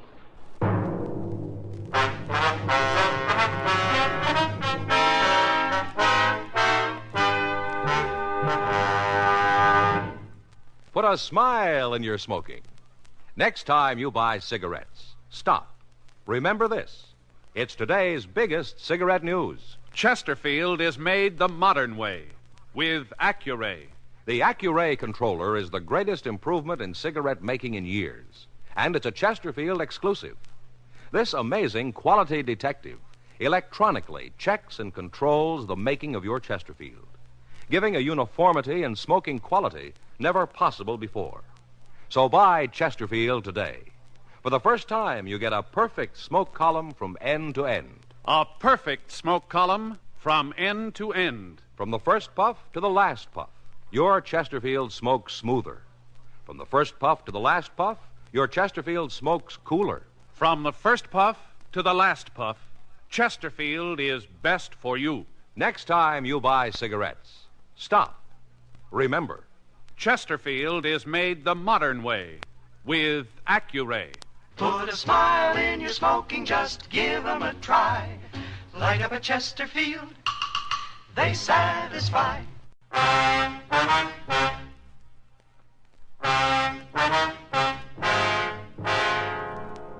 The man who had come into the office answered the description we'd received from the victims. He was in his early 20s, stocky build, about 5'10", brown hair and gray eyes. He was wearing dark blue trousers and a yellow turtleneck sweater. He told us that his name was Harvey Tilden and that he lived in a rooming house on West Ivar. He readily admitted the 2 robberies, but he insisted that he had not meant to commit the crimes. I didn't know what I was doing, that's all. I just didn't know. Well, what are you trying to sell us? Were you drunk? Of course not. I hadn't had a drink, not even a beer. Well? Well, he told me it was money they owed, that I was collecting it for him. Who told you that? Stoney. Who's Stoney? Well, that's all I know him by, Stoney. And you were collecting money for him, is that it? Uh-huh. And you expect us to buy that, too, don't you? No, I guess not. Well, then why don't you try giving us the truth? Well, look, now, May, I'm not the brightest guy in the world. If I was, I wouldn't be in this mess. Yeah. I come to you of my own accord, didn't I? Well, maybe you got scared. Maybe you figured it'd go easier with you if you gave yourself up. Isn't that it? Yeah, I guess I can't blame you for thinking that. Sure was a dumb trick. Well, why'd you do it then? Because I didn't know, because he told me it was just a job I was doing. Mm-hmm. Stoney told you. Yeah, that's right. All right, now let's hear it your way. Yeah, well, he said he worked for a kind of collection agency, you know, where they go after them deadbeats, you know? Yeah. Well, he said he had to have somebody to help him, only part-time, but the pay would be good. Yeah. Offered me the work. Mm-hmm. I ain't had a steady job lately. Sound kind of good to me. Yeah, go ahead. Yeah, well, I was supposed to meet him yesterday afternoon, 3 o'clock. He picked me up in front of the place where I live. Yeah? Drove me past that grocery store, and parked around the corner. Gave me an envelope, and he told me to take it inside, hand it to a fellow who worked there. He said I was to make sure nobody else was in the store on account of he didn't want to make the old guy feel bad by collecting the debt in front of somebody else, you know? Yeah. So I done what he told me. I give the old guy the note, he give me the money, and I took it back to Stoney. Well, where was he while you were in the store? Well, around the corner, like I said. Why didn't he go in with you? He wanted to see if I could handle it myself, on my own, you know. That's what he told me. Mm-hmm. Well, then we drove over to that there flower place. Same routine. Yeah, only this time I got kind of suspicious, you know. Yeah. She acted so scared, the lady there. It didn't seem to me that having to pay up a debt would make somebody so scared. I told Stoney afterwards. He said it was just an act that they all put on like that. Mm-hmm. Yeah, well, I didn't exactly believe him, so next place we stopped, I opened up the envelope before I went inside, and I read that there note. Yeah, well? Well, I didn't know what to do. Finally, I went back to the car, and I really told him off, Stoney. I told him I wasn't no thief. I told him he had to return all that money. What did he say? He just laughed at me. He said I was the biggest pigeon he ever met. I said if he didn't take back the dough, I'd go to the cops. He told me you'd throw me in jail, that you'd never believe a word I told you. Mm-hmm. What happened then? I got out of the car. I said I wasn't no crook and nobody was going to make me be one. Mm-hmm. I was heading right for the police station, then I got to thinking. I seemed like maybe he was right, that nobody would believe a story like this. Yeah. So I went home. All right, why'd you come in today? Well, I didn't sleep none too good last night. It's kind of worrying me what I'd done. I figured maybe he'd find some other sucker like me and pull that same stunt over again. I didn't want him to get away with it, so I decided to take my chances on you guys. I ain't going to get a short count now, am I? You know where the Stoney lives? No, he never said, not to me. And you don't know his last name either? Well, where'd you meet him? Hentley's gym. Or on Olympic, I hang out there sometimes. You a fighter?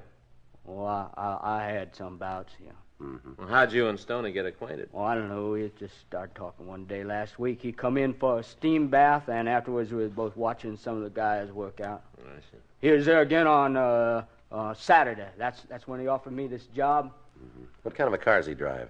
Chevy. Sedan? No, coupe, hardtop, last year's model. You know the license? No, I don't pay no attention. Hmm. It wouldn't matter if it did. I ain't much at remembering things. Yeah. Can you tell us what Stoney looks like?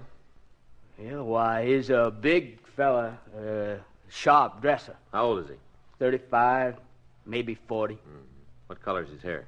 Sort of red. Anything else? Scars, anything like that? No. That's the whole story, huh? Yeah. You didn't know you were robbing those stores? You didn't have any idea? Honest, I didn't. Sounds crazy, don't it? Yeah, it does. Joe, talk to you for a minute. Yeah. You wait right there, Tilden. Yeah, okay. You must think we're pretty done, expecting us to fall for a line like that. Yeah. What's he take us for? I don't know. It couldn't be true, not a word of it. Yeah. Heck of it is. Yeah. Such a darn fool story, Joe. I just can't help believing him. Well, I'm over. So do I. Frank and I continued to interrogate the suspect. He maintained his innocence, and we were unable to shake him. We ran the name Harvey Tilden through R&I. They had nothing on him. We also ran the name Stoney through the moniker file, and we came up with two possibles. We pulled the mug shots and showed them to Tilden. He tentatively identified one of the photos, James Brightstone, but he wasn't positive. We telephoned Brightstone's last known address, a small downtown hotel. They told us he'd moved during the summer, and they had no idea of his present whereabouts. We checked DMV and our own vehicle records. They reported that a late model Chevrolet was registered in Brightstone's name. Harvey Tilden was held in custody for further questioning. 4:08 p.m., Frank and I drove over to Hentley's gym on South Olympic and talked to the owner, George Hentley. What's right? I'm it. Stoney. Yeah, that's right. Full name maybe James Brightstone. We're not sure. Now move away. Don't ring a bell. He in a fight game? Well, we aren't sure. How about a Harvey Tilden? You know him? That jerk? Sure I know. He come here pretty often? Off and on. Used to do a little boxing. Had a perfect record. 6 fights, 6 KOs. He was punchy before he ever got in a ring. Tilden says this is where he met this Stoney. Yeah, it could be. Take a look at this picture, will you? You ever seen this guy before? Hey, you got a left hand, use it. Well? You know, I wouldn't swear to it. Guy looks something like this. Been coming in lately. Works out, takes a steam bath. You know his name? I never asked. You been around today? No, not so far. When was the last time, do you remember? End of last week, Friday, Saturday. Is he talking to Tilden? Oh, I don't know, maybe. Guys come in here, friendly type guys. They all talk to each other. All right, here's our card. So? If this fella comes back, give us a call, will you? Hey, you want him for something? We want to talk to him. Okay, if he comes in, I'll call you. Thanks. Sure, I'm a real obliging type fella. I got no beef with you cops. Be a waste of time, though. Calling you. If you want to see this guy, all you got to do is turn around. What's that? He just walked in the door. Frank and I talked to the man George Hentley had pointed out. He readily admitted that he was James Brightstone. He also admitted knowing Harvey Tilden. He said he had spent the previous afternoon in his room at the Jackman Hotel. We telephoned the hotel, but the clerk was unable to confirm Brightstone's alibi. 5:31 p.m. We drove the suspect down to the city hall and continued our interrogation. Look, why don't you guys just tell me what it is you want to know, spell it out in real big letters, and I'll give you the answer, same size. Where were you yesterday afternoon? Thought we already covered that. Let's go over it again. Okay, boys, I was in my hotel room. Well, the clerk doesn't back you up. Well, does he say I wasn't there? When was the last time you saw Harvey Tilden? Saturday over at the gym. Not yesterday, huh? Gym isn't open on Sundays. You know where Tilden lives? Nope. You picked him up at his rooming house yesterday, didn't you? Why would I be picking a crumb up like that? Did you offer Tilden a job? Oh, that's pretty funny. What's the joke? I ain't got a job myself. Did you ever take Tilden for a drive? Boys, I'm telling you, the only place I ever seen the guy is Hentley's gym. Yeah. He knows what kind of a car you got. Oh? Make and model. Well, maybe he's seen me in it. I didn't see him. Mm-hmm. Now, look, this Tilden fella, he's a screwball. He don't even know what time it is. Whatever he told you, you can forget it. Well, there are a couple of things we can't forget. Yeah? Tilden says you put him up to robbing 2 stores yesterday. Are you kidding? He says you hired him to work for you, to collect some past due bills. Boy, this kid is really off his rocker, isn't he? Maybe.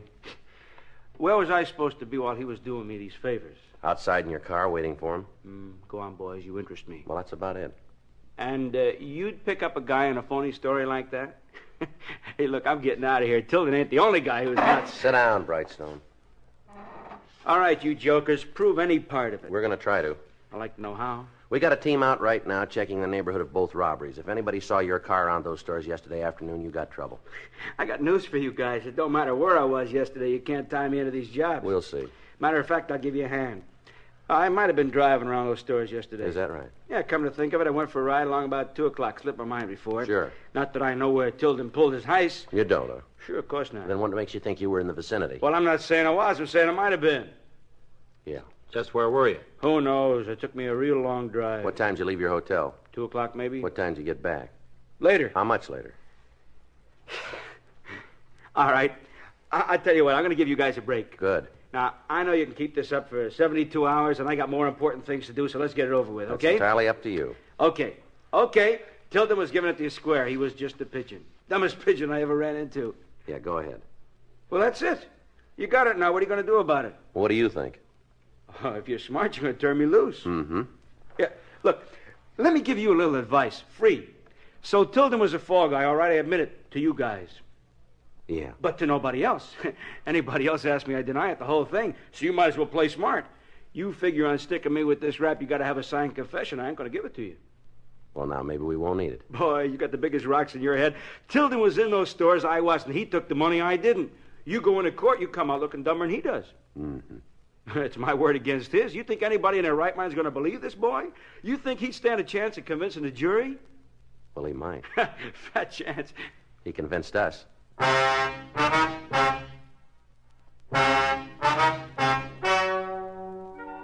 The story you have just heard is true. The names were changed to protect the innocent.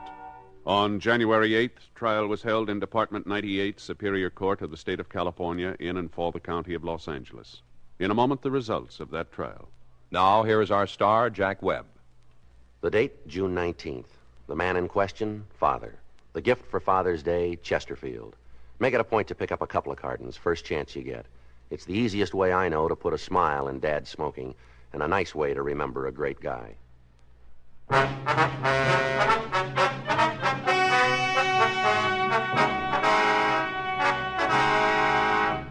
The district attorney failed to issue a complaint against Harvey Tilden. James Hill Brightstone was tried and convicted of robbery in the second degree, 2 counts. Robbery in the second degree is punishable by imprisonment in the state prison for not less than 1 year.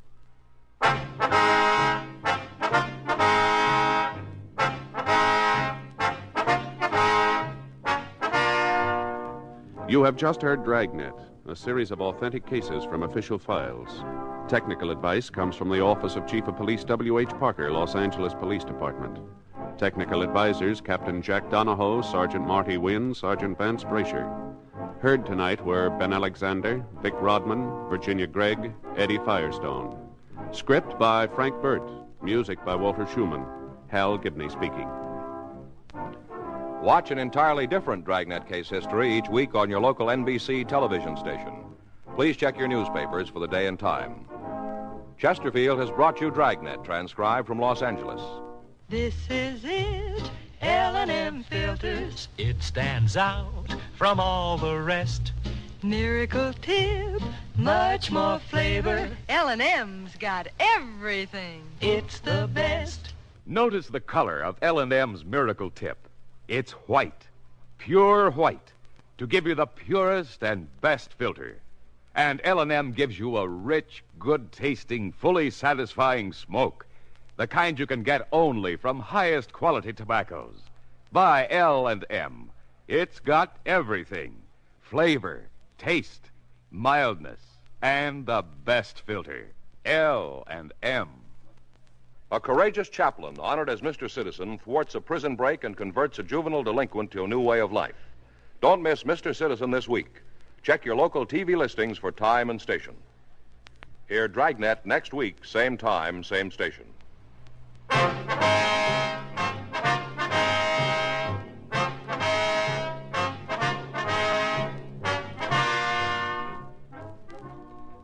Hear Biography in Sound on the NBC Radio Network.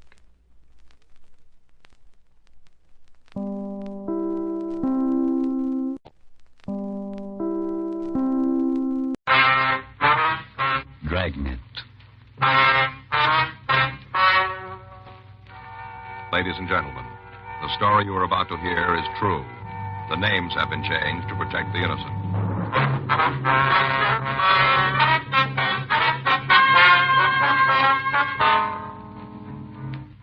You're a detective sergeant. You're assigned a forgery detail. For the past 6 weeks, a man has been passing phony payroll checks in your city. You've got a description but no positive identification. The check forgeries continue. Your job? Stop them. It was Tuesday, May 17th. It was windy in Los Angeles. We were working the day watch out of forgery detail. My partner's Frank Smith. The boss is Captain Welsh. My name's Friday. We were on our way back from lunch, and it was 1:13 p.m. when we got to room 29. Forgery. Yes, ma'am, that's right. I see. Hold on a minute, will you, please? Hey, Joe. Yeah? Skipper wants to talk to you and Smith. Right, thanks. Well, just one thing, ma'am. Could you tell me what kind of account it is? Yes, ma'am, I understand that. Is it a Come in. account? Well, in that case, it hasn't got a perfect Hi, right. Skipper. You want to see us? Yes, I guess you know what's on my mind. Oh, we got a pretty good idea, yeah. Corner Pocket had me in this morning. Been getting beefs from all over town. Factories raising Cain because their employees can't cash legitimate payroll checks. Merchants scared to death of being stuck with a phony. Making any headway on this guy? Not much. Well, just where do we stand? Lay it out. Well, he passed another one last Tuesday, a tailor shop on South Jefferson. How many does that make? Well, 24 that we know of. All in the last 6 weeks? Give or take a couple of days. You sure they're from the same guy? Same M.O., same description. A couple of times he had a woman with him. Said she was his wife. We sent out circulars on them both. Got any results? One or two leads. They didn't pan out. What about your informants? Nothing. They're holding out? I don't think so. I don't think they know him. Captain Welch. Yeah. Yeah, they're here. Uh-huh. I see. Okay, give me the address. Yeah. Yeah, I got it. Don't worry, I'll tell him. 24 bum checks, huh? That's right, Skipper. That's wrong. Huh? It's 25 now. On April 6th, we'd received the first report in this series of check forgeries. A grocery store on the corner of Oakwood and 3rd had cashed what appeared to be a payroll check from the Jeffers Carner Aircraft Company. It was marked payable to Russell J. Foreman. In our investigation, Frank and I had learned that the check was fictitious and that the company had never employed anybody by that name. We had also learned that bona fide Jeffers Carner checks were printed in a different manner and in a different color. During the next 5 weeks, we'd received additional reports of forged payroll checks supposedly issued by various Los Angeles manufacturers. In each case, the suspect had had what seemed to be good identification, either a driver's license or an employment ID card from the company named on the check. The suspect had never used the same name or the same plant twice, but descriptions given by victims had indicated that the forgeries were all the work of one man. On 3 occasions, he'd been accompanied by a woman who had been introduced as his wife. Victims had been unable to make an identification from our mug books. Descriptions of both suspects and their M.O. had been checked with the stats office and had been sent to CII up in Sacramento. A local and an APB had been gotten out. The 25th victim was Alvin Driscoll, owner of a men's clothing store on South Maryland Avenue. Frank and I interviewed him at his shop. He told us that the forged check which he had cashed appeared to be from the Elderdale Oil Refinery. I come into the store, bought a couple of items, gave me his payroll check to pay for. That's all there was to it. That was last Friday? Friday morning, along about 9:30 a.m. What was it he bought, Mr. Driscoll? Sports shirts. My count over there. Marked down to $2.98. Some of them was as high as $5 last year. They're real good buys, believe me. Yeah, medium. That was his size. Uh-huh. What else can you tell us about this man? How's that? What did he look like? Well, like I said, he takes a medium shirt. That'd make him pretty average. Mm-hmm. About 170, I'd judge. Black hair, a little bit of gray in it. Pleasant face. Ordinary fellow. How was he dressed? Suit, shirt, button-down collar. Suit was a charcoal brown, about the shade of that one on the rack over there, down at the end. See it? Mm-hmm. When he gave you the check, did you ask for any identification? Well, I didn't have to ask. He just handed it over. He had a whole wallet full. Driver's license, union card, whole wallet full. Well, that may have been forged, too. Well, it looked genuine to me. Yes, sir. Wasn't any way of my knowing it was phony. I done just what I was supposed to. Everything. Make sure you get identification of your cash check. Mm-hmm. That's what the bank says. It's what you police fellas say, too, isn't it? Yes, sir. Mm-hmm. Well, I'm still out $100, ain't I? Looks that way, doesn't it? Mr. Driscoll, is there anything you can tell us about this man? Well, no, nothing that comes to mind. Did he have a car? Do you know that? Yeah, I know. Well, did he? Brand new Ford Convertible. You know, one of them two-tone models. Probably wasn't even broke in yet, but that sure don't keep him from gunning it when he went barreling out of here. Are you certain about this? About what? Well, that he was driving a new Ford Convertible. Well, I guess I know one when I see one. And considering buying a new Ford myself. Not like that snazzy roadster he had. A sedan, maybe. Had me a demonstration drive a couple of weeks ago. I see. Oh, my. Now I'll probably have to make out with my old clunker another year. Thanks to his bum check. Oh, sir, did you happen to notice the license number? On the convertible? Yes. Yes, I noticed it. Well, do you happen to know if it was a California plate or an out-of-state? It's California. Do you remember the number? Now, what do you fellows think I am, anyway? You expect me to memorize a whole string of figures like that when I only seen them once? I ain't no quiz kid. Yes, sir. When you're my age, you can't keep every little thing in your head, you know. Yes, sir. Would it really make any difference if you was to have that license number? Well, yes, sir, it might. Then I guess it's a good thing I jotted it down. The victim, Alvin Driscoll, checked his files and showed us a carbon copy of the sales slip for the items which the suspect had purchased. On it, he had noted the license number R1V15347. 3:38 p.m. Frank and I went back to the office and asked DMV to run down the number for us. That's right. 5347. Will you call us back? Okay, thanks. It'll be a minute or two, Joe. Looks like we might be getting our first break. Yeah. Well, you got a cigarette? Yeah. You all out? Well, I wouldn't be asking if I wasn't. Oh, okay. Mean anything, Joe. Here you go. Right, here you are. No, go ahead, keep them. I got another pack. Well, that's all right. I'll get some more. I told you to keep them, Joe. There's only a couple there. Matter of fact, there's only one. Oh. Thanks anyway.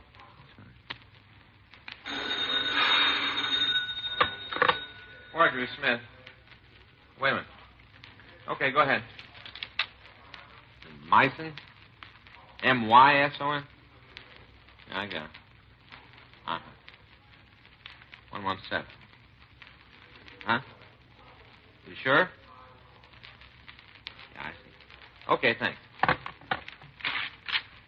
Well, DMV came up with a car to match that plate. Uh-huh. There's one thing wrong. It isn't a brand new Ford. Oh? It's a 6-year-old Buick.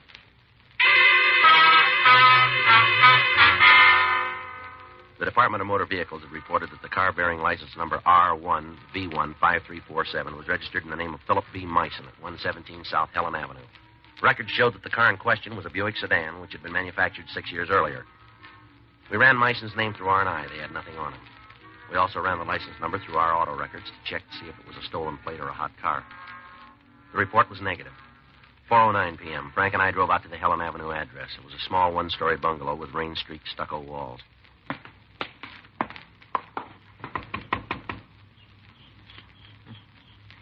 Try it again. Yeah. Yeah, who is it? Police officers. Well, You're Miss Philip Myson? yeah. Miss Frank Smith, my name's Friday.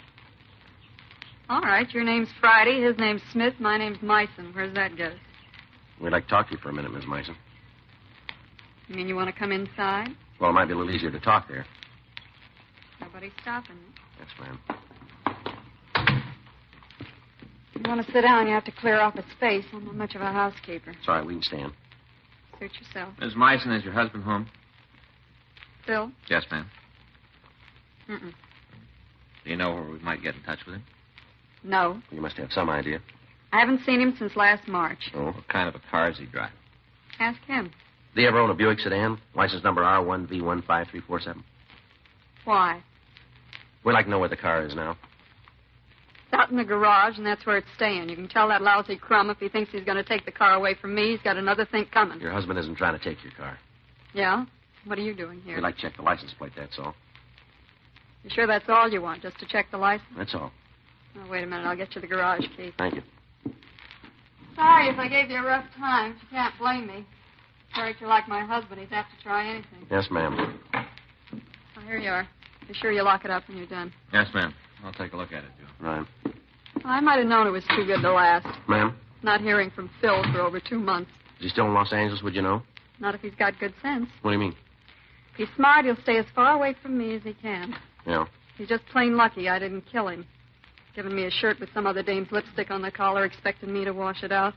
I should have throttled him with it. Yes, ma'am. Do you have a picture of your husband, Miss Mason? Why? We'd like to know what he looks like. Like a bum, that's what. Do you have a picture? Snapshot, maybe. Would you see if you can find one for us? All right.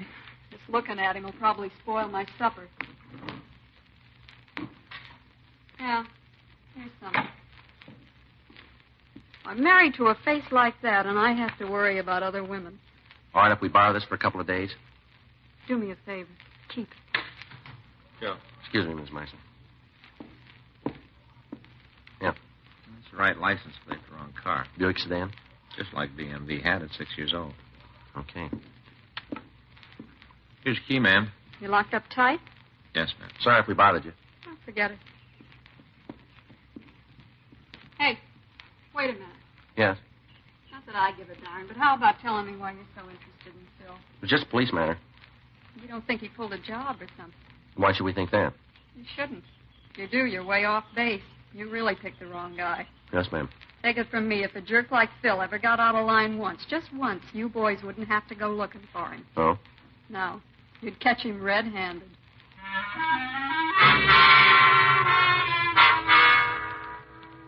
Frank and I left the Meissen home and contacted Alvin Driscoll.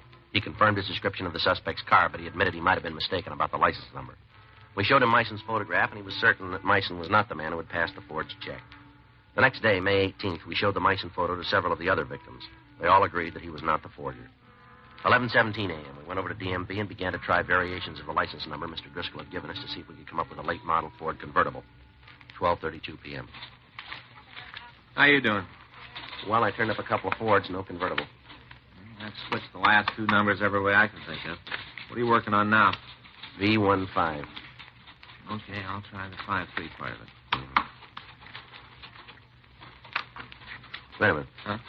New Ford, only one digit off. Convertible? Yeah. Sounds like it might be it. It's pretty hard to tell you. What do you mean? Belongs to a car rental agency. DMV records showed that a vehicle similar to the one we were looking for was registered to the C.P. Adams Auto Rental Agency on South 6th Street. 2:17 p.m. Frank and I went over there and talked to the owner, Clifford P. Adams. Would you give me that number again, please? It's R1V35347. All right, I got it. Now, if you'll just give me a moment to check our records. Yes, sir. Now, we have a stock of over 50 cars. It's a little difficult to remember all the license numbers. Yes, sir, it would be. Mm-hmm. Here we are. It seems you're quite correct. That's one of our automobiles, a new Ford. Can you tell us what model it is? It's a convertible, yellow and black. Uh-huh. Most of our cars are convertibles when people come to Southern California. That's what they all want. Yes, sir. Anything else I can do for you? Yeah, is that car rented right now? Well, I couldn't say offhand. Would you like me to find out? If you will, please. Be glad to. Be glad to. It's a different file, that's all. I see. Let's see. Oh, yes, this is it. No, that car's in the shop today. Grease job, oil change, regular checkout. Do you have the names of the people who've rented it lately? They're right here on the card. Any particular date? How about last week? Thursday. Thursday. That would be Mr. Waters, Mr. Gerald Waters. He used the car all last week, just turned it back yesterday. Your regular customer?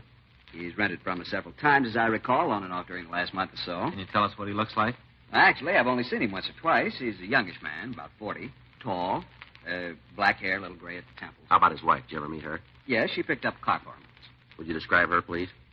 Well, I think she was blonde. Nice looking, probably in her 30s. That's about all I can remember.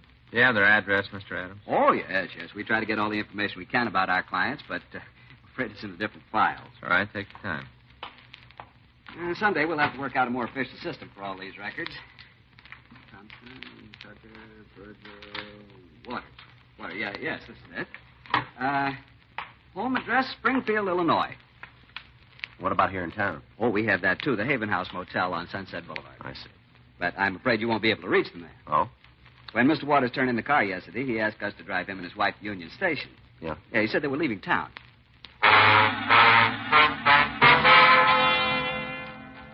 We got a sample of the suspect's handwriting, and we asked Mr. Adams to get in touch with us if he heard from Gerald Waters again. We sent a teletype to Springfield, Illinois, requesting any information they might have about Gerald Waters. The next day, May 19th, the Springfield PD replied that a man answering Waters' description was wanted for a series of Illinois check forgeries. They also said his true name was Fred H. Joyce. They said that they were forwarding a mugshot airmail special delivery. The mug arrived on Friday, May 20th. We showed it to 4 of the check victims, and they all positively identified the photograph. 3:36 p.m., Frank and I drove over to the Adams Car Rental Agency to confirm the identification. Hi, Mr. Adams. Well, this is quite a coincidence. Sir? You're coming here today. I just called you a little while ago. We didn't get any message. Well, I didn't leave any message. I wasn't sure it was important. Well, what was it you wanted? About Mr. Waters. You told me to let you know if I heard from him again. That's right. Well, I did. What's that? He wants to rent another car.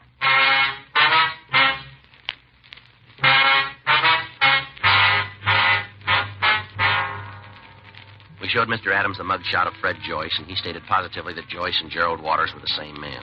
He also told us that Waters had called the car rental agency about 11 o'clock that morning to make arrangements for renting a new convertible. Joyce had asked him to have the car ready at 5:30. He said he would pick it up. Frank and I waited in Adams' office, 5:28 p.m. Want to go ahead and answer it? CP Adams Car Rentals. Who? Oh, yes, just a minute. It's him, Mr. Waters, or whatever his real name is. Let's find out what he wants. Yes, Mr. Waters. Oh, yes, it's all ready. I thought you were going to pick it up. Oh. Well, I don't know. Hold on a second. He says he's tied up, that he can't get away. He wants us to deliver the car. Ask him where he's calling from, will you? Where are you, Mr. Waters? I say. Well, I don't know. I'm a little short-handed today. I'll have to check. That phone booth somewhere in Wilshire. Where does he want you to send the car? Where do you want the car delivered, Mr. Waters? Mm-hmm. The Crest Plaza. How soon? I guess we could make it by then. Tell him you give it to him. All right, Mr. Waters, we'll do our best. Thank you very much. You'll be in the bar of the Crest Plaza Hotel at 6:30, just off the lobby. Right, thanks a lot. Oh, about the car, I wouldn't want it damaged. Don't worry, Mr. Adams. You don't need to send it. What? We'll take care of his transportation.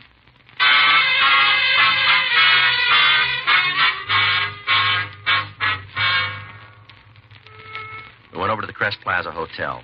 It was 6:28 p.m. when we arrived. There were two entrances to the bar. Frank went in through the lobby, and I used the street door. Yes, sir. What can I do for you? Got any hot coffee? Yeah. Black, please.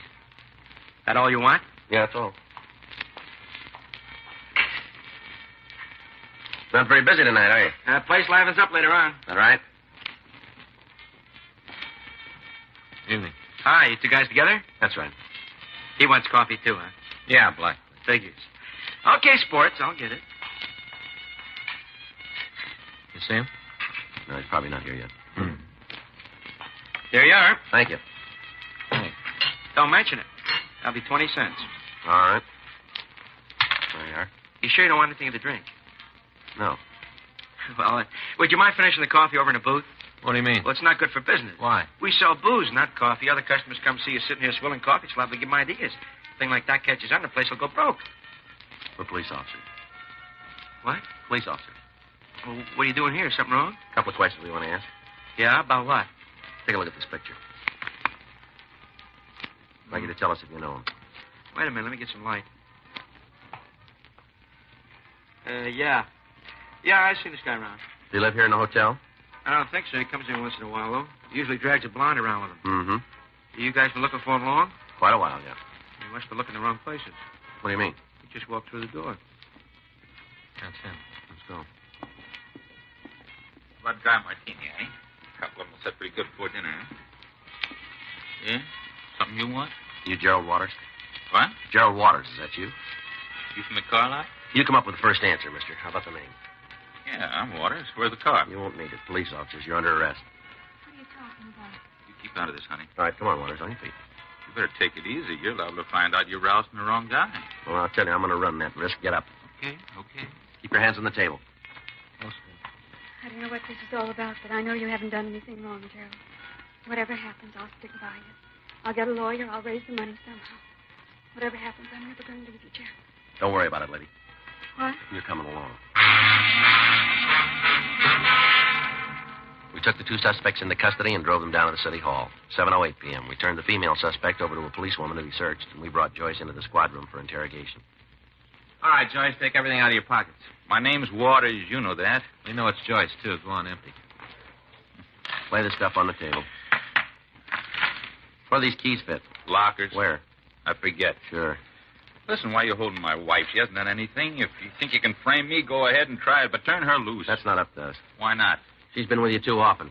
What do you mean? When you were passing those phony checks. Phony checks? Is that what you think I've done? There are about 25 people who say it was you. They're wrong, that's all. Dead wrong. They don't think so. Are you willing to go to court?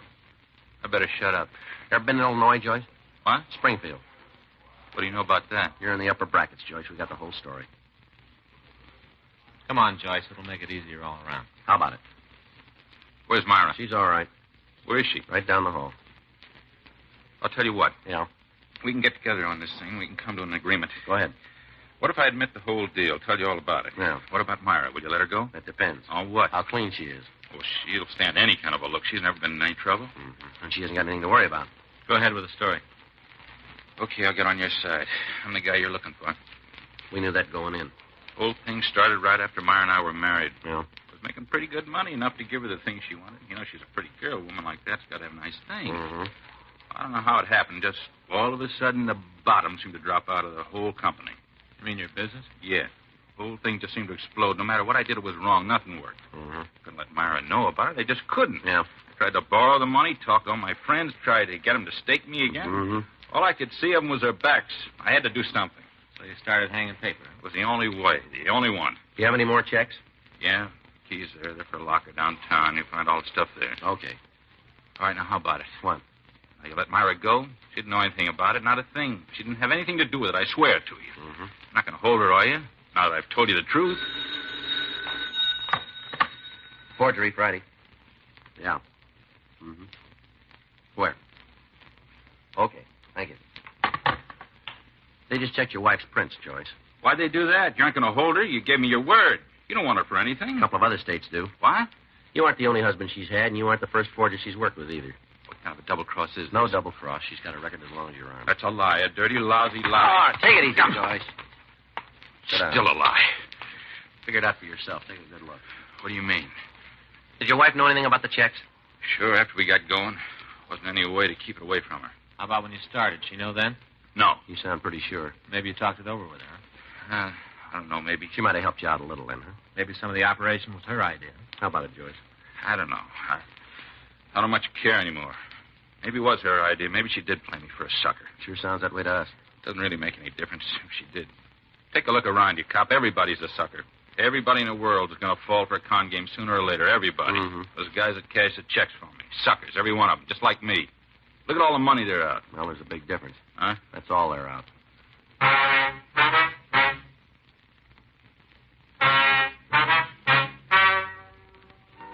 The story you've just heard is true. The names were changed to protect the innocent. On August 17th, trial was held in Department 98, Superior Court of the State of California, in and for the County of Los Angeles.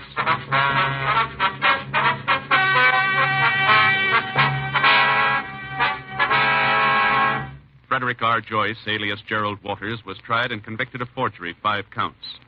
Forgery is punishable by imprisonment for a period of not less than 1, nor more than 14 years on each count.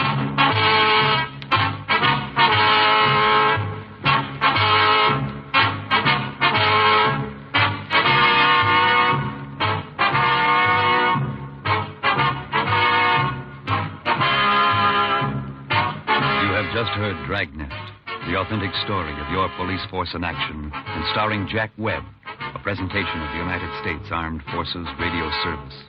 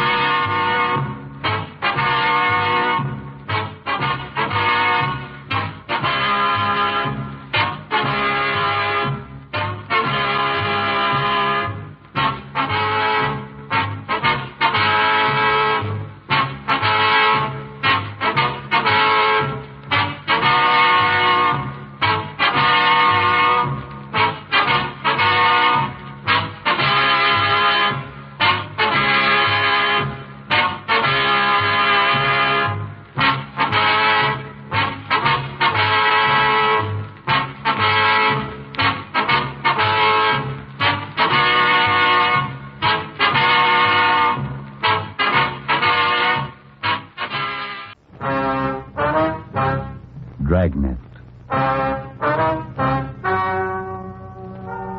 Ladies and gentlemen, the story you are about to hear is true. The names have been changed to protect the innocent.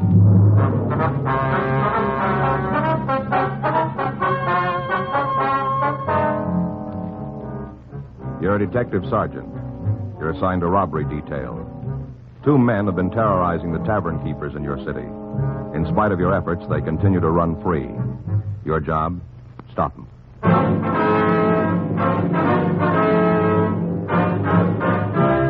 Dragnet, the documented drama of an actual crime. For the next 30 minutes, in cooperation with the Los Angeles Police Department, You will travel step by step on the side of the law through an actual case transcribed from official police files. From beginning to end, from crime to punishment, Dragnet is the story of your police force in action.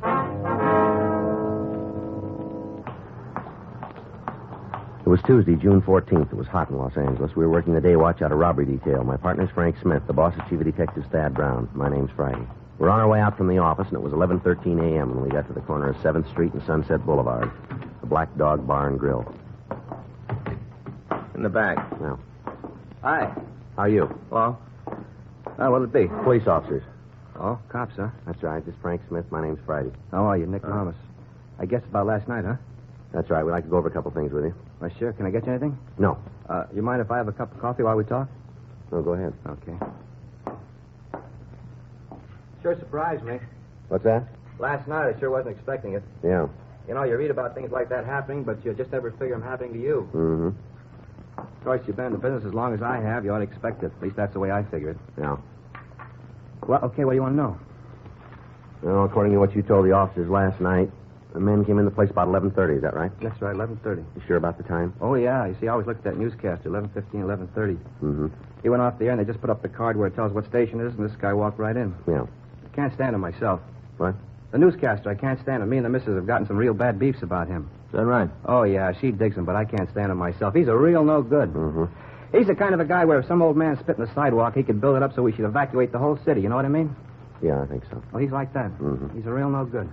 Wonder if you checked this description of the two men who held you up. Sure. Know those two guys any place. Ever saw them again, I'd sure know them. Mm-hmm. Yeah, that's them. The tall one and the fat one. That's them. I'd know them any place. What'd they say to you? Well, hardly nothing at all. Just walked up to the bar, leaned over, and told me to hand over the money. I see. Do you remember the exact words? You mean the way they said it? Yeah. Well, let me see. I think it was, okay, Mac, just a stick-up. Do like we tell you, won't get hurt. Like that he talked. Mm-hmm. Just give us the money, don't make any noise. Yeah. Oh, I did. Walked right back to the register, opened it up, and handed over the loot. What happened then? Told me to keep quiet, and then they walked out of the place. Mm-hmm. Anybody else in here? Oh, there's a couple of people up in front. Did the thieves bother them? No, they were just after the money in the register. Other couple didn't even know there was anybody here until it was all over. I see. There were a couple of kids. What's that? Kids, you know what I mean. Like young and real in love. Roof could have fallen in. They wouldn't have known it. Yeah. Cops talked to them last night, but they couldn't tell them nothing. You say you'd know these men if you saw them again, huh? You just get all the money you can on that one. Mm-hmm. Did you see if they had a car? Who? The men who held you up. Oh, no. They didn't have one, is that? Well, I didn't see it. Is there anything about them that you can tell us? No, just a couple of guys, one tall, the other one fat. Did you see if they had a gun? You think I'd have handed over the money if they didn't? What kind of a weapon was it? It was a gun, the kind with bullets. You pull the trigger, it goes bang, like that. Yeah, It was a gun. I know, but was it a revolver or an automatic? Well, I don't know. I guess it was, Well, come to think of it, I guess... Hey, you know, you're right. What do you mean? I didn't see it. Hmm. Not even a peek. Guy had his hand in his pockets like this, you know, like this. Yeah. I didn't actually see the gun, though, not for real. Mm-hmm. He just had it in his pocket. Yeah. Hey, you figure he was just playing a joke on me? What's that? A funny that he really didn't have a gun at all? No, we wouldn't know. Well, why not? What? Well, why don't you know? It's your job, isn't it? Knowing things like that? Bunch of crooks running around. You don't even know if they got a gun. The fine lot of cops you guys are. Mm-hmm. Hey, I might have just given him that money for nothing. If he didn't have a gun, there was no reason to hand it over. No reason at all. I should have found out. That's what, huh? How do you mean? Well, made a grab at the guy. Probably didn't have nothing in the pocket but just his hand or something like that. Yeah. If he didn't have one, if I was right, I could have told you guys. What if it was the other way? Huh? What if you were wrong?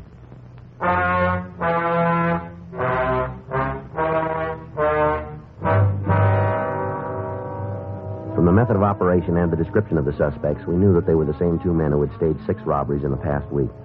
We showed the latest victim the mugshots from the packages that the stats office had turned for us. He pointed out 3 of the pictures and said they looked something like the hold-up men, but he was unwilling to make even a tentative identification. 11:56 a.m. We returned to the office and put in a call to Leighton Prince. They hadn't been able to turn anything of value. A canvass of the area around the bar had netted nothing.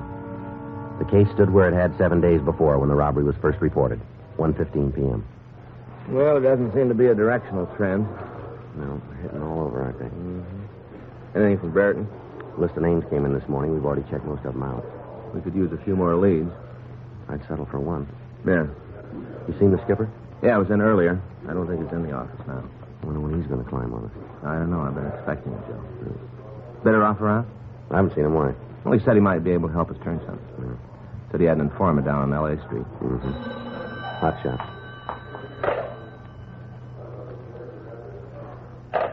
Let's go. Same two. Yeah. They hit again.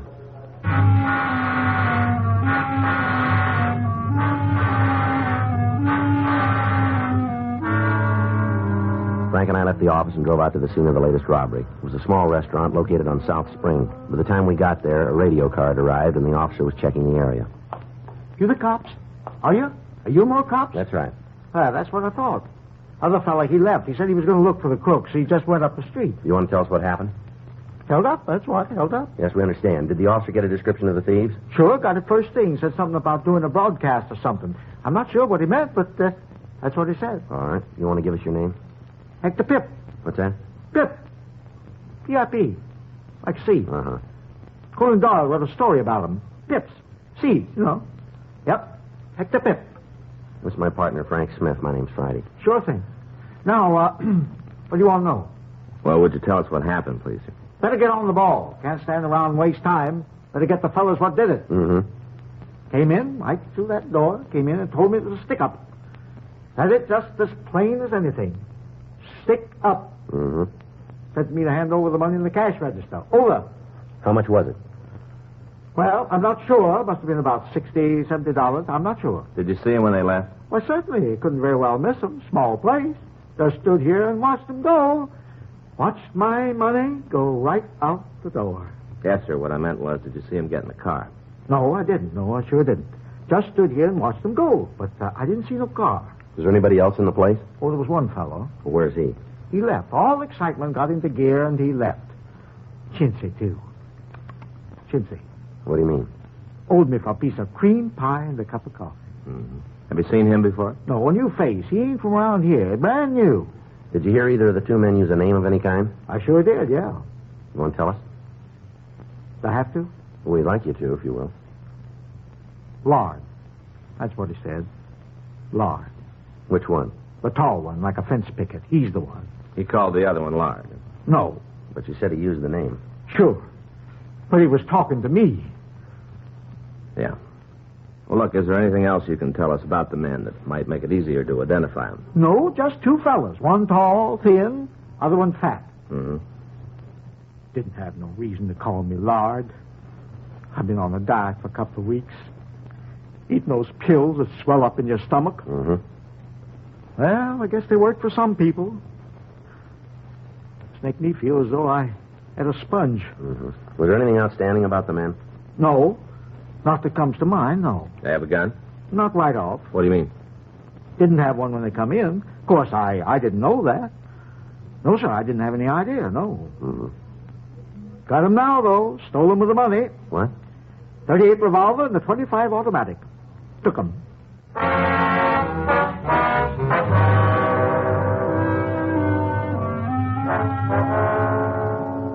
Frank and I took the latest victim to the city hall. While he started to check the mug books, we ran the serial numbers of the guns through the record section. We found that they were both registered to Hector Pip. At 3:46 p.m., Frank came back to the office from the mug room. Joe? Back here. How's it going? No, he still hasn't found anything. What's he checking now? Coming out books. Got 4 or 5 more to go through. Did you show him the pictures the stats office turned? Yeah, nothing. Hi, where you guys been? Hi, Walt. Mug room. I'm looking for you. Yeah? Talked to a fellow down on Main this morning. Mm-hmm. Says he knows the guys you're looking for.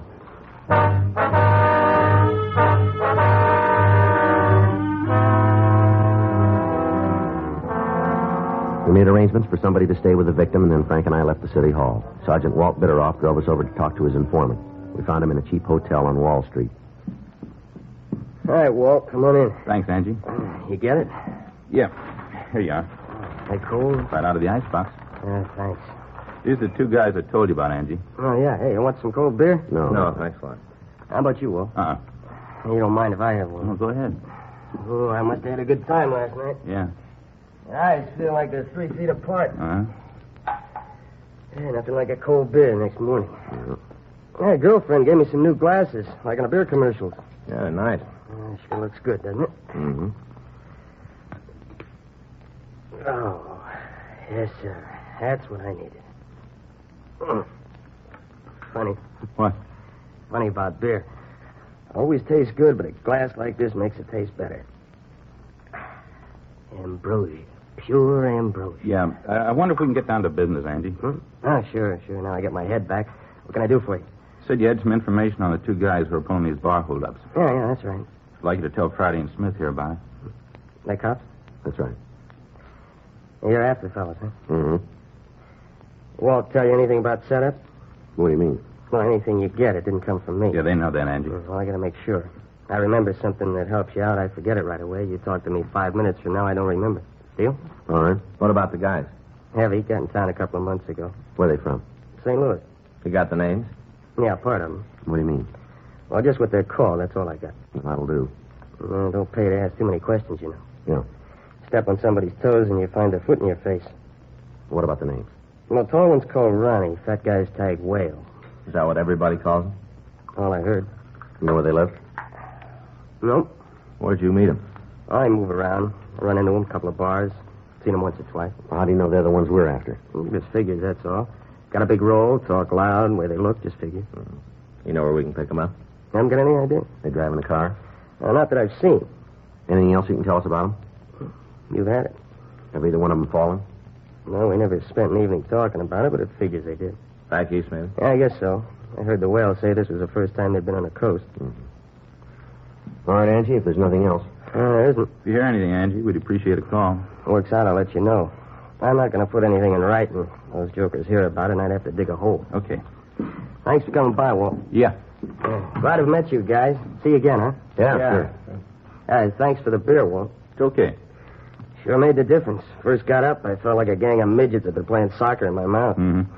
Rough last night. Gotta make a few calls around, find out. Huh? What kind of time I had.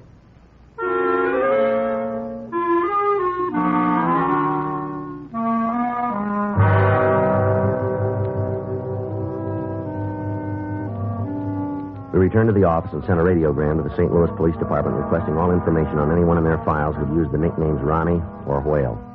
We checked the two names through our moniker file without result. The next day, Wednesday, June 15th at 5:26 p.m., we got word from the east. Here it is, Joe. St. Louis? Yeah, looks like they turned them. Let me see. Ronald Saba and Gerard Llewellyn. How about Muggs? Well, they're sending stand-ups right away. Should be here in the morning, then, shouldn't they? Yeah. All right, well, I'll get it.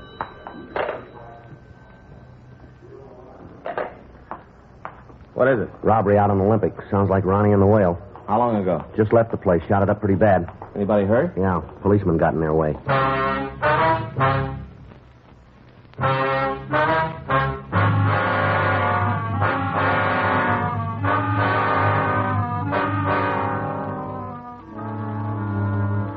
The Green Tree Cafe was located at the corner of Olympic Boulevard and Estrada Street. By the time we got there, an ambulance had arrived, and the wounded officer had been removed to Georgia Street Receiving Hospital. A felony car from Central Division had arrived at the scene and had started to search for the officer's assailants. We got the story from the bartender, Alvin Jaggers. Well, two guys come in, like I told you, walked right in, told me it was a holdup. How'd the policeman get shot? On the way out, it happened. After I give the guys the money, started to leave, Abner saw him, tried to stop him. You know the officer, do you? Yeah, he comes in once in a while. Him and his wife come in for steak sandwiches. Was his wife with him tonight? Yeah. I think she went up to the hospital with him. I think that's where she went. Mm-hmm. Anyhow, when Abner saw these two fellers, you know, the hold-up man? Yeah. When he saw him, he told him to put down the guns. Where was he standing? You mean Abner? That's right. Oh, he was up there by the door. Him and the missus was in the front booth, and the guys went right by him when they come in. Yeah. He was standing right up by the door, told him to put down the guns and give up. Well, now, did he have his gun out of the holster? Yeah. You know, he had a kind of aim like this here. Mm-hmm. I reckon he was afraid of the people in the place, you know, if he had to shoot or something. Mm-hmm. And these two fellers stopped by when they saw him dead in their steps, told Abner to get out of the way. Yeah. He didn't budge none, held his ground for sure. Him right there, and them here, see? Mm-hmm. Now, the tall one, he yelled that they was going to leave, and Abner shouldn't try to stop him. Uh-huh. And they started to walk outside, and Abner brought the gun up so as he could shoot at him. Yeah. Didn't make it, though. Shot him dead center right here, in the chest. After that, they run out the place, took off down the street. Did the officer shoot at him at all? Didn't have no chance. Guess he was finished before he started. Well, did the men get into a car? Well, if they did, I didn't see him. Too much going on. Did either one of these men use a name while they were in here? How you mean? Well, did they call each other by name? Now, let me think about that for a minute. Yeah, I think they did. What was it, do you remember? Well, after the shooting the tall one, he turned to the other fella and he said, "Come on, well, let's get out of here." Uh-huh. Which one of them did the actual shooting? Now, I couldn't tell you that. What do you mean? Well, both of them shot about the same time. Wasn't more than a half a second difference. Bang, bang, real fast. Both about the same time. I don't know if they both hit Abner, but they both shot at the same time. Have you seen these men around before? You know, matter of fact, I have. They've been in here? Yeah, it must have been 3-4 weeks ago. Mm-hmm. Come in with Georgia. I guess they're pretty good friends. Who's she? Regular customer, spent a lot of time in here. Drinks thingers. Rough. Mm-hmm. You know we can get in touch with her? Shouldn't be too hard. She lives down next block.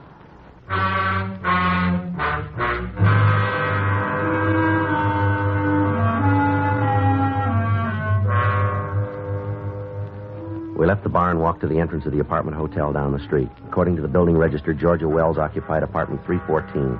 We rang the buzzer, and after a few moments, we were admitted to the building. The elevator wasn't working, so we walked up 3 flights. Oh, man, I guess I'm getting old. Yeah. Makes you wonder how far you'd get without all the modern conveniences, huh? Yeah. This is it here. Yeah. Better try it again. Yeah.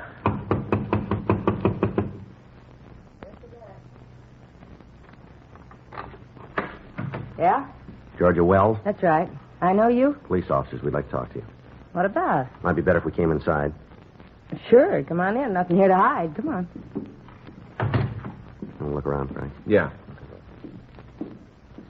What's he looking for? Just want to check the place. You gonna find anything here? I got no beef with the cops.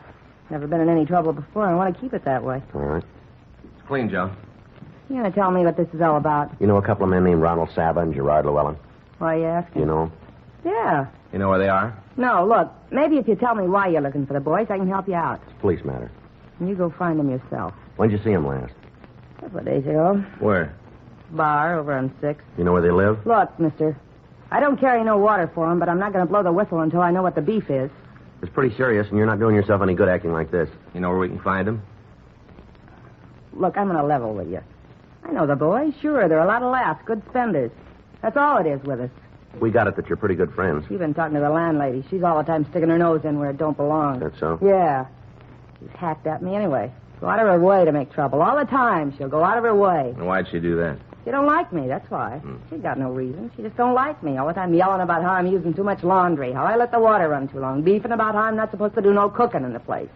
Pot of coffee, and she's ready to take it in front of the UN. Mm-hmm. I told the truth.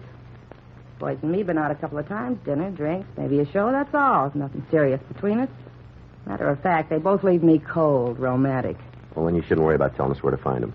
I just don't want to get mixed up in nothing. That's all there is to it. I don't want to get dragged into something I didn't build. You can see that, can't you, huh? You can see that. Where do we find them? They'll be here in 40 minutes.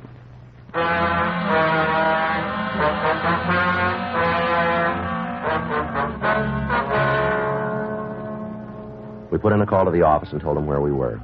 We got out a local broadcast and an all-points bulletin asking that 2 suspects be picked up. 5:52 p.m. We settled down to wait for the men. What am I supposed to do when they get here? Just keep out of the way. Ain't going to be no shooting, is there? Not unless they started. You just don't know anymore. What's that? You go out with a guy, nothing serious, few laughs, and you end up in trouble. They ever tell you what they did for a living?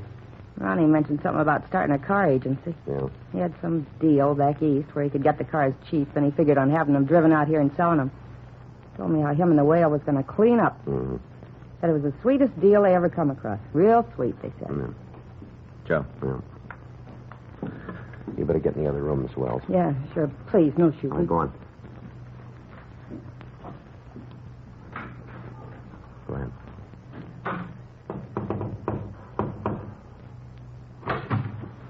Hi, honey. All right, mister, hold it right there. What is this? Come on, turn around. What? Turn around. Put your hands up on that wall.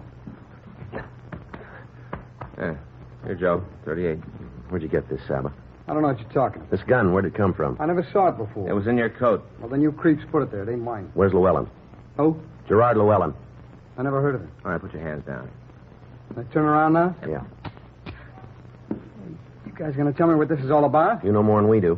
Well, I ain't gonna argue about that. Where's the whale? You guys been on the spike. I don't know what you're talking about. You want to call downtown and get somebody out here? We'll take them in. Yeah.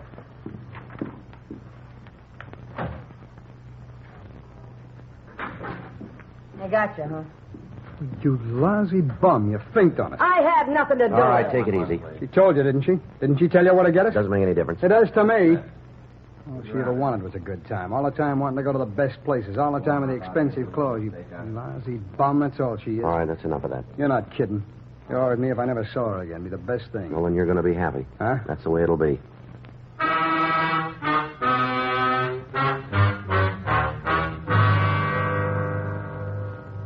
Another team of men came out from the office and took over the stakeout on the apartment. Frank and I drove Ronald Saba down to the city hall.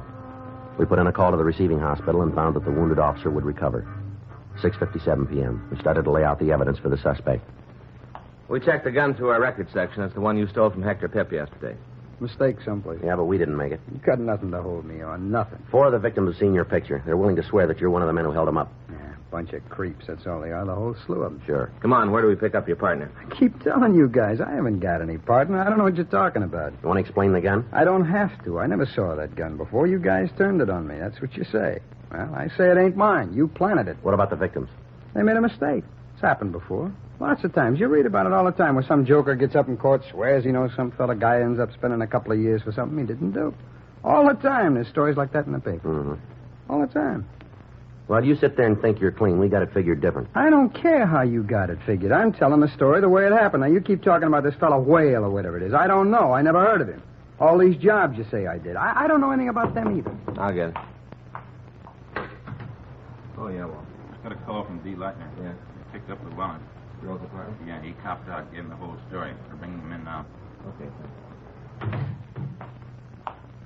Well, you just heard it, Saba. How about it? You want to make a statement now? Might go easier if you tell us. Get out of here! All right, grab him. Come on. Sit down there. Come on, let me out of here. Let me out! All right, now on your feet. Get up. Lousy fat slob. He just kept his mouth shut, that's all. Just kept his big fat mouth shut. We've been all right. Him and his big mouth. Now, let's go. Him and his big fat mouth. Right into the joint. That's where he's put us. Right into the joint. That's right. His idea, the whole thing. He's as full of hot air as he is. Well, I hope he's happy. Look what he did. He got me a ticket right into the joint. No. Huh? You paid your own way.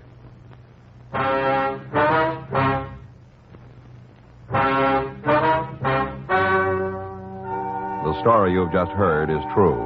The names were changed to protect the innocent. On October 18th, trial was held in Department 94, Superior Court of the State of California, in and for the County of Los Angeles.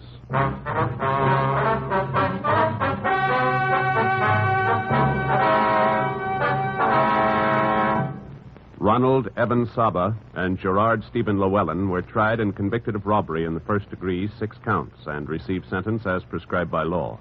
Robbery in the first degree is punishable by imprisonment in the state penitentiary for a period of not less than 5 years on each count. Dragnet, the story of your police force in action, is a presentation of the United States Armed Forces Radio Service.